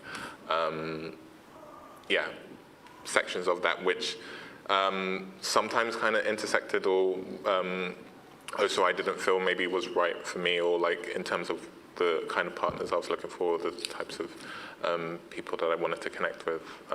But it was good to also kind of see what else was out there and make a decision that that wasn't for me. I suppose, as people were saying earlier, if there aren't any role models that we grew up with, that we're seeing who are openly non-monogamous and polyamorous, even having a bad example, I suppose, actually is quite a useful thing, as long as there's that education and understanding that that is what you're looking at and it's not something to emulate. But it gives you a chance to understand what spectrum of options there are out there and what obstacles you might be coming across in the process as well. It's like we all watch series 1 of The L Word. You just watch it. It's all we've got. You watch it because it's what you've got, and it's better than nothing. So we've looked at this idea of, to varying degrees for each of us, queerness, non-monogamy, intersecting. There's one particular word that I find tends to be bandied around, both around my sexual identity and also around non-monogamy, and this is the word greedy. I enjoy the intake of breath there. And I just wondered what everybody on the panel's experiences were of other people's reactions, both to your identity as being queer and also to polyamory and non-monogamy. And I'm happy for you to share good reactions, bad reactions, whatever you're comfortable bringing to the table. Well, I had a lot of feelings about the notion of greediness because it's very slut-shaming and it really upsets any expectations of bisexuality within the bi spectrum that whatever we do is inappropriate because it's outside the confines of heteronormative society. And then in the context of polyamory, it's like, well, you must be slut. Like, well, yeah, it's a bad thing. Like, why are you promoting in our communities that we're fighting so much to heteronormativity? That we are causing harm to us, let's say sex positives is a bad thing, or having one partner is a bad thing. In that conversation, so aggressive. It's or we might romantic relationships more than one person. And then it's like, oh, relationships are sexual and your ex it's like, this is not a bad thing, and this is going to be something about a lot of people. So I'm frustrated by that constant narrative because I like to see myself as a sexual person. I dislike that I'm forced to define my own weirdness in a more powerful way for people, for cis people, because it doesn't make sense to them, or they think it's appropriate, they think it's immoral. And currently, queerness is broken from all of what we think is immoral, because being queer is not moral. I don't think being polyamorous ethically is immoral. So I think it makes us kind of a modeling that love that community relationships and not necessarily having something to prove, but living authentically in a way that you're saying to people like, I don't care what things are restricted to their identity, so I am who I am. I just like certain things that my relationship, my identity as a polyamorous person is not a disgusting thing, which I have been told, unfortunately, in the past that I'm disgusting, or you just can't decide X, Y, Z. It always comes into the context of slut-shaming. And I detest it immensely because people assume that I dislike certain like certain things because of their religion or again the relationship against people in this conversation. I just think it's a wholly negative within our community because it seems to cause harm because if I express my sexual orientation and turns out I'm not bi, I'm not poly, I still love that person, so I'm going to go back and feel ashamed of myself. And I really don't want anyone to hold that shame with themselves. I think personally, having sex, relationships, whatever your choice is valid and validated as well. Explore your identity in your world. Sorry, I didn't know about this all day, but I was like, so curious about that word and thinking about. So I totally agree. It is completely and utterly slut-shamey. I also think it's kind of inherently anti-polyam because I think the way people often mean it is you are taking more than your share. You are taking my share away from me. And we're all sitting here like, no, did you not listen to what we were saying? It's the opposite. We're not sort of, taking anything from anyone. People quite often say, so I have 3 partners and people will quite often say to me, oh, you've got 3 partners and I can't even have one, in the sense that they would have gone out with that person if it weren't for me. And I'm like, I was here first to snap them up. And then I also think a lot about this word and obviously have been called it in a bunch of different ways. And a slightly different take that I like to have on the word is it's not about sort of taking from other people. But sometimes I think I am kind of greedy in the sense of I want to experience lots and lots of things. And if you give me a dessert menu, I will kind of go, all of them. Like, that's very much me. So greedy in the sense of, craving experiences and having excruciating FOMO, yes. I think maybe we should try and reclaim the word greedy. I agree. I mean... You heard it here first. If it becomes a thing... Good picture on this. Rue, I noticed you nodding as well. It's more in maybe a different kind of take. I mean, definitely in terms of I want all the kind of ice cream flavors, and I'm that friend if we go to an ice cream thing. I'm taking, getting that little stick and taking all the flavors, and the ice cream person kicks me out because I'm taking all the flavors. I mean, one thing was a hard kind of realization. So I've currently been with one partner who for 7 years. And I guess halfway through our relationship, one thing that I realized was being more ambi-amorous in the sense that I can be non-monogamous or monogamous. I don't, I don't really have a strong desire or pull to any kind of particular relationship style. And what kind of, I guess, like transpired like through that was, I think, this kind of like notion of not greediness, but then not having like a strong misunderstanding of why I wanted to kind of be like, how I could be monogamous, having been like polyamorous for so long and stuff like that. So it was kind of like almost the opposite of like greed, like why you being like closed off, or like why you kind of like, why would you want to like kind of go back to just being, not kind of like wanting different kind of experiences. And I don't know, it's just something I just wanted to throw out there in terms of like a different kind of take of kind of things.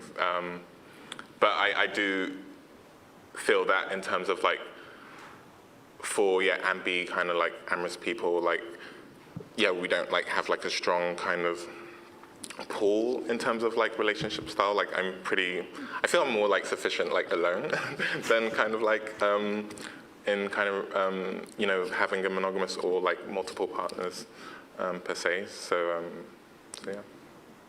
Well, actually, I think that brings me on quite nicely to something else I wanted to ask about, and I was going to start with you, because when we were talking earlier, and you said about having led a largely heterosexual life in a marriage, and then when you came to find your identity, that's the point at which dating and starting to explore this stuff probably comes into the picture. So I was actually fascinated to expand a little bit more on that idea of exploring with people, but also hear what are your experiences, all of you, but starting with you, of dating as a non-monogamous queer person.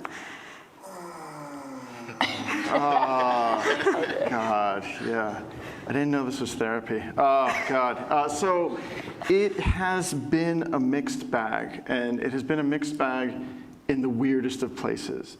Like, I remember going on a date with a bi woman and having biphobia shot at me from this person who was also bi. And I'm like, what is going on? You're on my side. What's this about? The homophobia, like if I'm dating, people who, women, the homophobia that's thrown at me. If I'm dating men, the cheating, bi, oh, you're gonna cheat on me kind of deal. Like it's not been fun. Sorry. I'm not trying to make it scary. I was thinking it was a light-hearted question. No, there we go. No. I've in a weird way, I've found that when I connect with people the best, instead of dating or an app or having some sort of like that kind of structure put on it, getting to know people and then going out and enjoying their company has led to more successful, intelligent, understanding kind of connections than when I was dating, because it was, the dates were bad. Yeah, the dates were bad. I mean, I'm not going to force you to share a story, but I might do later when we've got a drink in our hand. Yeah, let's get a drink. Yeah. I noticed both of you were nodding quite a lot there. I feel like I should say, mine have all been excellent. Let's move on. Just to a little bit of tonic.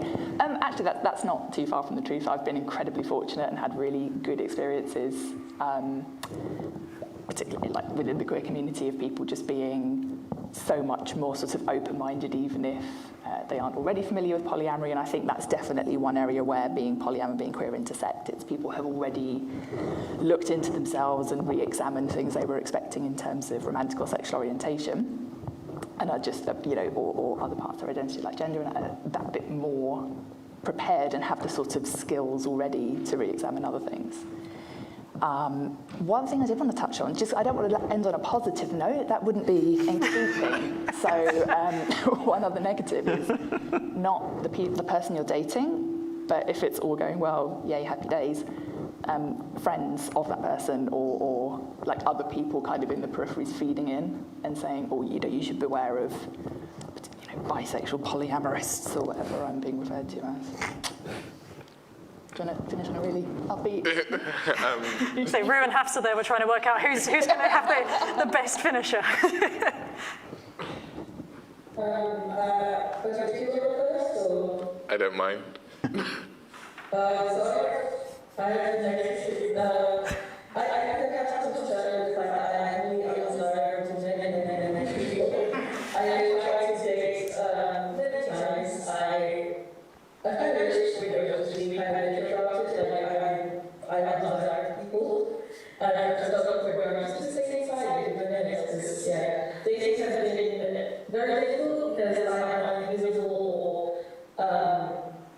I've been trying to play like relationship counselors to couples who people are into poly, just don't quite know how to communicate with each other.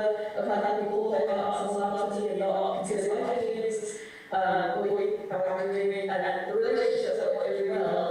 For some reason, it's a really dating boys in a big way. I'm not very able to so it just kind of ends up like, oh, I was seeing a partner, things that happened. So my experience with my parents, my approach was, well, before I started identifying my gender, I felt like, and I still feel like my gender or my cisgender is very relevant. Again, like I said, I am just asexual, and but I say that to people, and I also say, okay, you're doing a chat, and you want to go out sometime, and like, coffee or something, and they're like, more than half of that was to buy. And then and this is after I explained that the conversation and why is that something very it's like, oh, and I just started to kind of shoot because it's a just so I'm not technically needing poly is such a big part of me, and I do have responses and I'm not general polyamory specificity and I guess someone wants that happening and it's kind of sensitive, but it's just something I'm resigning myself to. After years where I'm just kind of yeah. I'm not going to speak about it, just people like the idea of people like the idea of blood, and maybe sexual women or CCD women. In reality, that's not what people are, or it's like a community. I feel like I'll give you a picture and roles now. So I know it's kind of controversial, but that's really my experience. It's really horrible. But depressing or not, it's your truth, it's your experience, that's what we're here to share. And I think the whole point is that we all come from different places and we all have different experiences, and it's important that we share those and that we talk about it, because unless people know it's happening, then we can't have that open dialogue about it. Rue, do you have anything you'd like to share on this question? Yeah, I think in terms of my dating pool or people being interested in stuff like that. I think one thing that I glossed over in terms of was how also kink I kind of played a part in that, in terms of that was one of the first places where seeing kind of people who were in monogamous relationships being having play partners and stuff like that, and that kind of opened up a very kind of interesting section of being non-monogamous or having different types of relationships. And one thing I've learned from I guess the people who might be interested in me shrinking is that those are maybe the people I want to connect with, those are I saw a meme somewhere that I can't probably do it justice, that you're kind of upgrading your the people who are interested in you, your dating pool, and you shouldn't kind of look down at this group of people are no longer interested in me because I'm from this identity or from or this kind of orientation, and kind of see it for you've cut out something that's not worth your time. So that's been something I'm trying to really, kind of, feel as some sort of empowering. And then a final note is having the partner I've been with and them being married, the partner I've been with for 7 years, and them being married, and my metamor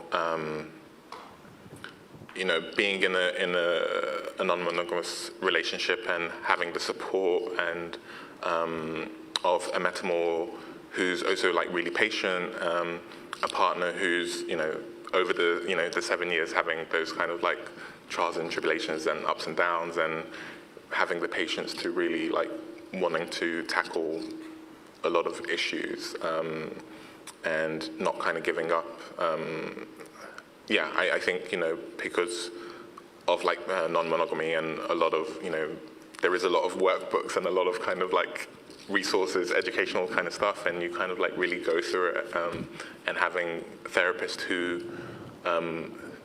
do understand like non-monogamy has been like really helpful in terms of like couples counseling and stuff to like really tackle those issues, as well as like supportive like metamors. So yeah. So when you said about the upgrading of people, my brain was just thinking Windows Update, and I was just imagining the polyamorous equivalent. I'm very aware I still want to leave some time for questions, but I just wanted to, very briefly before we get to that, I'm aware we've all touched today on this idea of representation being important, having a platform and being able to talk about this stuff, and this is one of those opportunities. We have a fantastic panel of you all, and you've all been able to share. So I wondered if, in a succinct way, and I appreciate that's a little bit of a restriction, but if there's anything that you would like to share with anybody who's listening, who maybe a resource or something that you wish someone could have said to you when you were starting out on your polyamorous or non-monogamous journey. Anna is nodding quite a lot, so I'm guessing you probably want to go first. That's nothing I'd like more. Do you know what I really wish? I wish exactly that representation. I wish I'd seen somebody living a life that looks a bit like mine and being polyam. So I guess my sort of takeaway is that I wish I'd known is it is a completely valid identity. It's as valid as literally any other. It's not sort of extra spicy or not safe for work or anything at all like that. Quite often, my partners and I will sit and watch Strictly Come Dancing, and it's so mundane in the most beautiful way, and I wish I had seen something like that. Awesome. Gabriel, do you want to go next? You don't have to. You can pass the buck if you like. There's still Rue and Hafsa to go. So. Yeah. I guess the thing that I wish I'd told myself when I first started was that relationships, when you love a person, the shape of that can be anything you want it to be, as long as you've agreed upon that with the person you're with. Like, you two are the ones that decide it, not your friends, not your family, not society, not television and film, where a lot of people seem to get their ideas of what a relationship should look like, which is kind of scary sometimes. Like, you can do what you want as long as you do it with kindness and love, and you're with that person there. So, like, I wish somebody had told me that when I was younger. Awesome. Rue? I wish what I'd received earlier was like access to more, accessible kind of like resources, and instead of like books, like theory like books, there's loads of like memes or like little kind of illustrations about like that just gives more simplification to non-monogamy or relationships in general, and like kimchi cuddles, or like so many other kind of like poly kind of meme Instagram pages and stuff like that. And like that is something that I truly kind of value, because like just, you know, when I'm scrolling on Instagram, like these kind of little nuggets of like info and like knowledge and resources, like so kind of valuable. But it doesn't feel like a kind of like a chore, you know, like, yeah. I didn't know that account, but I could hear that.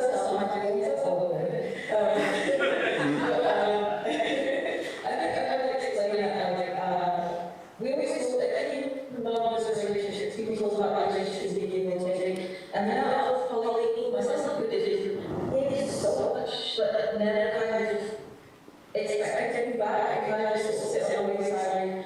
I kind of think, like, you have references to relationships because there's more one person. Doesn't mean you don't get that higher attention to. And I wish I found that super like, well, I'm trying to get myself around these people. And I think it's one of those things like, is it matches that really make it hard? Because that might be easy, like big times I'm like, oh, this is, you know, I guess it's just that visual that you put on us too, and that your needs are prioritized as well, and you know, you might see people who try and perfect people or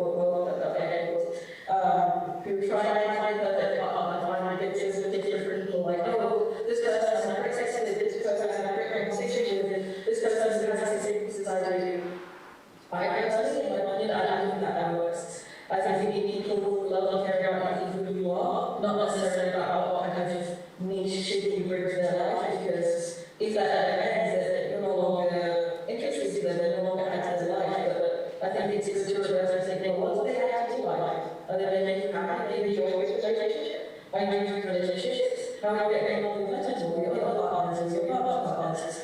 You kind of really affect that with yourself, not just in case you're doing partners, but with yourself, also say, I'm enjoying this because they feel right. I take a step back and say, you know, I think it's great, or I'm thinking for people, maybe, or, you know, all that other stuff, just kind of checking in with yourself, I think.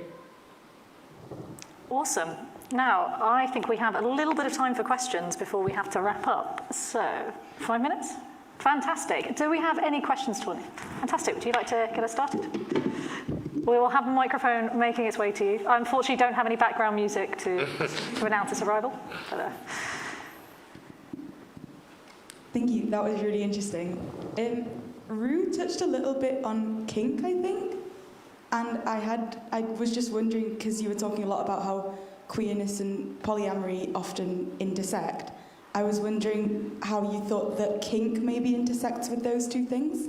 This is just for anyone. Anyone want to jump in? Oh, no. Please, go ahead. I'll give you a brief bit. I think that's why I think my life practice is often judging. Kink is really helpful to me to express, you know, things that I want to say with people without having to necessarily worry about what my point is really like. It's broadening my attention to what sex is with other people, and to me that aligns with my previous system of polyamory, like big numbers. Because whatever you think relationship should be, or sex should be, or XYZ should be, it can always be more. And I really enjoy exploring that with people, not just what I like, but, you know, I think partners or play parties, and just the celebrating thing is just, it's very freeing to kind of break apart what XYZ should be thinking. Well, I enjoy this thing, people around me, I'm saying, enjoy themselves as well. I think you do this thing. I kind of give yourself something to enjoy myself, and I'm glad that we're having a discussion about it, because I feel like it's also like the vegetarian conversation that people don't like to talk about, because it's, you know, I like to talk about other misconceptions, like I really like others a bit, or people kind of come out and think, well, all these misconceptions, and I might have all the discourse, because again, I also think it's not something to share, especially for one age, they say people like you know, maybe also have, you know, sexual relationships with other people and can't necessarily, it's not possible for us to do that in a very traditional way, because it's even at people that have sex in a specific way possibly, but people might have specific notions of what sex is like, or intimacy is like, so I'm always very grateful for communities for broadening these definitions, so I hope that answers the question a little. Awesome, thank you. Is anyone else? Fantastic. Hearing you guys talk about your experiences and how you've kind of come into polyamory, it kind of sounds like you won the lottery a little bit, as far as like, just, you know, and then the other side of winning the lottery is accidentally stepping on a landmine, also. So how have you been able to identify people that you feel like also identify things that you identify with, so you haven't. Yeah, so you're not stepping on a landmine or necessarily in the lottery, so it doesn't feel so... yeah, that's the end of the question. Hopefully you got what I was saying. Both of you, anybody. Do you mean like identifying people who could be into polyamory as well? Pretty much, yeah, I guess so. Okay. For me, it's real easy. I am loud. I'm super loud about who I am, what I'm into, and I just don't hide it. And in not hiding it, people are going to hear, and the curious folks are going to at least talk to you, or the people who are on your same wavelength are definitely going to be like, oh yeah, didn't know that about that person. All right, let's chat. You know? But for me, being loud, and I know that's not always the option. I have the safety of looking like this and being white, and that kind of works for me.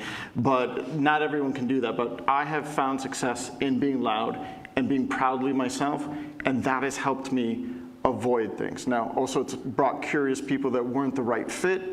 But that has been, for me, a positive in general, just being loudly myself.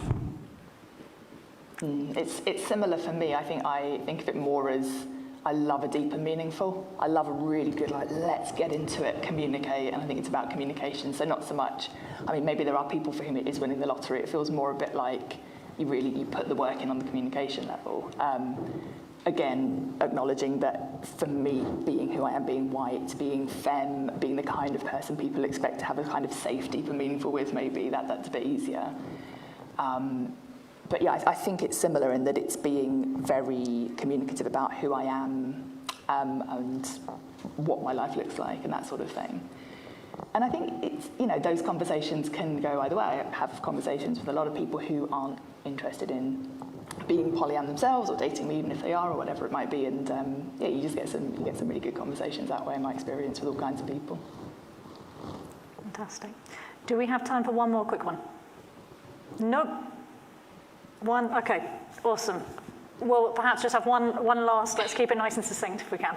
I'll keep it short. I guess my question is, because I find it intellectually fascinating whether you think that polyamory is an orientation in the same way that lots of people feel that bisexuality is an orientation, and because I feel that way about my polyamorous identity. I feel like in the same way that I don't necessarily get lots of choice around how I feel about multiple partners.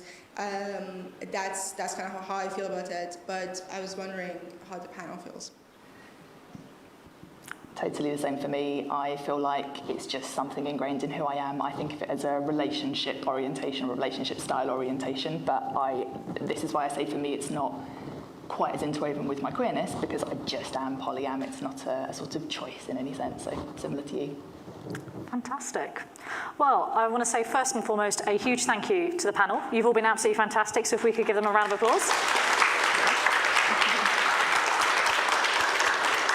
I'd like to say a really big thank you as well to everybody who's volunteered here today, who's been helping out, who's been interpreting. These folks have been here all day and they've been working tirelessly, so if you could give them a round of applause as well, that would be fantastic.